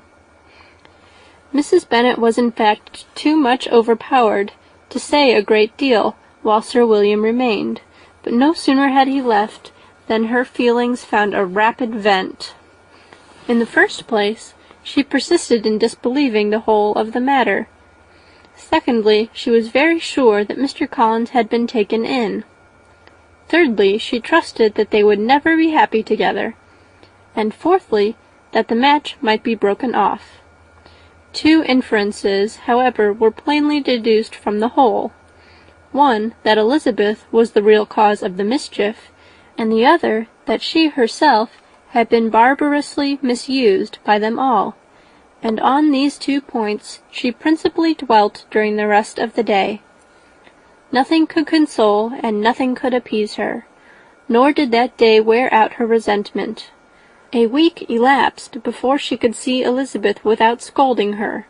A month passed away before she could speak to Sir William or Lady Lucas without being rude, and many months were gone before she could at all forgive their daughter. Mr. Bennet's emotions were much more tranquil on the occasion, and such as he did experience he pronounced to be of a most agreeable sort, for it gratified him, he said, to discover that Charlotte Lucas, whom he had been used to think tolerably sensible, was as foolish as his wife, and more foolish than his daughter. Jane confessed herself a little surprised at the match, but she said less of her astonishment than of her earnest desire for their happiness, nor could Elizabeth persuade her to consider it as improbable. Kitty and Lydia were far from envying Miss Lucas, for Mr. Collins was only a clergyman, and it affected them in no other way than as a piece of news to spread at Meryton. Lady Lucas could not be insensible of triumph on being able to retort on Mrs. Bennet the comfort of having a daughter well married, and she called at Longbourn rather oftener than usual to say how happy she was, though Mrs. Bennet's sour looks and ill-natured remarks might have been enough to drive happiness away. Between Elizabeth and Charlotte there was a restraint which kept them mutually silent on the subject, and Elizabeth felt persuaded that no real confidence could ever subsist between them again. Her disappointment in Charlotte made her turn with fonder regard to her sister, of whose rectitude and delicacy she was sure her opinion could never be shaken, and for whose happiness she grew daily more anxious, as Bingley had now been gone a week, and nothing more was heard of his return. Jane had sent Caroline an early answer to her letter, and was counting the days till she might reasonably hope to hear again. The promised letter of thanks from Mr. Collins arrived on Tuesday, addressed to their father, and written with all the solemnity of gratitude which a 12-month's abode in the family might have prompted. After discharging his conscience on that head, he proceeded to inform them, with many rapturous expressions, of his happiness in having obtained the affection of their amiable neighbour, Miss Lucas, and then explained that it was merely with the view of enjoying her society that he had been so ready to close with their kind wish of seeing him again at Longbourn, whither he hoped to be able to return on Monday fortnight, for Lady Catherine, he added, so heartily approved his marriage that she wished it to take place as soon as possible, which he trusted would be an unanswerable argument with his amiable Charlotte, to name an early day for making him the happiest of men. Mr. Collins's return into Hertfordshire was no longer a matter of pleasure to Mrs. Bennet. On the contrary, she was as much disposed to complain of it as her husband. It was very strange that he should come to Longbourn instead of to Lucas Lodge. It was also very inconvenient and exceedingly troublesome. She hated having visitors in the house while her health was so indifferent, and lovers were of all people the most disagreeable. Such were the gentle murmurs of Mrs. Bennet, and they gave way only to the greater distress of Mr. Bingley's continued absence. Neither Jane nor Elizabeth were comfortable on this subject. Day after day passed away without bringing any other tidings of him than the report which shortly prevailed in Meryton of his coming no more to Netherfield the whole winter, a report which highly incensed Mrs. Bennet, and which she never failed to contradict as a most scandalous falsehood. Even Elizabeth began to fear, not that Bingley was indifferent, but that his sisters would be successful in keeping him away. Unwilling as she was to admit an idea so destructive of Jane's happiness, and so dishonourable to the stability of her lover, she could not prevent its frequently occurring. The united efforts of his two unfeeling sisters, and of his overpowering friend, assisted by the attractions of Miss Darcy and the amusements of London, might be too much, she feared, for the strength of his attachment. As for Jane, her anxiety under this suspense was, of course, more painful than Elizabeth's, but whatever she felt, she was desirous of concealing, and between herself and Elizabeth, therefore, the subject was never alluded to. But as no such delicacy restrained her mother, an hour seldom passed in which she did not talk of Bingley, express her impatience for his arrival, or even require Jane to confess that if he did not come back, she would think herself very ill-used. It needed all Jane's steady mildness to bear these attacks with tolerable tranquillity. Mr. Collins returned most punctually on Monday fortnight, but his reception at Longbourn was not quite so gracious as it had been on his first introduction. He was too happy, however, to need much attention, and luckily for the others, the business of love-making relieved them from a great deal of his company. The chief of every day was spent by him at Lucas Lodge, and he sometimes returned to Longbourn only in time to make an apology for his absence before the family went to bed. Mrs. Bennet was really in a most pitiable state. The very mention of anything concerning the match threw her into an agony of ill-humour, and wherever she went, she was sure of hearing it talked of. The sight of Miss Lucas was odious to her. As her successor in that house, she regarded her with jealous abhorrence. Whenever Charlotte came to see them, she concluded her to be anticipating the hour of possession, and whenever she spoke in a low voice to Mr. Collins, was convinced that they were talking of the Longbourn estate, and resolving to turn herself and her daughters out of the house as soon as Mr. Bennet were dead.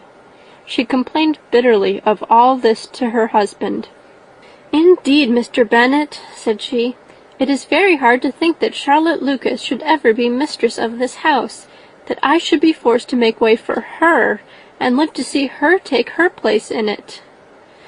"My dear, do not give way to such gloomy thoughts. Let us hope for better things. Let us flatter ourselves that I may be the survivor." This was not very consoling to Mrs. Bennet, and therefore, instead of making any answer, she went on as before. "I cannot bear to think that they should have all this estate. If it was not for the entail, I should not mind it." "What should you not mind?" "I should not mind anything at all." "Let us be thankful that you are preserved from a state of such insensibility." "I never can be thankful, Mr. Bennet, for anything about the entail. How anyone could have the conscience to entail away an estate from one's own daughters I cannot understand. And all for the sake of Mr. Collins, too. Why should he have it more than anybody else?" "I leave it to yourself to determine," said Mr. Bennet. End of chapter 23. Chapter 24. Miss Bingley's letter arrived, and put an end to doubt. The very first sentence conveyed the assurance of their being all settled in London for the winter, and concluded with her brother's regret at not having had time to pay his respects to his friends in Hertfordshire before he left the country. Hope was over, entirely over, and when Jane could attend to the rest of the letter, she found little, except the professed affection of the writer, that could give her any comfort. Miss Darcy's praise occupied the chief of it. Her many attractions were again dwelt on, and Caroline boasted joyfully of their increasing intimacy, and ventured to predict the accomplishment of the wishes which had been unfolded in her former letter. She wrote also with great pleasure of her brother's being an inmate of Mr. Darcy's house, and mentioned with raptures some plans of the latter with regard to new furniture.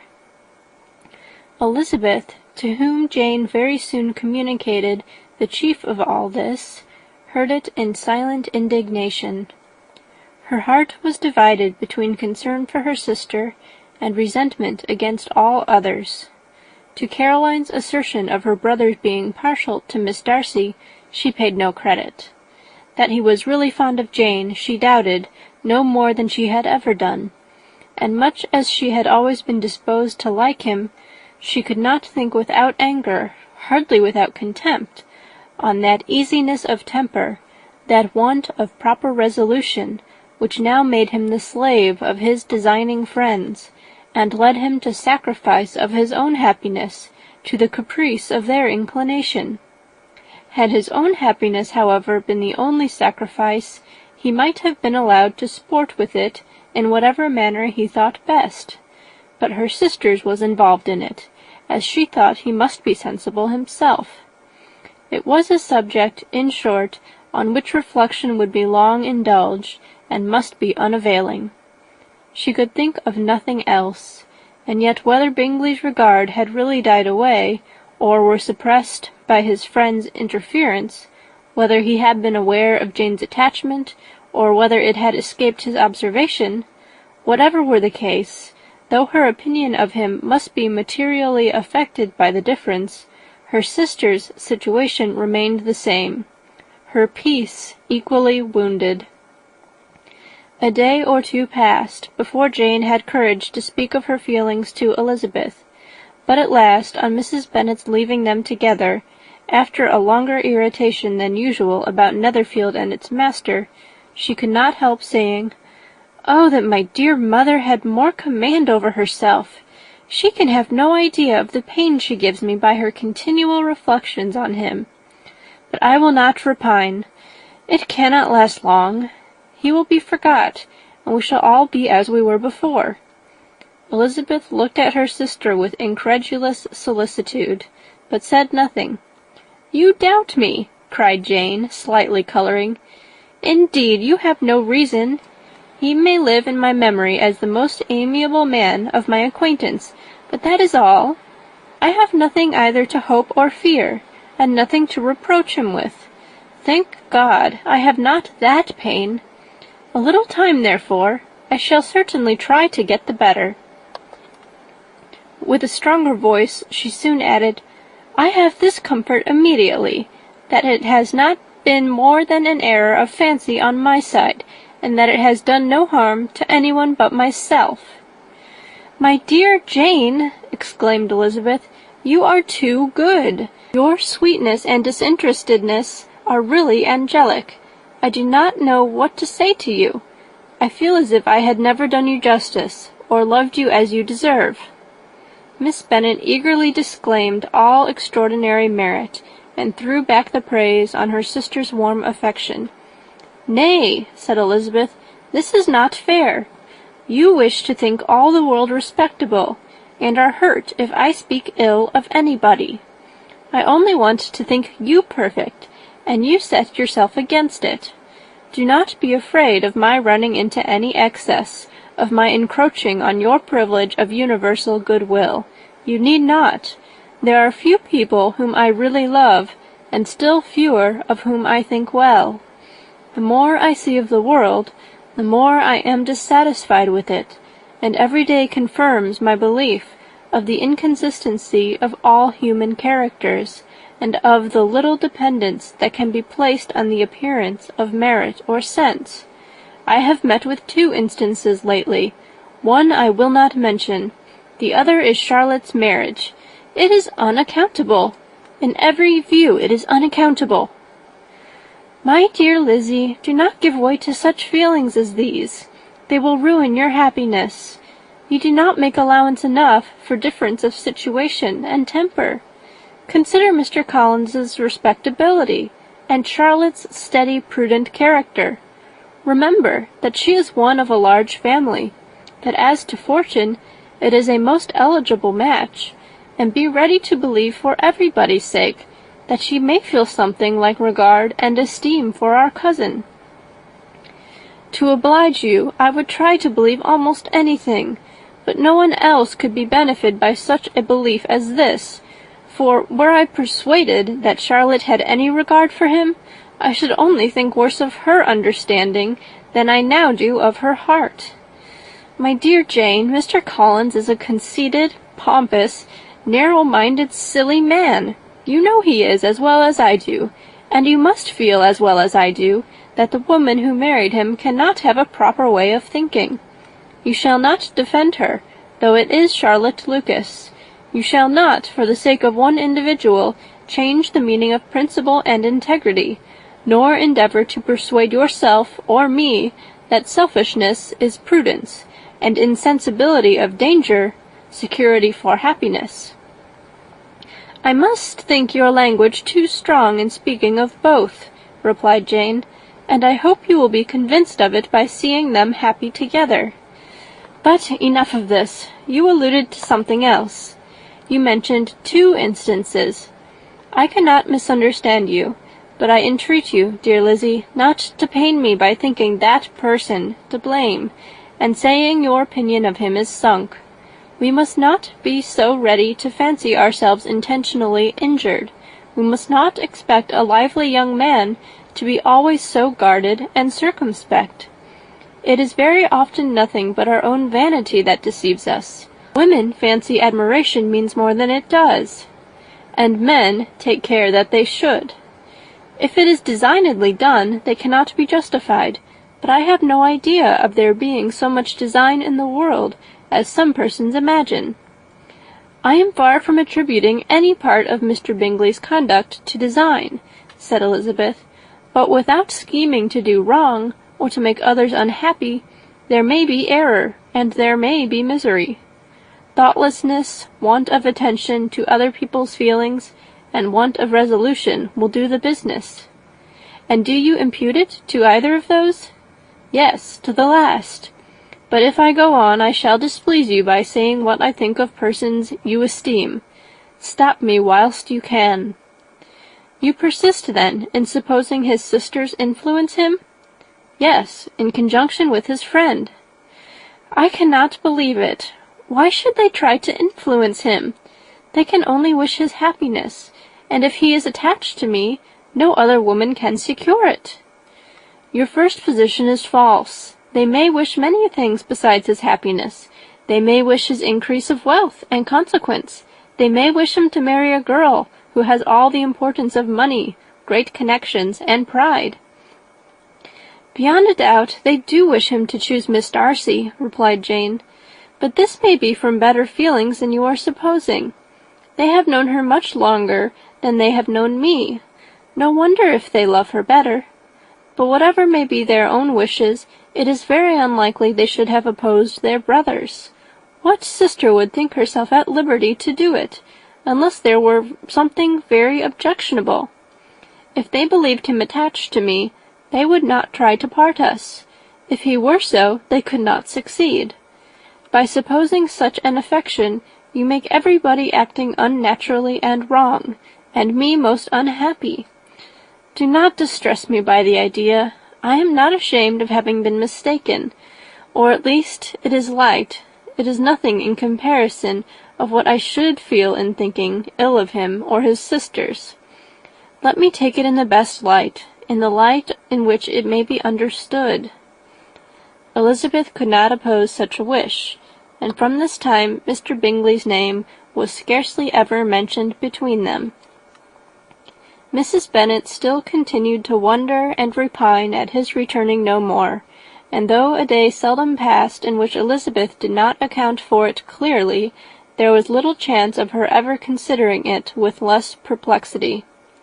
Her daughter endeavoured to convince her of what she did not believe herself, that his attentions to Jane had been merely the effect of a common and transient liking, which ceased when he saw her no more.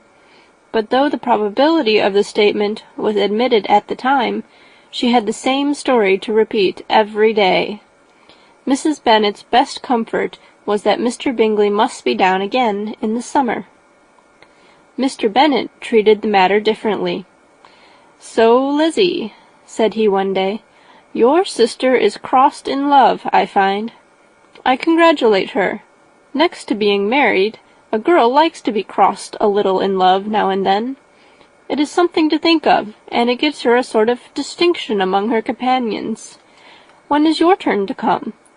You will hardly bear to be long outdone by Jane. Now is your time. Here are officers enough in Meryton to disappoint all the young ladies in the country. Let Wickham be your man. He is a pleasant fellow, and would jilt you creditably." "Thank you, sir, but a less agreeable man would satisfy me. We must not all expect Jane's good fortune." "True," said Mr. Bennet, "but it is a comfort to think that whatever of that kind may befall you, you have an affectionate mother, who will make the most of it." Mr. Wickham's society was of material service in dispelling the gloom which the late perverse occurrences had thrown on many of the Longbourn family. They saw him often, and to his other recommendations was now added that of general unreserve.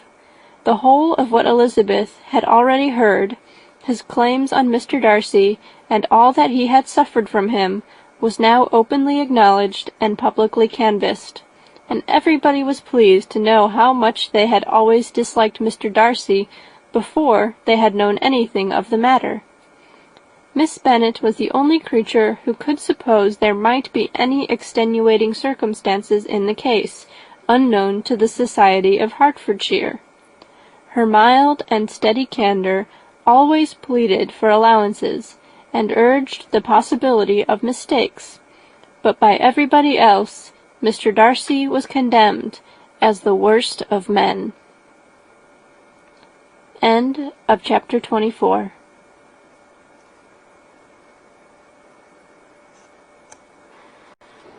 Pride and Prejudice by Jane Austen. Chapter 25.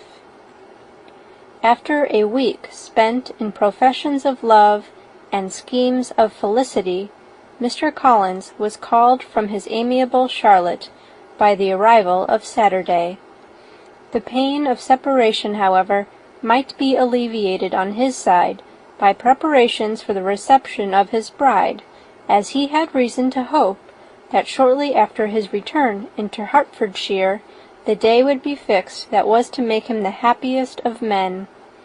He took leave of his relations at Longbourn with as much solemnity as before, wished his fair cousin's health and happiness again, and promised their father another letter of thanks. On the following Monday, Mrs. Bennet had the pleasure of receiving her brother and his wife, who came as usual to spend the Christmas at Longbourn. Mr. Gardiner was a sensible, gentlemanlike man, greatly superior to his sister, as well by nature as education. The Netherfield ladies would have had difficulty in believing that a man who lived by trade, and within view of his own warehouses, could have been so well bred and agreeable. Mrs. Gardiner, who was several years younger than Mrs. Bennet and Mrs. Phillips, was an amiable, intelligent, elegant woman, and a great favourite with all her Longbourn nieces. Between the two eldest, and herself especially, there subsisted a particular regard. They had frequently been staying with her in town. The first part of Mrs. Gardiner's business on her arrival was to distribute her presents and describe the newest fashions. When this was done, she had a less active part to play. It became her turn to listen. Mrs. Bennet had many grievances to relate, and much to complain of. They had all been very ill used since she last saw her sister. 2 of her girls had been upon the point of marriage, and after all there was nothing in it. "I do not blame Jane," she continued, "for Jane would have got Mr. Bingley if she could. But Lizzie, oh, sister, it is very hard to think that she might have been Mr. Collins's wife by this time, had it not been for her own perverseness. He made her an offer in this very room, and she refused him. The consequence of it is that Lady Lucas will have a daughter married before I have, and that the Longbourn estate is just as much entailed as ever. The Lucases are very artful people indeed, sister. They are all for what they can get. I am sorry to say it of them, but so it is. It makes me very nervous and poorly to be thwarted so in my own family, and to have neighbours who think of themselves before anybody else. However, your coming just at this time is the greatest of comforts, and I am very glad to hear what you tell us of long sleeves." Mrs. Gardiner, to whom the chief of this news had been given before, in the course of Jane and Elizabeth's correspondence with her, made her sister a slight answer, and, in compassion to her nieces, turned the conversation. When alone with Elizabeth afterwards, she spoke more on the subject. "It seems likely to have been a desirable match for Jane," said she. "I am sorry it went off. But these things happen so often. A young man, such as you describe Mr. Bingley, so easily falls in love with a pretty girl for a few weeks, and when accident separates them, so easily forgets her, that these sort of inconsistencies are very frequent." "An excellent consolation in its way," said Elizabeth, "but it will not do for us. We do not suffer by accident. It does not often happen that the interference of friends will persuade a young man of independent fortune to think no more of a girl whom he was violently in love with only a few days before." "But that expression of violently in love is so hackneyed, so doubtful, so indefinite, that it gives me very little idea. It is as often applied to feelings which arrive from a half-hour's acquaintance as to a real strong attachment. Pray, how violent was Mr. Bingley's love?" "I never saw a more promising inclination. He was growing quite inattentive to other people, and wholly engrossed by her. Every time they met, it was more decided and remarkable. At his own ball he offended 2 or 3 young ladies by not asking them to dance, and I spoke to him twice myself without receiving an answer. Could there be finer symptoms? Is not general incivility the very essence of love?" "Oh yes, of that kind of love, which I suppose him to have felt. Poor Jane! I am sorry for her, because, with her disposition, she may not get over it immediately. It had better have happened to you, Lizzie. You would have laughed yourself out of it sooner. But do you think she would be prevailed upon to go back with us? Change of scene might be of service, and perhaps a little relief from home may be as useful as anything." Elizabeth was exceedingly pleased with this proposal, and felt persuaded of her sister's ready acquiescence. "I hope," added Mrs. Gardiner, "that no consideration with regard to this young man will influence her. We live in so different a part of town, all our connections are so different, and, as you well know, we get out so little, that it is very improbable that they should meet at all, unless he really comes to see her." "And that is quite impossible, for he is now in the custody of his friend, and Mr. Darcy would no more suffer him to call on Jane in such a part of London." "My dear aunt, how could you think of it? Mr. Darcy may have heard of such a place as Gracechurch Street, but he would hardly think a month's ablution enough to cleanse him from its impurities, were he once to enter it. And depend upon it, Mr. Bingley never stirs without him." "So much the better. I hope they will not meet at all. But does not Jane correspond with his sister? She will not be able to help calling." "She will drop the acquaintance entirely." But in spite of the certainty in which Elizabeth affected to place this point, as well as the still more interesting one of Bingley's being withheld from seeing Jane, she felt a solicitude on the subject which convinced her, on examination, that she did not consider it entirely hopeless. It was possible, and sometimes she thought it probable, that his affection might be reanimated, and the influence of his friends successfully combated by the more natural influence of Jane's attractions. Miss Bennet accepted her aunt's invitation with pleasure, and the Bingleys were no otherwise in her thoughts at the same time than as she hoped by Caroline's not living in the same house with her brother, she might occasionally spend a morning with her, without any danger of seeing him. The Gardiners stayed a week at Longbourn, and what with the Phillipses, the Lucases, and the officers, there was not a day without its engagement. Mrs. Bennet had so carefully provided for the entertainment of her brother and sister that they did not once sit down to a family dinner. When the engagement was for home, some of the officers always made part of it, of which officers Mr. Wickham was sure to be one, and on these occasions Mrs. Gardiner, rendered suspicious by Elizabeth's warm commendation, narrowly observed them both. Without supposing them, from what she saw, to be very seriously in love, their preference of each other was plain enough to make her a little uneasy, and she resolved to speak to Elizabeth on the subject before she left Hertfordshire, and represent to her the imprudence of encouraging such an attachment. To Mrs. Gardiner, Wickham had one means of affording pleasure, unconnected with his general powers. About 10 or a dozen years ago, before her marriage, she had spent a considerable time in that very part of Derbyshire to which he belonged. They had, therefore, many acquaintances in common, and though Wickham had been little there since the death of Darcy's father, it was yet in his power to give her fresher intelligence of her former friends than she had been in the way of procuring. Mrs. Gardiner had seen Pemberley, and known the late Mr. Darcy by character perfectly well. Here, consequently, was an inexhaustible subject of discourse. In comparing her recollection of Pemberley with the minute description which Wickham could give, and in bestowing her tribute of praise on the character of its late possessor, she was delighting both him and herself. On being made acquainted with the present Mr. Darcy's treatment of him, she tried to remember some of that gentleman's reputed disposition when quite a lad which might agree with it, and was confident at last that she recollected having heard Mr. Fitzwilliam Darcy formerly spoken of as a very proud, ill-natured boy.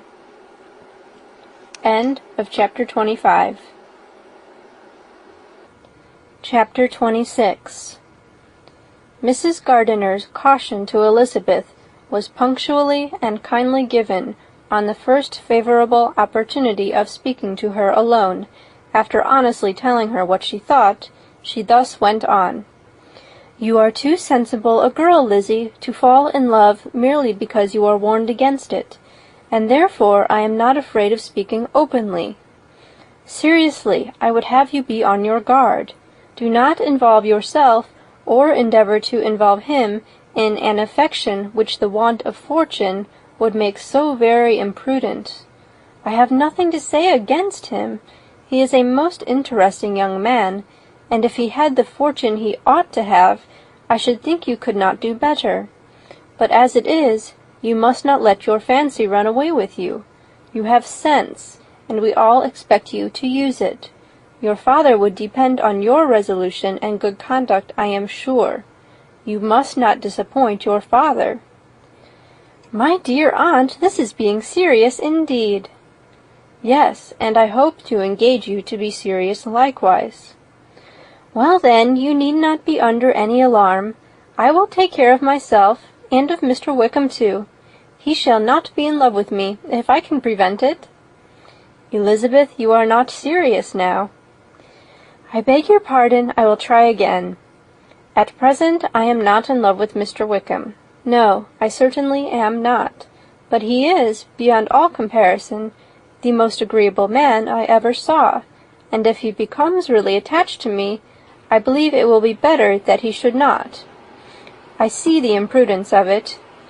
Oh, that abominable Mr. Darcy! My father's opinion of me does me the greatest honour, and I should be miserable to forfeit it. My father, however, is partial to Mr. Wickham. In short, my dear aunt, I should be very sorry to be the means of making any of you unhappy, but since we see every day that where there is affection, young people are seldom withheld, by immediate want of fortune, from entertaining such engagements with each other, how can I promise to be wiser than so many of my fellow creatures if I am tempted? Or how am I even to know that it would be wisdom to resist? All that I can promise you, therefore, is not to be in a hurry. I will not be in a hurry to believe myself his first object. When I am in company with him, I will not be wishing. In short, I will do my best. Perhaps it will be as well if you discourage his coming here so very often. At least you should not remind your mother of inviting him." "As I did the other day," said Elizabeth, with a conscious smile. "Very true. It will be wise in me to refrain from that. But do not imagine that he is always here so often.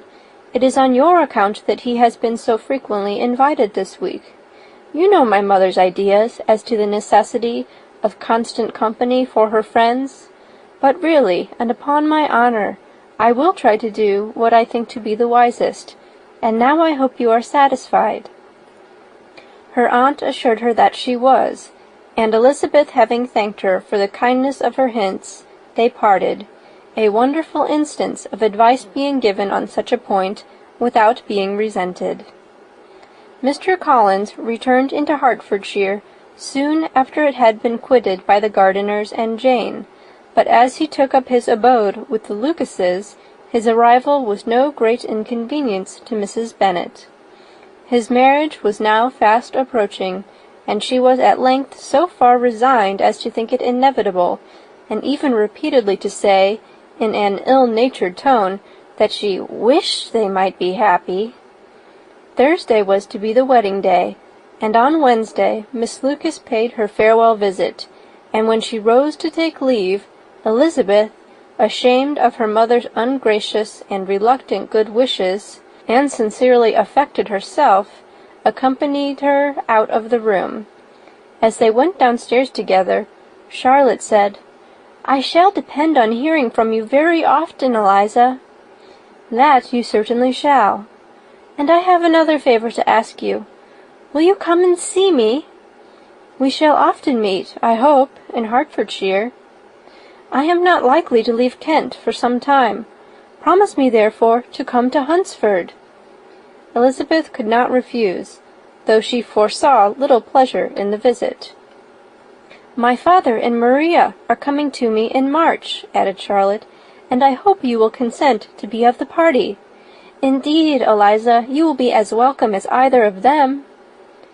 The wedding took place. The bride and bridegroom set off for Kent from the church door, and everybody had as much to say or to hear on the subject as usual.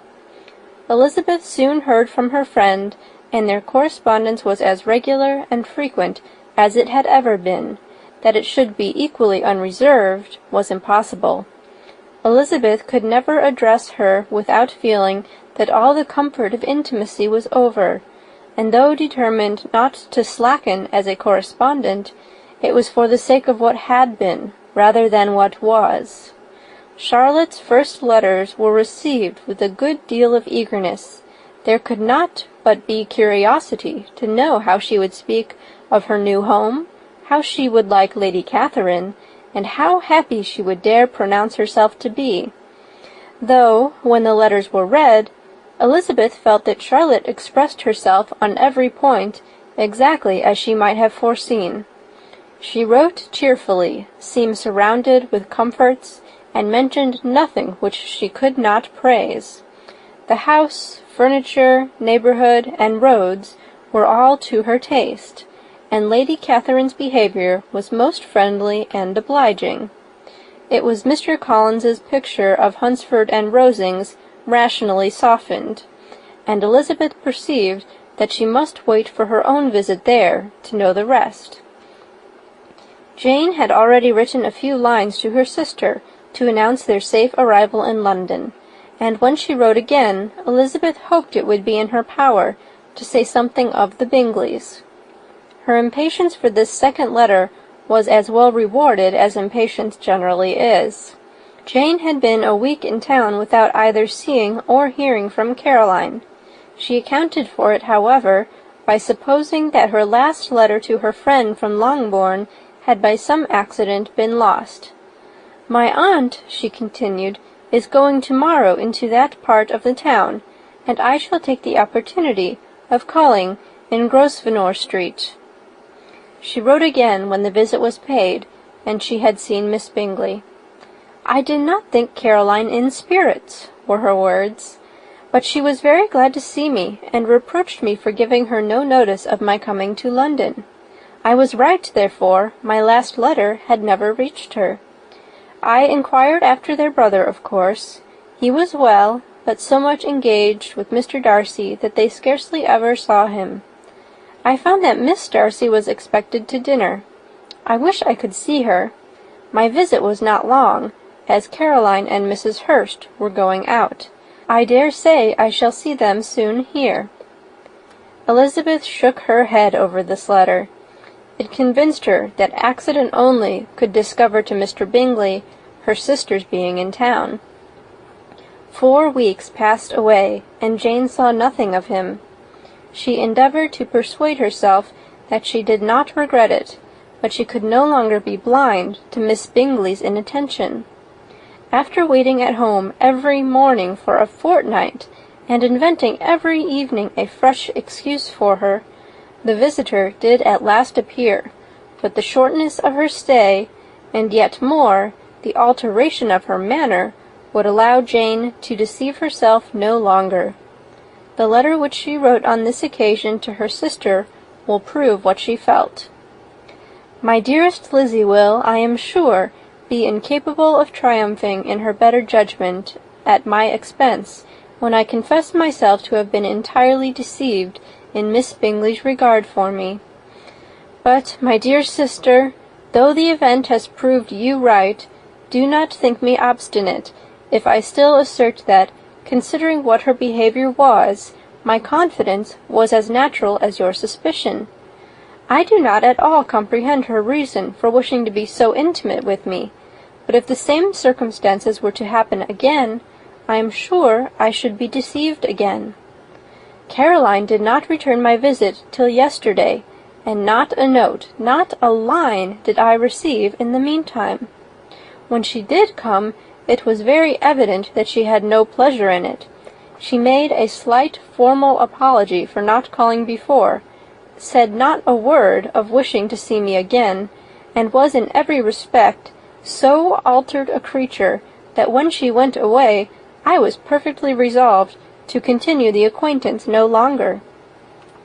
I pity, though I cannot help blaming her. She was very wrong in singling me out as she did. I can safely say that every advance to intimacy began on her side. But I pity her, because she must feel that she has been acting wrong, and because I am very sure that anxiety for her brother is the cause of it. I need not explain myself farther, and though we know this anxiety to be quite needless, yet if she feels it, it will easily account for her behaviour to me.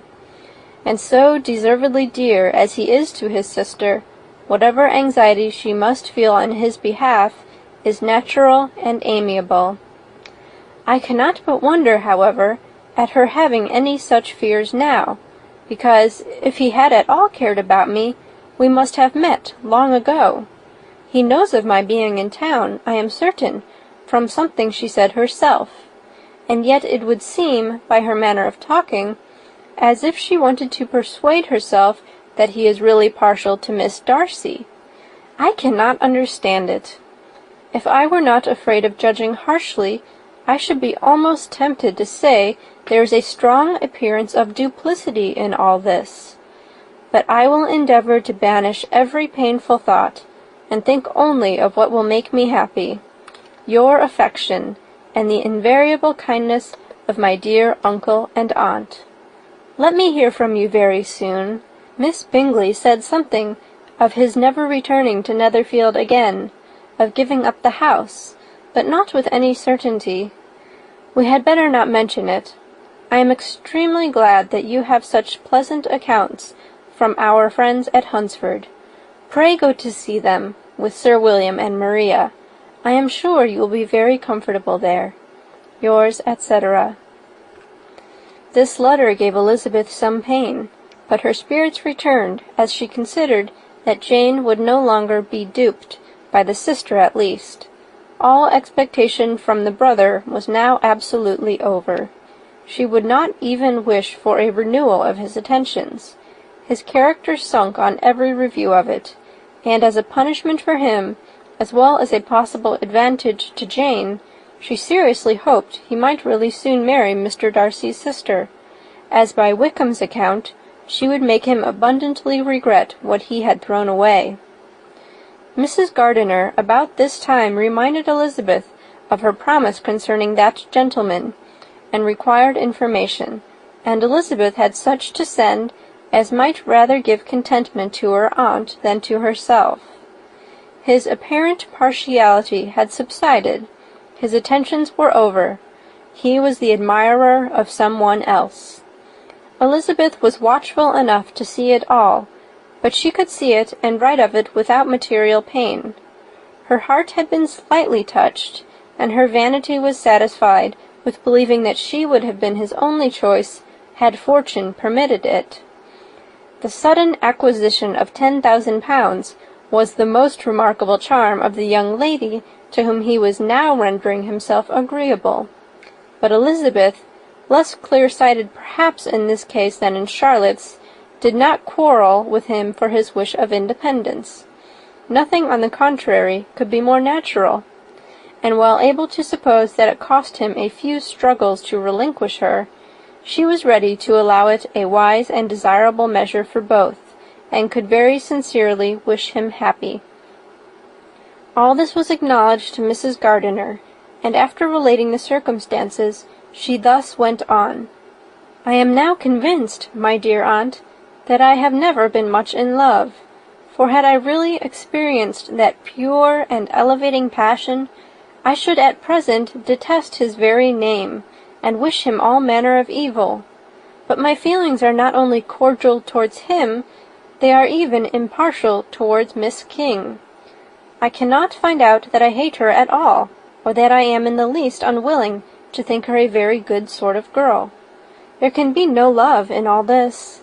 My watchfulness has been effectual, and though I certainly should be a more interesting object to all my acquaintances were I distractedly in love with him, I cannot say that I regret my comparative insignificance. Importance may sometimes be purchased too dearly. Kitty and Lydia take his defection much more to heart than I do. They are young in the ways of the world, and not yet open to the mortifying conviction that handsome young men must have something to live on, as well as the plain." End of chapter 26.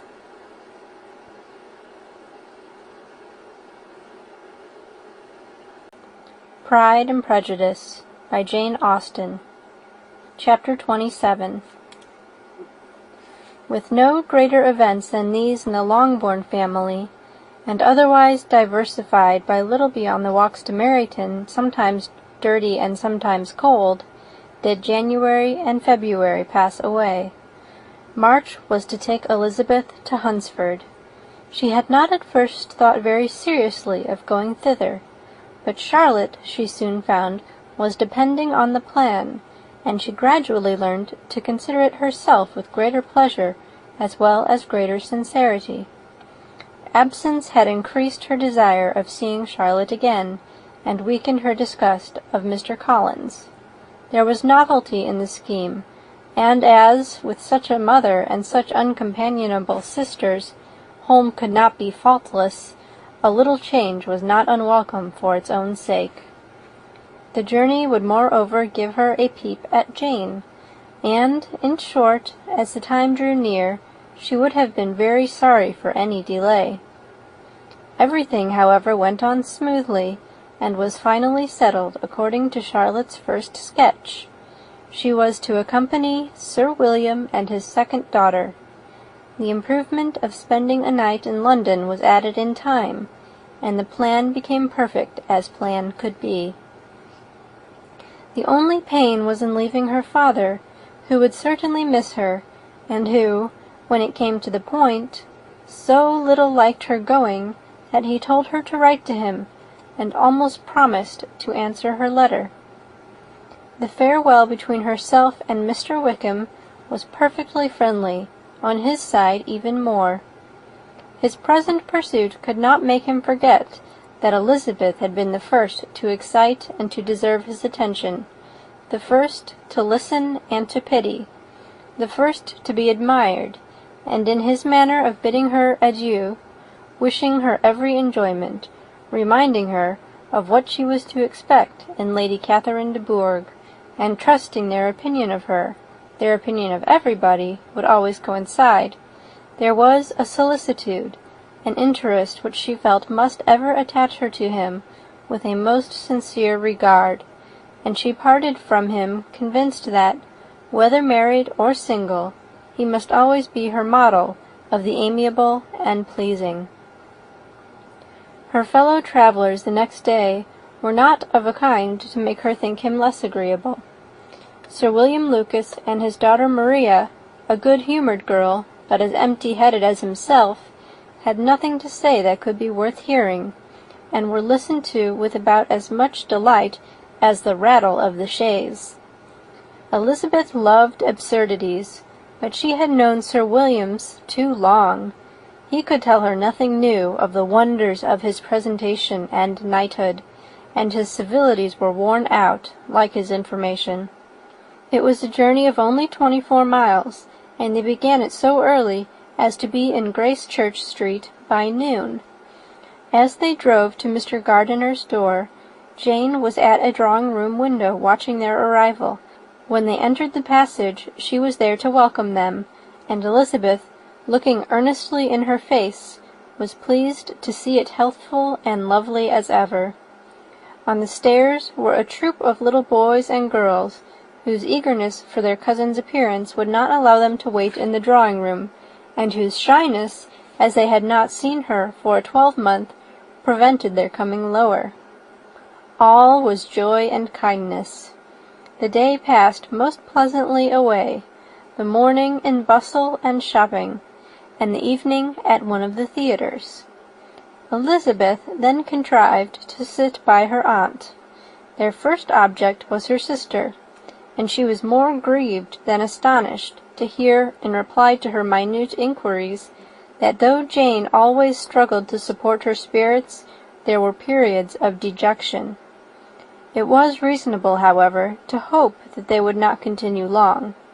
Mrs. Gardiner gave her the particulars also of Miss Bingley's visit in Gracechurch Street, and repeated conversations occurring at different times between Jane and herself, which proved that the former had, from her heart, given up the acquaintance.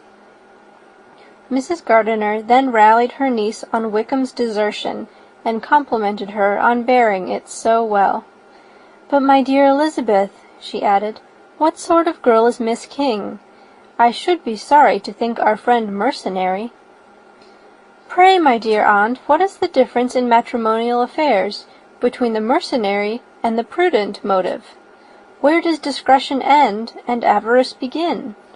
Last Christmas you were afraid of his marrying me, because it would be imprudent, and now, because he is trying to get a girl with only 10,000 pounds, you want to find out that he is mercenary. If you will only tell me what sort of girl Miss King is, I shall know what to think."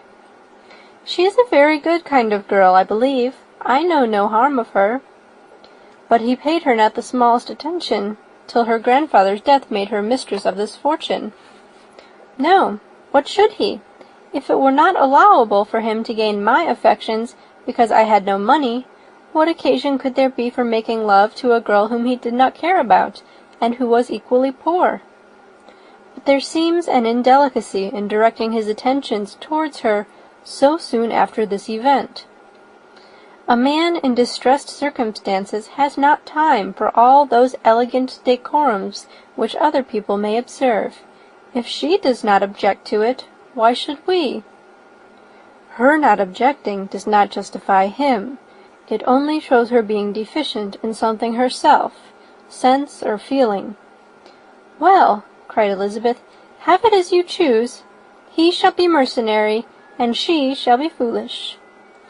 "No, Lizzie, that is what I do not choose. I should be sorry, you know, to think ill of a young man who has lived so long in Derbyshire." "Oh, if that is all, I have a very poor opinion of young men who live in Derbyshire, and their intimate friends who live in Hertfordshire are not much better. I am sick of them all. Thank heaven!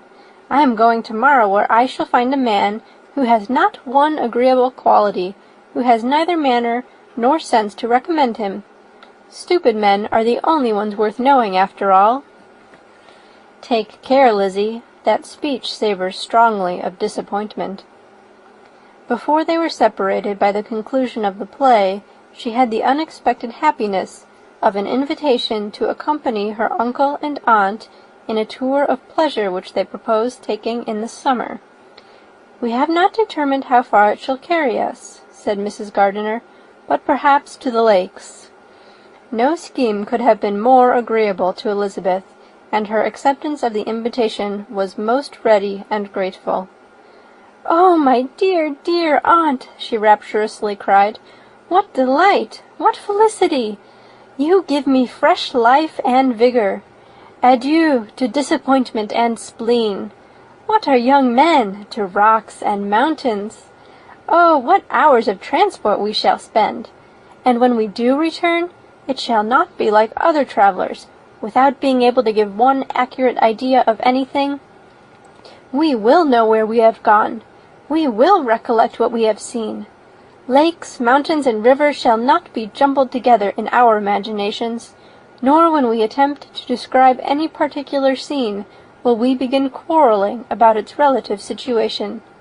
Let our first effusions be less insupportable than those of the generality of travellers."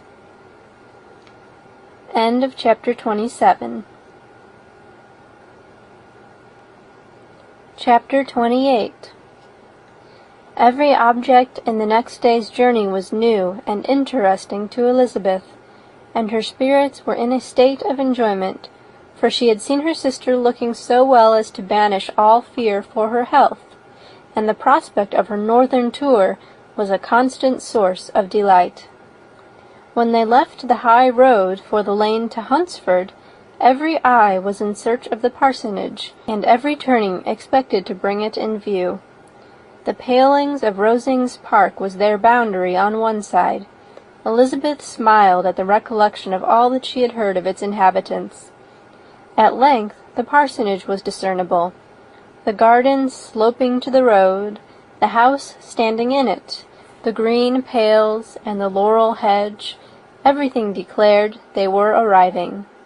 Mr. Collins and Charlotte appeared at the door, and the carriage stopped at the small gate which led by a short gravel walk to the house, amidst the nods and smiles of the whole party.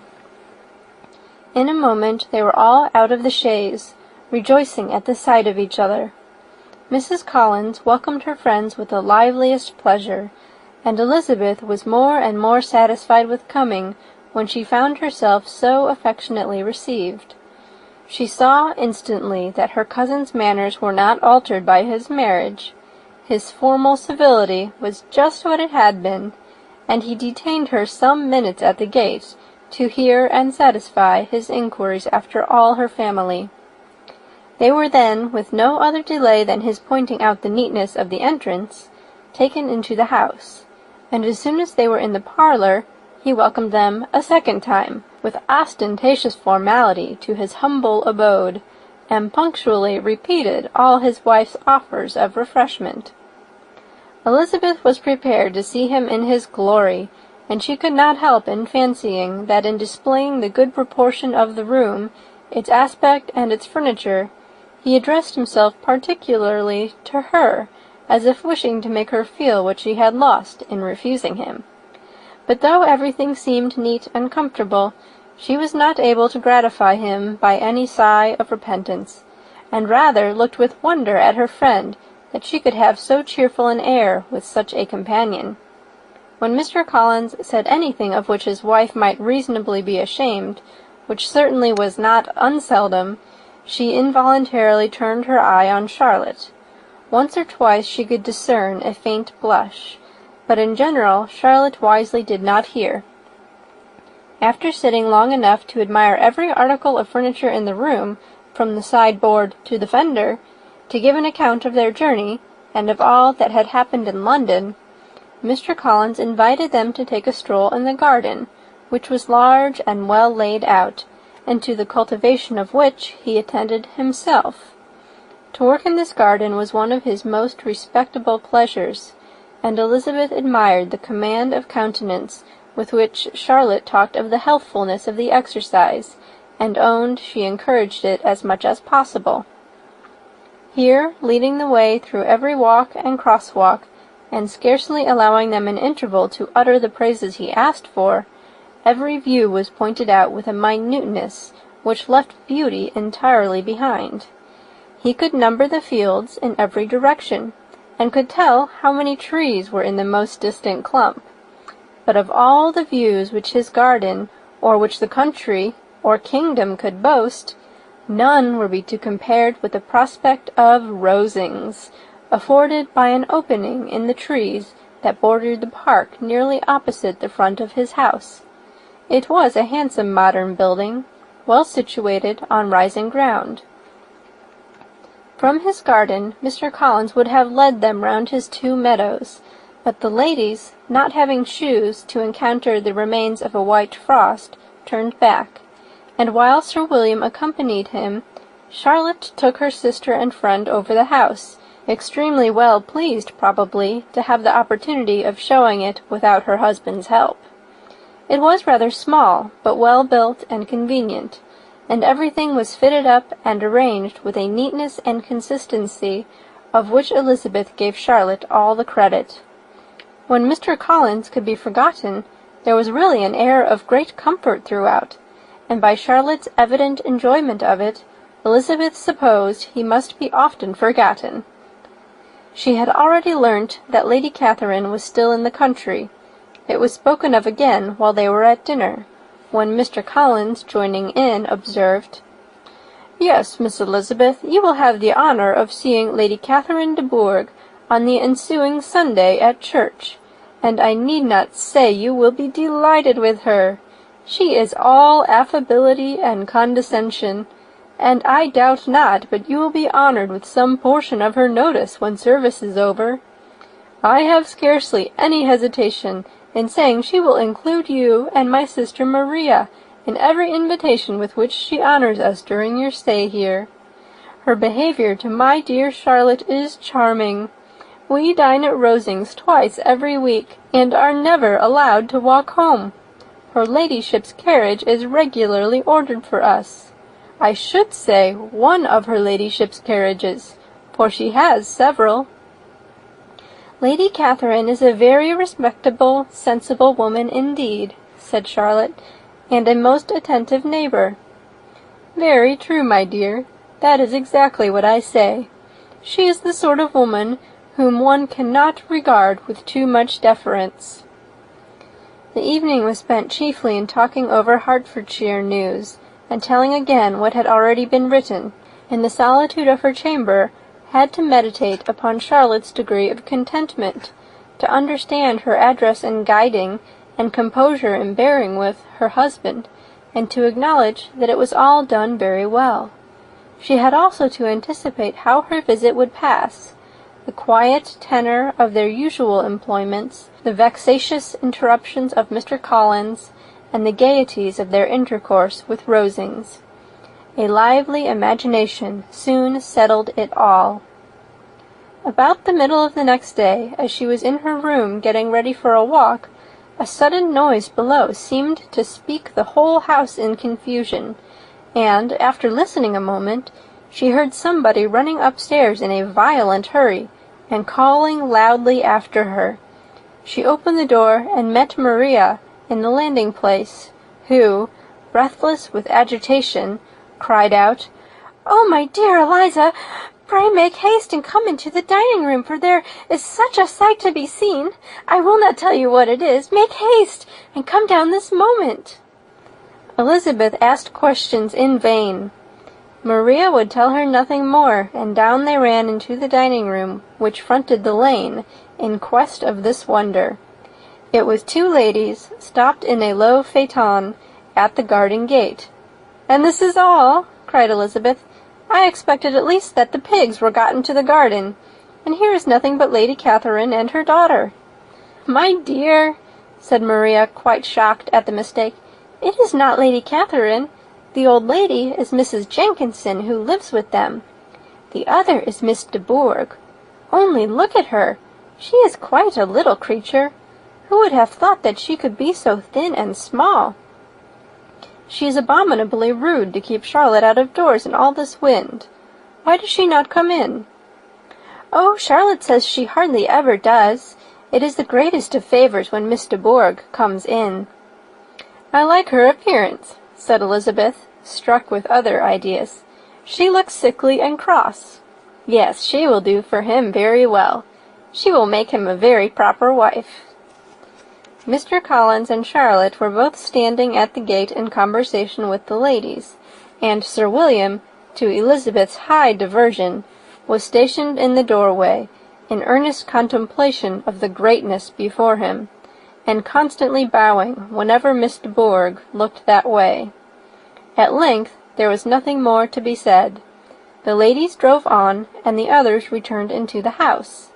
Mr. Collins no sooner saw the two girls than he began to congratulate them on their good fortune, which Charlotte explained by letting them know that the whole party was asked to dine at Rosings the next day. End of chapter 28.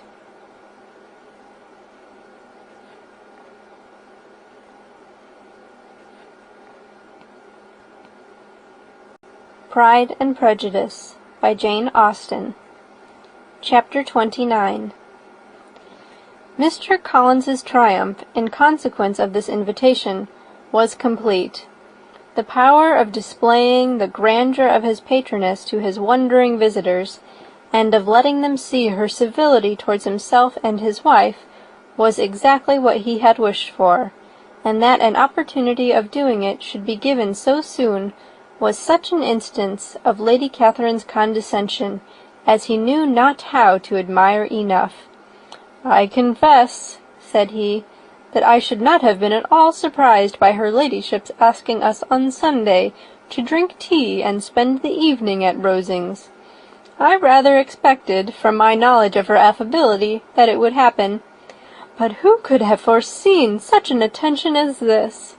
Who could have imagined that we should receive an invitation to dine there? An invitation, moreover, including the whole party, so immediately after your arrival?" "I am the less surprised at what has happened," replied Sir William, "from that knowledge of what the matters of the great really are, which my situation in life has allowed me to acquire. About the court, such instances of elegant breeding are not uncommon." Scarcely anything was talked of the whole day or next morning but their visit to Rosings. Mr. Collins was carefully instructing them in what they were to expect, that the sight of such rooms, so many servants, and so splendid a dinner might not wholly overpower them. When the ladies were separating for the toilette, he said to Elizabeth, "Do not make yourself uneasy, my dear cousin, about your apparel. Lady Catherine is far from requiring that elegance of dress in us which becomes herself and her daughter. I would advise you merely to put on whatever of your clothes is superior to the rest.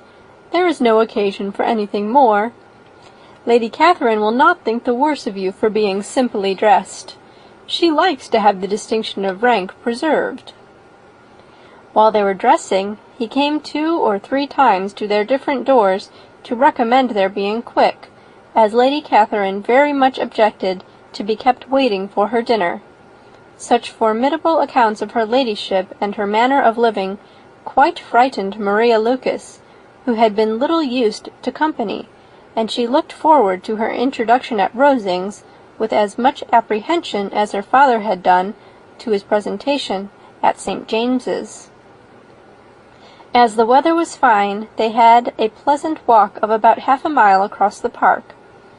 Every park has its beauty and its prospects, and Elizabeth saw much to be pleased with, though she could not be in such raptures as Mr. Collins expected the scene to inspire, and was but slightly affected by his enumeration of the windows in front of the house, and his relation of what the glazing altogether had originally cost Sir Louis de Bourgh. When they ascended the steps to the hall, Maria's alarm was every moment increasing, and even Sir William did not look perfectly calm. Elizabeth's courage did not fail her. She had heard nothing of Lady Catherine that spoke her awful from any extraordinary talents or miraculous virtue, and the mere stateliness of money or rank she thought she could witness without trepidation.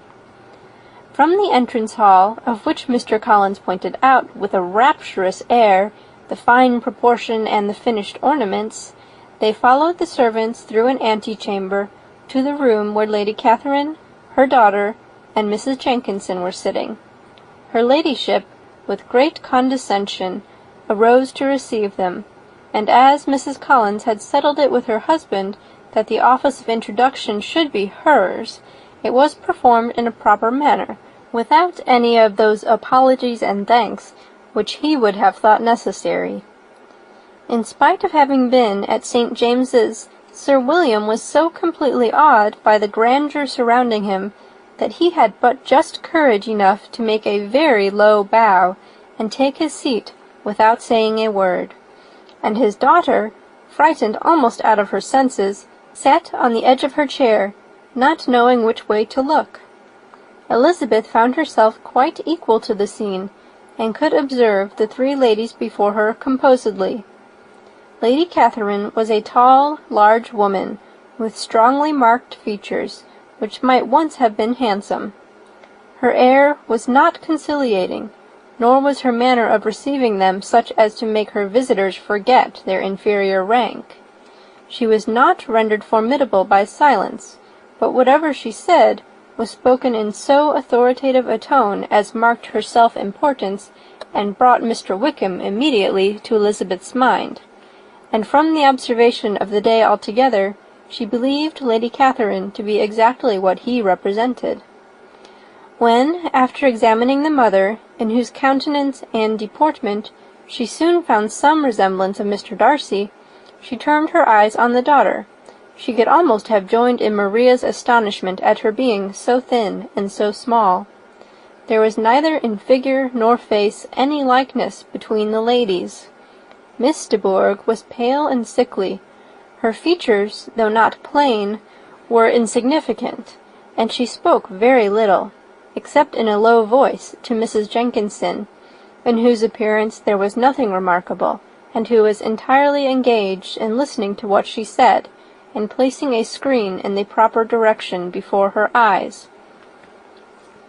After sitting a few minutes, they were all sent to one of the windows to admire the view, Mr. Collins attending them to point out its beauties, and Lady Catherine kindly informing them that it was much better worth looking at in the summer.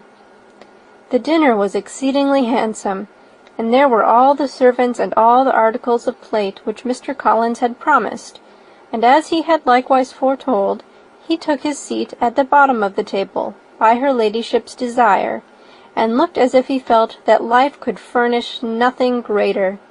He carved and ate and praised with delighted alacrity, and every dish was commended, first by him, and then by Sir William, who was now enough recovered to echo whatever his son-in-law said, in a manner which Elizabeth wondered Lady Catherine could bear.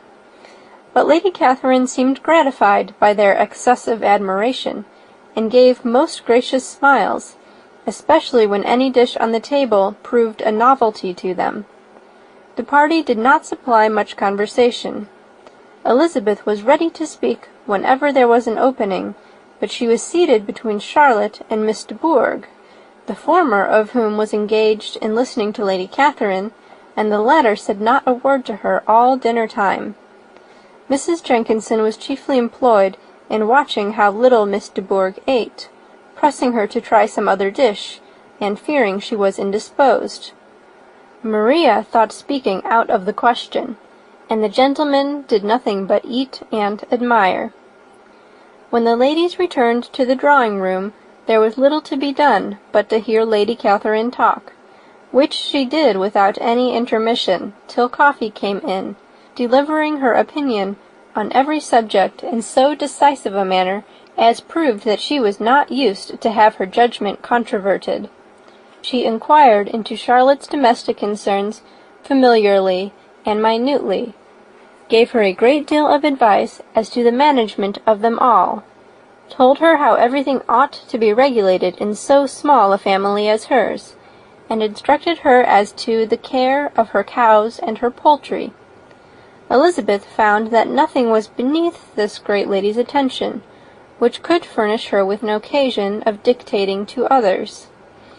In the intervals of her discourse with Mrs. Collins, she addressed a variety of questions to Maria and Elizabeth, but especially to the latter, of whose connections she knew the least, and who, she observed to Mrs. Collins, was a very genteel, pretty kind of girl. She asked her at different times how many sisters she had, whether they were older or younger than herself, whether any of them were likely to be married, whether they were handsome, where they had been educated, what carriage her father kept, and what had been her mother's maiden name.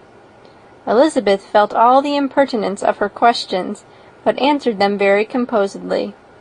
Lady Catherine then observed, "Your father's estate is entailed on Mr. Collins, I think. For your sake," turning to Charlotte, "I am glad of it. But otherwise I see no occasion for entailing estates from the female line. It was not thought necessary in Sir Louis de Bourgh's family. Do you play and sing, Miss Bennet?" "A little." "Oh, then, some time or other, we shall be happy to hear you. Our instrument is a capital one, probably superior to— You shall try it some day. Do your sisters play and sing?" "One of them does." "Why did not you all learn? You ought all to have learned. The Miss Webbs all play, and their father has not so good an income as yours. Do you draw?" "No, not at all." "What? None of you?" "Not one." "That is very strange. But I suppose you had no opportunity. Your mother should have taken you to town every spring for the benefit of masters." "My mother would have had no objection, but my father hates London." "Has your governess left you?" "We never had any governess." "No governess? How was that possible? 5 daughters brought up at home without a governess? I never heard of such a thing. Your mother must have been quite a slave to your education." Elizabeth could hardly help smiling as she assured her that had not been the case. "Then who taught you? Who attended to you? Without a governess, you must have been neglected." "Compared with some families, I believe we were, but such of us as wished to learn never wanted the means. We were always encouraged to read, and had all the masters that were necessary. Those who chose to be idle certainly might." "Aye, no doubt, but that is what a governess will prevent, and if I had known your mother, I should have advised her most strenuously to engage one. I always say that nothing is to be done in education without steady and regular instruction, and nobody but a governess can give it. It is wonderful how many families I have been the means of supplying in that way. I am always glad to get a young person well placed out. 4 nieces of Mrs. Jenkinson are most delightfully situated through my means, and it was but the other day that I recommended another young person, who was merely accidentally mentioned to me, and the family was quite delighted with her. Mrs. Collins, did I tell you of Lady Metcalfe's calling yesterday to thank me? She finds Miss Pope a treasure. 'Lady Catherine,' she said, 'you have given me a treasure.' Are any of your younger sisters out, Miss Bennet?" "Yes, ma'am, all." "All?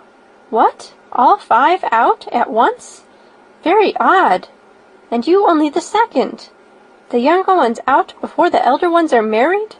Your younger sisters must be very young." "Yes, my youngest is not 16. Perhaps she is full young to be much in company. But really, ma'am, I think it will be very hard upon younger sisters that they should not have their share of society and amusement because the elder may not have the means or inclination to marry early. The last-born has as good a right to the pleasures of youth as the first, and to be kept back on such a motive I think it would not be very likely to promote sisterly affection or delicacy of mind." "Upon my word," said her ladyship, "you give your opinion very decidedly for so young a person. Pray, what is your age?" "With 3 younger sisters grown up," replied Elizabeth, smiling, "your ladyship can hardly expect me to own it." Lady Catherine seemed quite astonished at not receiving a direct answer, and Elizabeth suspected herself to be the first creature who had ever dared to trifle with so much dignified impertinence. "You cannot be more than 20, I am sure. Therefore you need not conceal your age." "I am not 21." When the gentlemen had joined them, and tea was over, the card-tables were placed. Lady Catherine, Sir William, and Mr. and Mrs. Collins sat down to quadrille, and as Miss de Bourgh chose to play at casino, the 2 girls had the honour of assisting Mrs. Jenkins to make up her party. Their table was superlatively stupid. Scarcely a syllable was uttered that did not relate to the game, except when Mrs. Jenkinson expressed her fears of Miss de Bourgh's being too hot, or too cold, or having too much or too little light. A great deal more passed at the other table. Lady Catherine was generally speaking, stating the mistakes of the 3 others, or relating some anecdote of herself. Mr. Collins was employed in agreeing to everything her ladyship said, thanking her for every fish he won, and apologizing if he thought he won too many. Sir William did not say much. He was storing his memory with anecdotes and noble names. When Lady Catherine and her daughter had played as long as they chose, the tables were broken up. The carriage was offered to Mrs. Collins, gratefully accepted, and immediately ordered. The party then gathered round the fire to hear Lady Catherine determine what weather they were to have on the morrow. From these instructions they were summoned by the arrival of the coach, and with many speeches of thankfulness on Mr. Collins's side, and as many bows on Sir William's, they departed. As soon as they had driven from the door, Elizabeth was called on by her cousin to give her opinion of all that she had seen at Rosings, which, for Charlotte's sake, she made more favourable than it really was. But her commendation, though costing her some trouble, could by no means satisfy Mr. Collins, and he was very soon obliged to take her ladyship's praise into his own hands. End of chapter 29. Chapter 30. Sir William stayed only a week at Hunsford, but his visit was long enough to convince him of his daughter's being most comfortably settled, and of her possessing such a husband and such a neighbour as were not often met with. While Sir William was with them, Mr. Collins devoted his morning to driving him out in his gig, and showing him the country, but when he went away, the whole family returned to their usual employments, and Elizabeth was thankful to find that they did not see more of her cousin by the alteration, for the chief of the time between breakfast and dinner was now passed by him either at work in the garden, or in reading and writing, and looking out of the window in his own book-room, which fronted the road. The room in which the ladies sat was backwards. Elizabeth had at first rather wondered that Charlotte should not prefer the dining-parlour for common use. It was a better-sized room, and had a more pleasant aspect, but she soon saw that her friend had an excellent reason for what she did, for Mr. Collins would undoubtedly have been much less in his own apartment, had they sat in one equally lively, and she gave Charlotte credit for the arrangement. From the drawing-room they could distinguish nothing in the lane, and were indebted to Mr. Collins for the knowledge of what carriages went along, and how often especially Miss de Bourgh drove by in her phaeton, which he never failed coming to inform them of, though it happened almost every day. She not unfrequently stopped at the parsonage, and had a few minutes' conversation with Charlotte, but was scarcely ever prevailed upon to get out. Very few days passed in which Mr. Collins did not walk to Rosings, and not many in which his wife did not think it necessary to go likewise, and till Elizabeth recollected that there might be other family livings to be disposed of, she could not understand the sacrifice of so many hours. Now and then they were honoured with a call from her ladyship, and nothing escaped her observation that was passing in the room during these visits. She examined into their employments, looked at their work, and advised them to do it differently, found fault with the arrangement of the furniture, or detected the housemaid in negligence, and if she accepted any refreshment, seemed to do it only for the sake of finding out that Mrs. Collins's joints of meat were too large for her family. Elizabeth soon perceived that though this great lady was not in commission of the peace of the county, she was a most active magistrate in her own parish, the minutest concerns of which were carried to her by Mr. Collins, and whenever any of the cottages were disposed to be quarrelsome, discontented, or too poor, she sallied forth into the village to settle their differences, silence their complaints, and scold them into harmony and plenty. The entertainment of dining at Rosings was repeated about twice a week, and, allowing for the loss of Sir William, and there being only one card-table in the evening, every such entertainment was the counterpart of the first. Their other engagements were few, as the style of living in the neighbourhood in general was beyond Mr. Collins's reach. This, however, was no evil to Elizabeth, and upon the whole she spent her time comfortably enough. There were half-hours of pleasant conversation with Charlotte, and the weather was so fine for the time of year that she had often great enjoyment out of doors. Her favourite walk, and where she frequently went while the others were calling on Lady Catherine, was along the open grove which edged that side of the park, where there was a nice sheltered path, which no one seemed to value but herself, and where she felt beyond the reach of Lady Catherine's curiosity. In this quiet way the first fortnight of her visit soon passed away. Easter was approaching, and the week preceding it was to bring an addition to the family at Rosings, which in so small a circle must be important. Elizabeth had heard soon after her arrival that Mr. Darcy was expected there in the course of a few weeks, and though there were not many of her acquaintances whom she did not prefer, his coming would furnish one comparatively new to look at in their Rosings parties, and she might be amused in seeing how hopeless Miss Bingley's designs on him were, by his behaviour to his cousin, for whom he was evidently destined by Lady Catherine, who talked of his coming with the greatest satisfaction, spoke of him in terms of the highest admiration, and seemed almost angry to find that he had already been frequently seen by Miss Lucas and herself. His arrival was soon known at the parsonage, for Mr. Collins was walking the whole morning within view of the lodges opening into Hunsford Lane, in order to have the earliest assurance of it, and, after making his bow as the carriage turned into the park, hurried home with the great intelligence. On the following morning he hastened to Rosings to pay his respects. There were 2 nephews of Lady Catherine to require them, for Mr. Darcy had brought with him a Colonel Fitzwilliam, the younger son of his uncle Lord Fitzwilliam, and, to the great surprise of all the party, when Mr. Collins returned, the gentlemen accompanied him.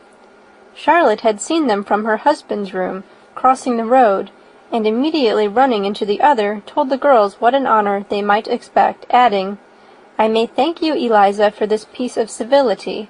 Mr. Darcy would never have come so soon to wait upon me." Elizabeth had scarcely time to disclaim all right to the compliment before their approach was announced by the door-bell, and shortly afterwards the 3 gentlemen entered the room. Colonel Fitzwilliam, who led the way, was about 30, not handsome, but in person and address most truly the gentleman.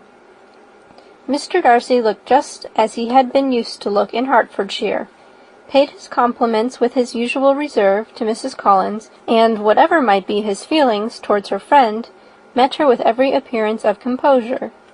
Elizabeth merely curtsied to him without saying a word.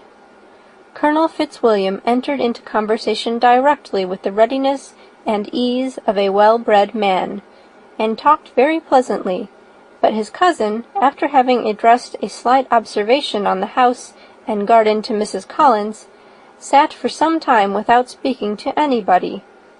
At length, however, his civility was so far awakened as to inquire of Elizabeth after the health of her family. She answered him in the usual way, and after a moment's pause added, "My eldest sister has been in town these 3 months. Have you never happened to see her?" She was perfectly sensible that he never had, but she wished to see whether he would betray any consciousness of what had passed between the Bingleys and Jane, and she thought he looked a little confused as he answered that he had never been so fortunate as to meet Miss Bennet. The subject was pursued no farther, and the gentleman soon afterwards went away. End of chapter 30.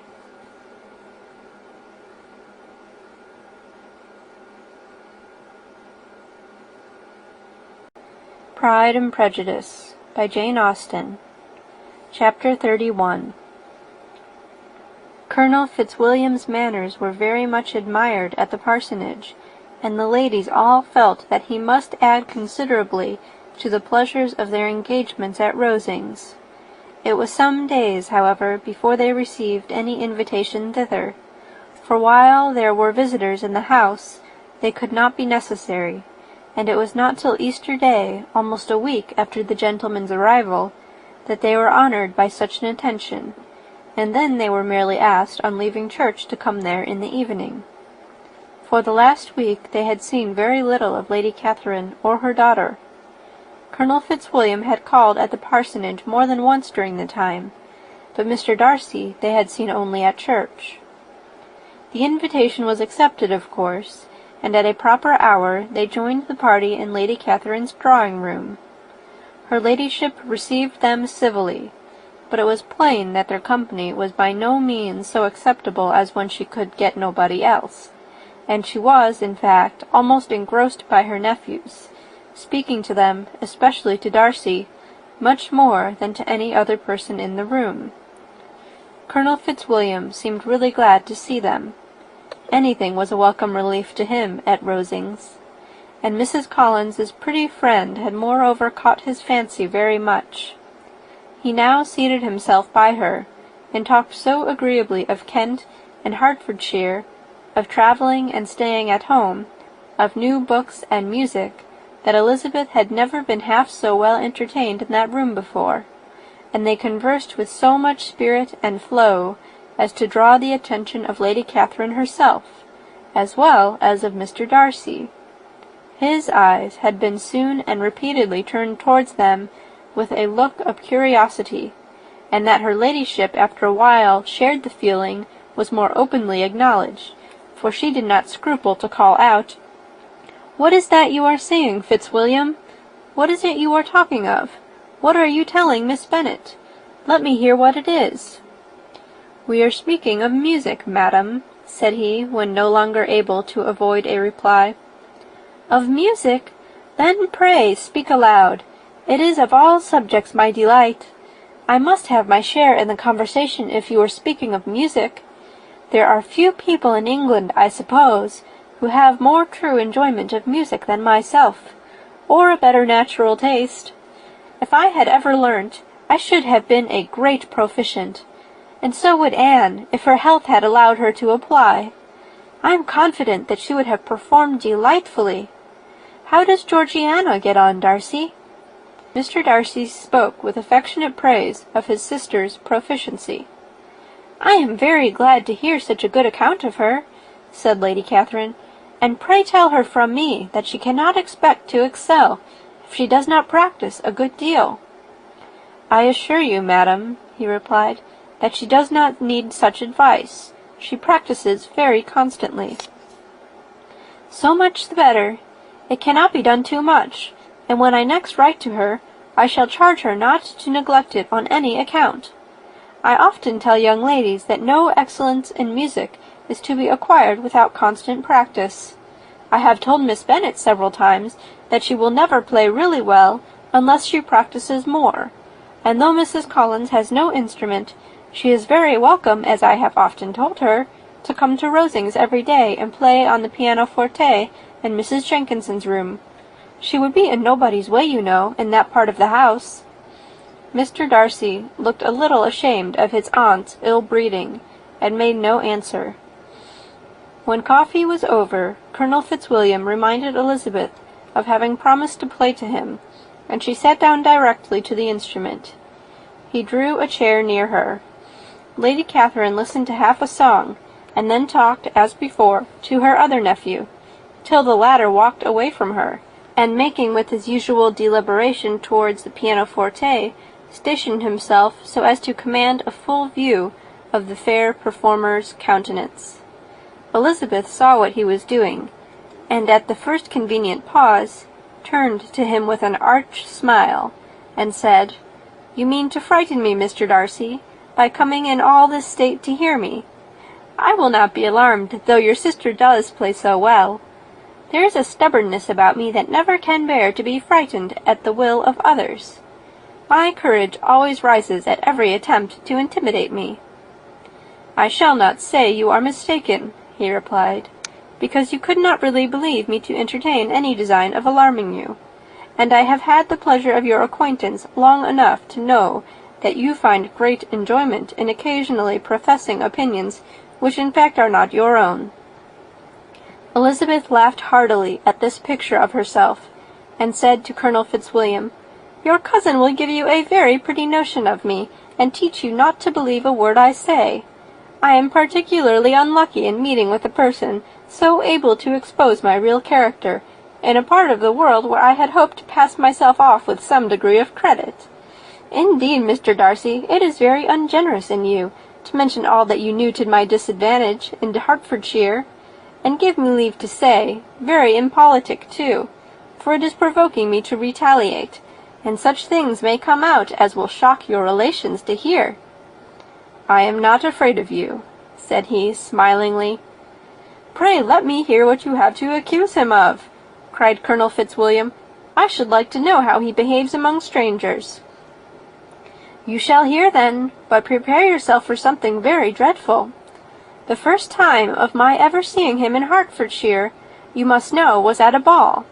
And at this ball, what do you think he did? He danced only 4 dances, though gentlemen were scarce, and to my certain knowledge more than one young lady was sitting down in want of a partner. Mr. Darcy, you cannot deny the fact."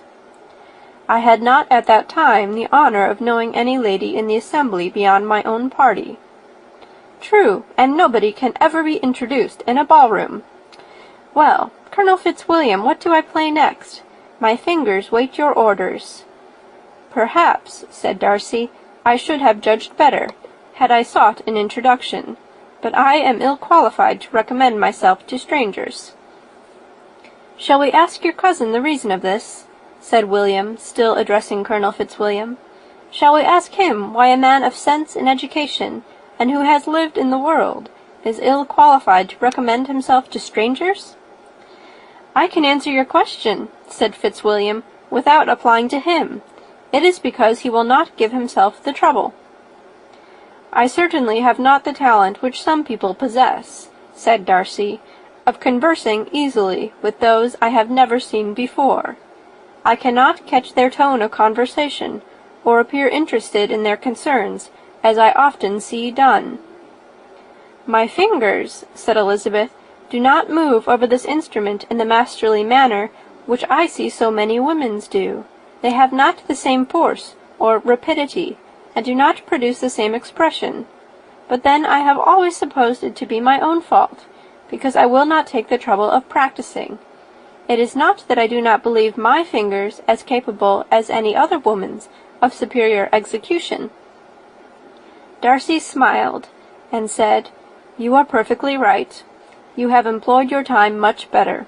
No one admitted to the privilege of hearing you can think anything wanting. We neither of us perform to strangers." Here they were interrupted by Lady Catherine, who called out to know what they were talking of. Elizabeth immediately began playing again. Lady Catherine approached, and, after listening for a few minutes, said to Darcy, Miss Bennet would not play at all amiss if she practised more, and could have the advantage of a London master. She has a very good notion of fingering, though her taste is not equal to Anne's. Anne would have been a delightful performer, had her health allowed her to learn. Elizabeth looked at Darcy, to see how cordially he assented to his cousin's praise, but neither at that moment, nor at any other, could she discern any symptom of love, and from the whole of his behaviour to Miss de Bourgh, she derived this comfort for Miss Bingley, that he might have been just as likely to marry her, had she been his relation. Lady Catherine continued her remarks on Elizabeth's performance, mixing them with many instructions on execution and taste. Elizabeth received them with all the forbearance of civility, and, at the request of the gentleman, remained at the instrument till her ladyship's carriage was ready to take them all home. End of chapter 31. Chapter 32. Elizabeth was sitting by herself the next morning, and writing to Jane, while Mrs. Collins and Maria were gone on business into the village, when she was startled by a ring at the door, the certain signal of a visitor.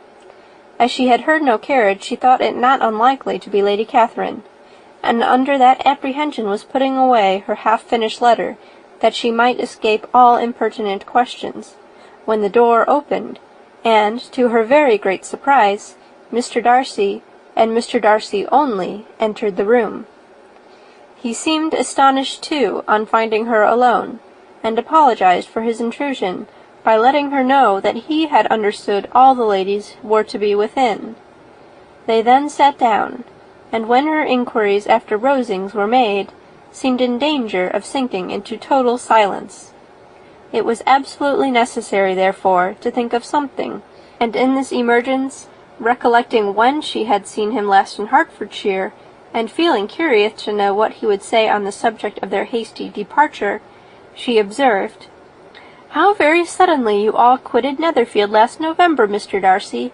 It must have been a most agreeable surprise to Mr. Bingley to see you all after him so soon, for, if I recollect right, he went but the day before. He and his sisters were well, I hope, when you left London?" "Perfectly so, I thank you." She found that she was to receive no other answer, and after a short pause added, "I think I have understood that Mr. Bingley has not much idea of ever returning to Netherfield again?"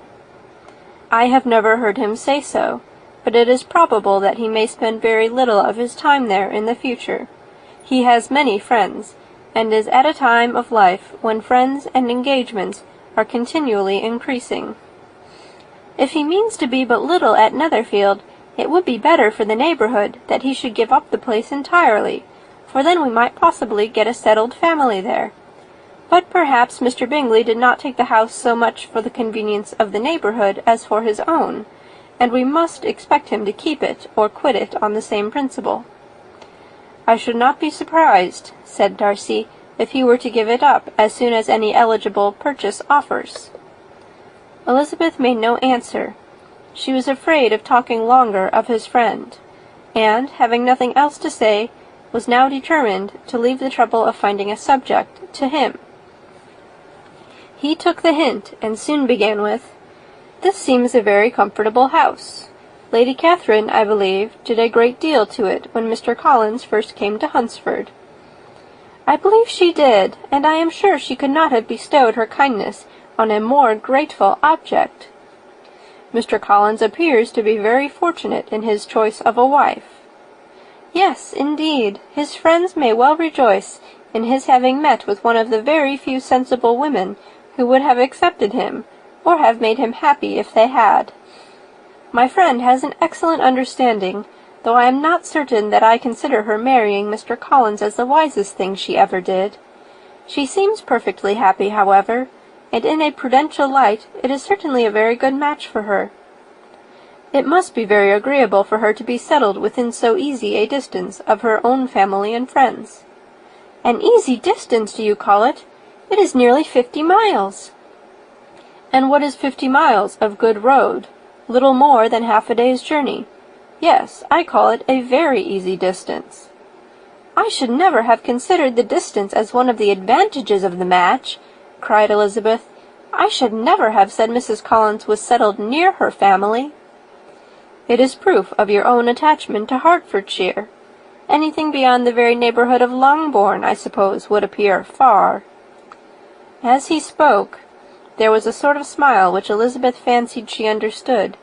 He must be supposing her to be thinking of Jane and Netherfield, and she blushed as she answered, "I do not mean to say that a woman may not be settled too near her family. The far and the near must be relative, and depend on many varying circumstances. Where there is fortune to make the expenses of travelling unimportant, distance becomes no evil. But that is not the case here. Mr. and Mrs. Collins have a comfortable income, but not such a one as will allow of frequent journeys, and I am persuaded my friend would not call herself near her family under less than half the present distance." Mr. Darcy drew his chair a little towards her, and said, "You cannot have a right to such very strong local attachment. You cannot have been always at Longbourn." Elizabeth looked surprised. The gentleman experienced some change of feeling. He drew back his chair, took a newspaper from the table, and glancing over it, said, in a colder voice, "Are you pleased with Kent?" A short dialogue on the subject of the country ensued, on either side calm and concise, and soon put an end to by the entrance of Charlotte and her sister, just returned from her walk. The tête-à-tête surprised them.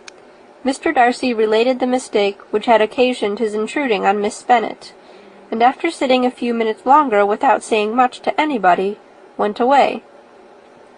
"What can be the meaning of this?" said Charlotte, as soon as he was gone.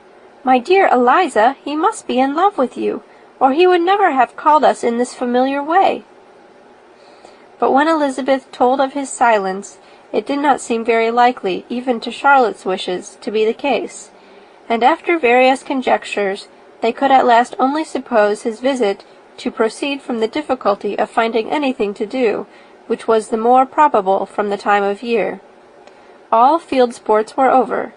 Within doors there was Lady Catherine, books, and a billiard table, but gentlemen cannot always be within doors, and in the nearness of the parsonage, or the pleasantness of the walk to it, or of the people who lived in it, the cousins found a temptation from this period of walking thither almost every day. They called at various times of the morning, sometimes separately, sometimes together, and now and then accompanied by their aunt. It was plain to them all that Colonel Fitzwilliam came because he had pleasure in their society, a persuasion which of course recommended him still more. And Elizabeth was reminded by her own satisfaction in being with him, as well as by his evident admiration of her former favourite George Wickham, and though, in comparing them, she saw there was less captivating softness in Colonel Fitzwilliam's manners, she believed he might have the best informed mind. But why Mr. Darcy came so often to the parsonage, it was more difficult to understand. It could not be for society, as he frequently sat there 10 minutes together without opening his lips, and when he did speak, it seemed the effect of necessity rather than of choice, a sacrifice to propriety, not a pleasure to himself. He seldom appeared really animated. Mrs. Collins knew not what to make of him. Colonel Fitzwilliam's occasionally laughing at his stupidity proved that he was generally different, which her own knowledge of him could not have told her, and as she would like to have believed this change the effect of love, and the object of that love her friend Eliza, she set herself seriously to work to find it out. She watched him whenever they were at Rosings, and whenever he came to Hunsford, but without much success. He certainly looked at her friend a great deal, but the expression of that look was disputable. It was an earnest, steadfast gaze, but she often doubted whether there were much admiration in it, and sometimes it seemed nothing but absence of mind. She had once or twice suggested to Elizabeth the possibility of his being partial to her, but Elizabeth always laughed at the idea, and Mrs. Collins did not think it right to press the subject, from the danger of raising expectations which might only end in disappointment, for in her opinion it admitted not of a doubt that all her friend's dislike would vanish, if she could suppose him to be in her power. In her kind schemes for Elizabeth, she sometimes planned her marrying Colonel Fitzwilliam. He was beyond comparison the most pleasant man. He certainly admired him, and his situation in life was most eligible. But, to counterbalance these advantages, Mr. Darcy had considerable patronage in the church, and his cousin could have none at all. End of chapter 32.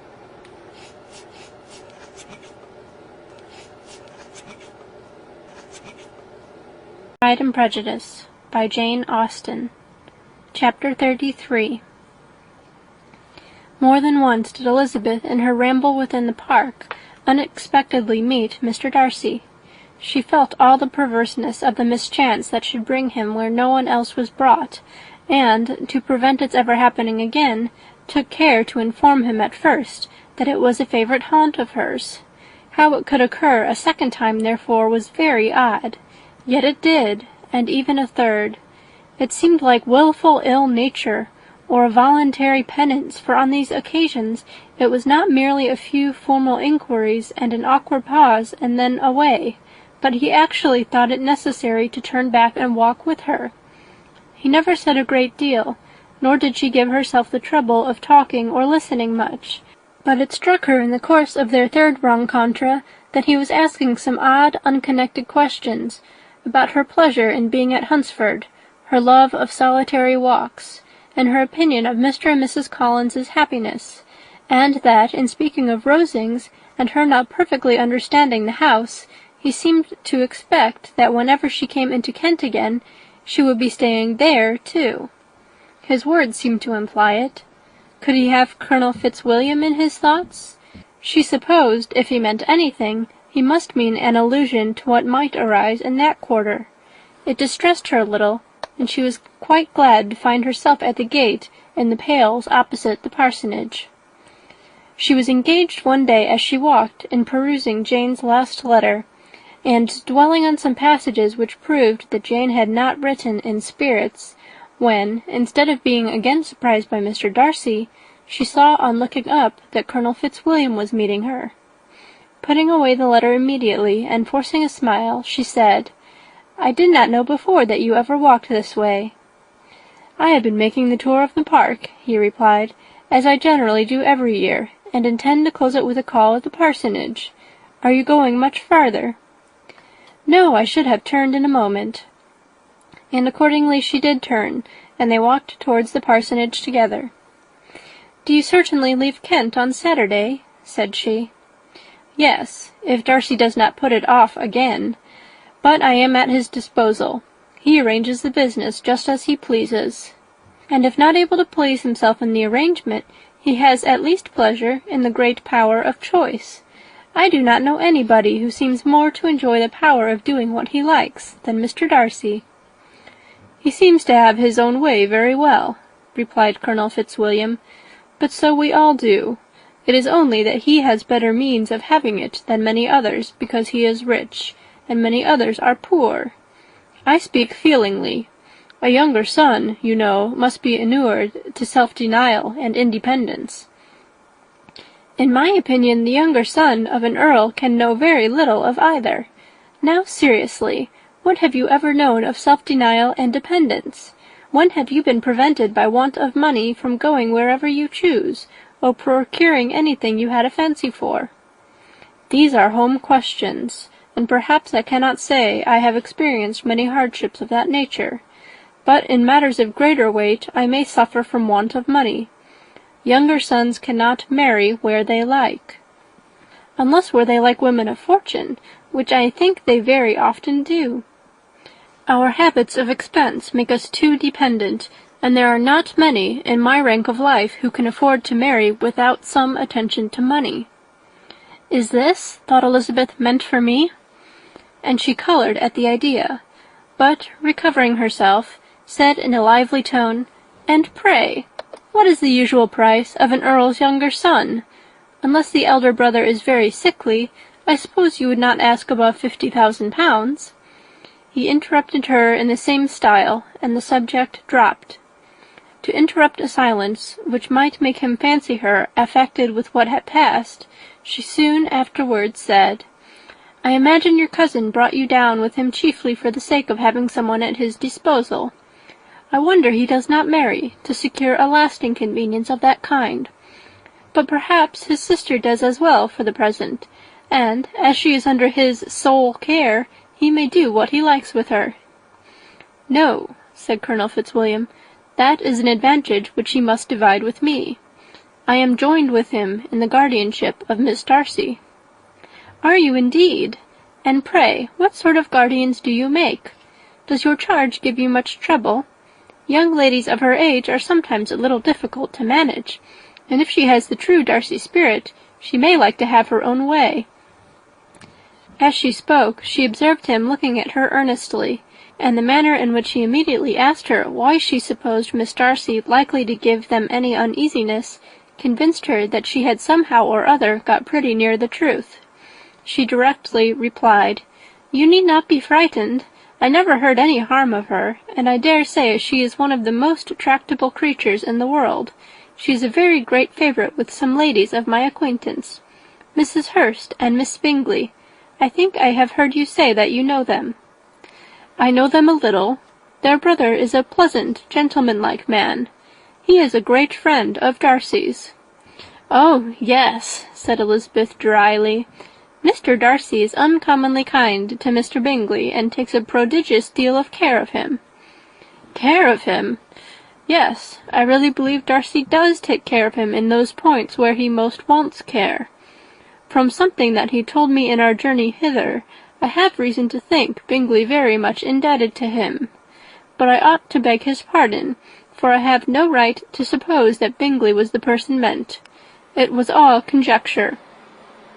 "What is it you mean?" "It is a circumstance which Darcy could not wish to be generally known, because if it were to get round to the lady's family, it would be an unpleasant thing." "You may depend on my not mentioning it." "And remember that I have not much reason for supposing it to be Bingley.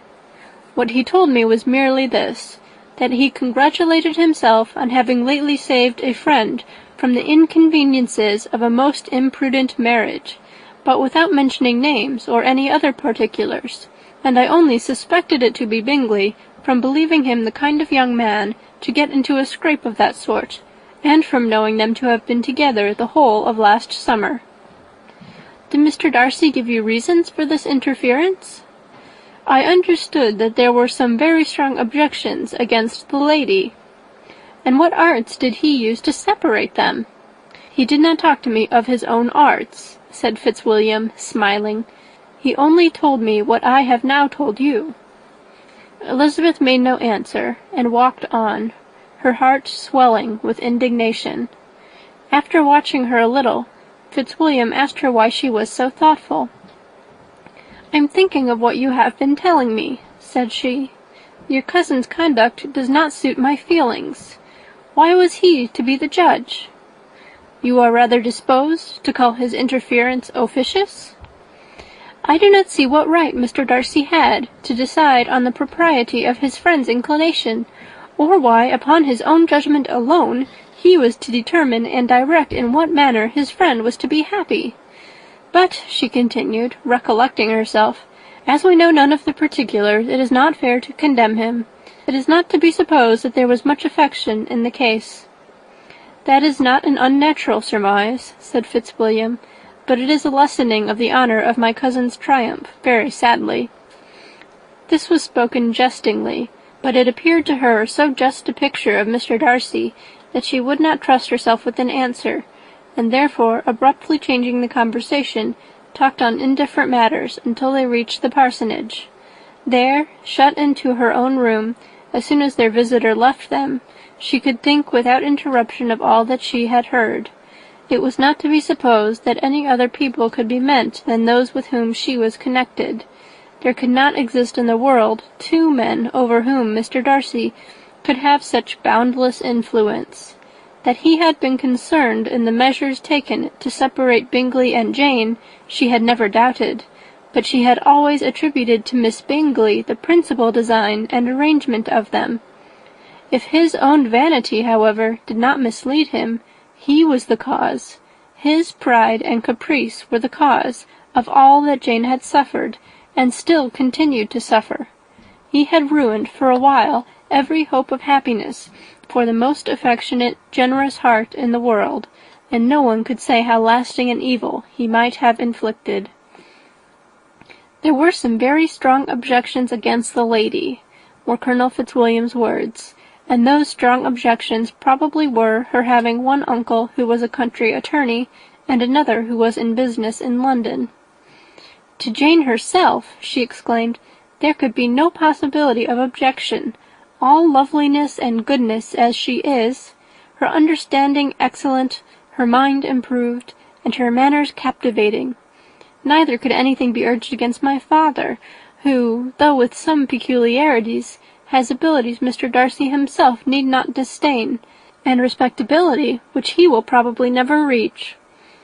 When she thought of her mother, her confidence gave way a little, but she would not allow that any objections there had material weight with Mr. Darcy, whose pride, she was convinced, would receive a deeper wound from the want of importance in his friends' connections than from their want of sense, and she was quite decided at last that he had been partly governed by this worst kind of pride, and partly by the wish of retaining Mr. Bingley for his sister.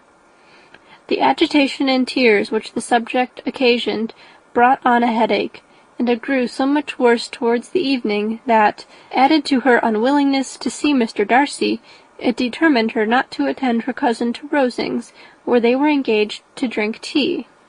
Mrs. Collins, seeing that she was really unwell, did not press her to go, and as much as possible prevented her husband from pressing her, but Mr. Collins could not conceal his apprehension of Lady Catherine's being rather displeased by her staying at home. End of Chapter 33.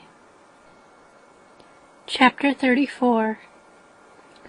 When they were gone, Elizabeth, as if intending to exasperate herself as much as possible against Mr. Darcy, chose for her employment the examination of all the letters which Jane had written to her since her being in Kent. They contained no actual complaint, nor was there any revival of past occurrences, or any communication of present suffering.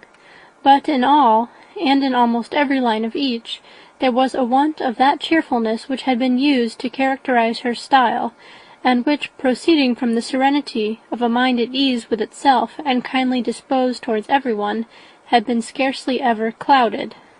Elizabeth noticed every sentence conveying the idea of uneasiness, with an attention which it had hardly received on the first perusal. Mr. Darcy's shameful boast of what misery he had been able to inflict gave her a keener sense of her sister's sufferings. It was some consolation to think that his visit to Rosings was to end on the day after the next, and a still greater, that in less than a fortnight she should herself be with Jane again, and enabled to contribute to the recovery of her spirits by all that affection could do.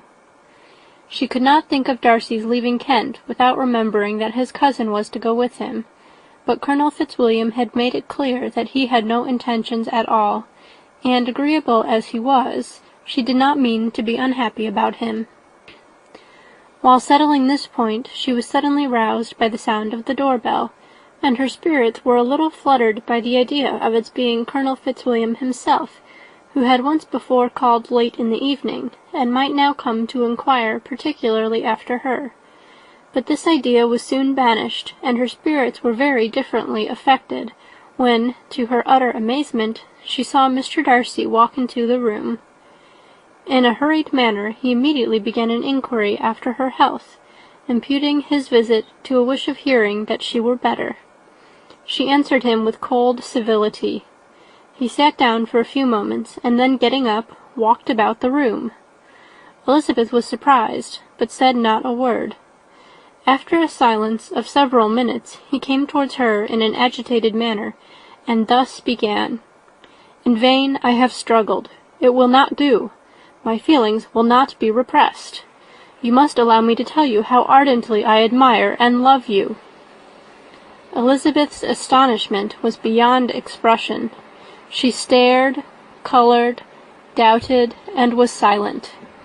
This he considered sufficient encouragement, and the avowal of all that he felt and had long felt for her immediately followed. He spoke well, but there were feelings besides those of the heart to be detailed, and he was not more eloquent on the subject of tenderness than of pride. His sense of her inferiority, of its being a degradation, of the family obstacles which had always imposed to inclination, were dwelt on with a warmth which seemed due to the consequence he was wounding, but was very unlikely to recommend his suit. In spite of her deeply rooted dislike, she could not be insensible to the compliment of such a man's affection, and though her intentions did not vary for an instant, she was at first sorry for the pain he was to receive, till, roused to resentment by his subsequent language, she lost all compassion in anger. She tried, however, to compose herself to answer him with patience when he should have done. He concluded with representing to her the strength of that attachment which, in spite of all his endeavours, he had found impossible to conquer, and with expressing his hope that it would now be rewarded by her acceptance of his hand. As he said this, she could easily see that he had no doubt of a favourable answer. He spoke of apprehension and anxiety, but his countenance expressed real security. Such a circumstance could only exasperate farther, and, when he ceased, the colour rose into her cheeks, and she said, "In such cases as this, it is, I believe, the established mode to express a sense of obligation for the sentiments avowed, however unequally they may be returned. It is natural that obligation should be felt, and if I could feel gratitude, I would now thank you. But I cannot. I have never desired your good opinion, and you have certainly bestowed it most unwillingly. I am sorry to have occasioned pain to anyone. It has been most unconsciously done, however, and I hope will be of short duration. The feelings which you tell me have long prevented the acknowledgment of your regard can have little difficulty in overcoming it after this explanation." Mr. Darcy, who was leaning against the mantelpiece with his eyes fixed on her face, seemed to catch her words with no less resentment than surprise. His complexion became pale with anger, and the disturbance of his mind was visible in every feature. He was struggling for the appearance of composure, and would not open his lips till he believed himself to have attained it. The pause was to Elizabeth's feelings dreadful. At length, with a voice of forced calmness, he said, "And this is all the reply which I am to have the honour of expecting. I might perhaps wish to be informed why, with so little endeavour at civility, I am thus rejected, but it is of small importance." "I might as well inquire," replied she, "why, with so evident a desire of offending and insulting me, you chose to tell me that you liked me against your will, against your reason, and even against your character. Was not this some excuse for incivility, if I was uncivil? But I have other provocations, you know I have.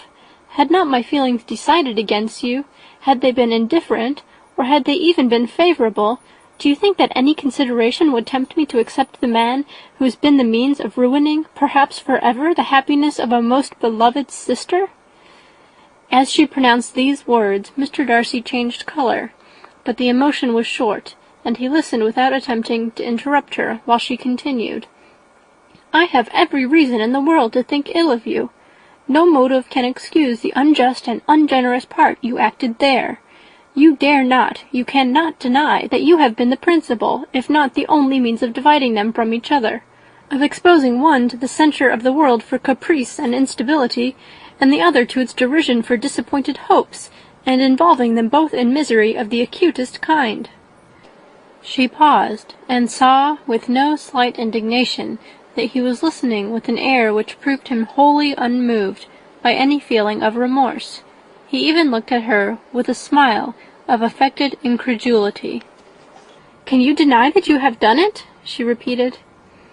With assumed tranquillity he then replied, "I have no wish of denying that I did everything in my power to separate my friend from your sister, or that I rejoice in my success. Towards him I have been kinder than towards myself. Elizabeth disdained the appearance of noticing this civil reflection, but its meaning did not escape, nor was it likely to conciliate her. "But it is not merely this affair," she continued, "on which my dislike is founded. Long before it had taken place, my opinion of you was decided.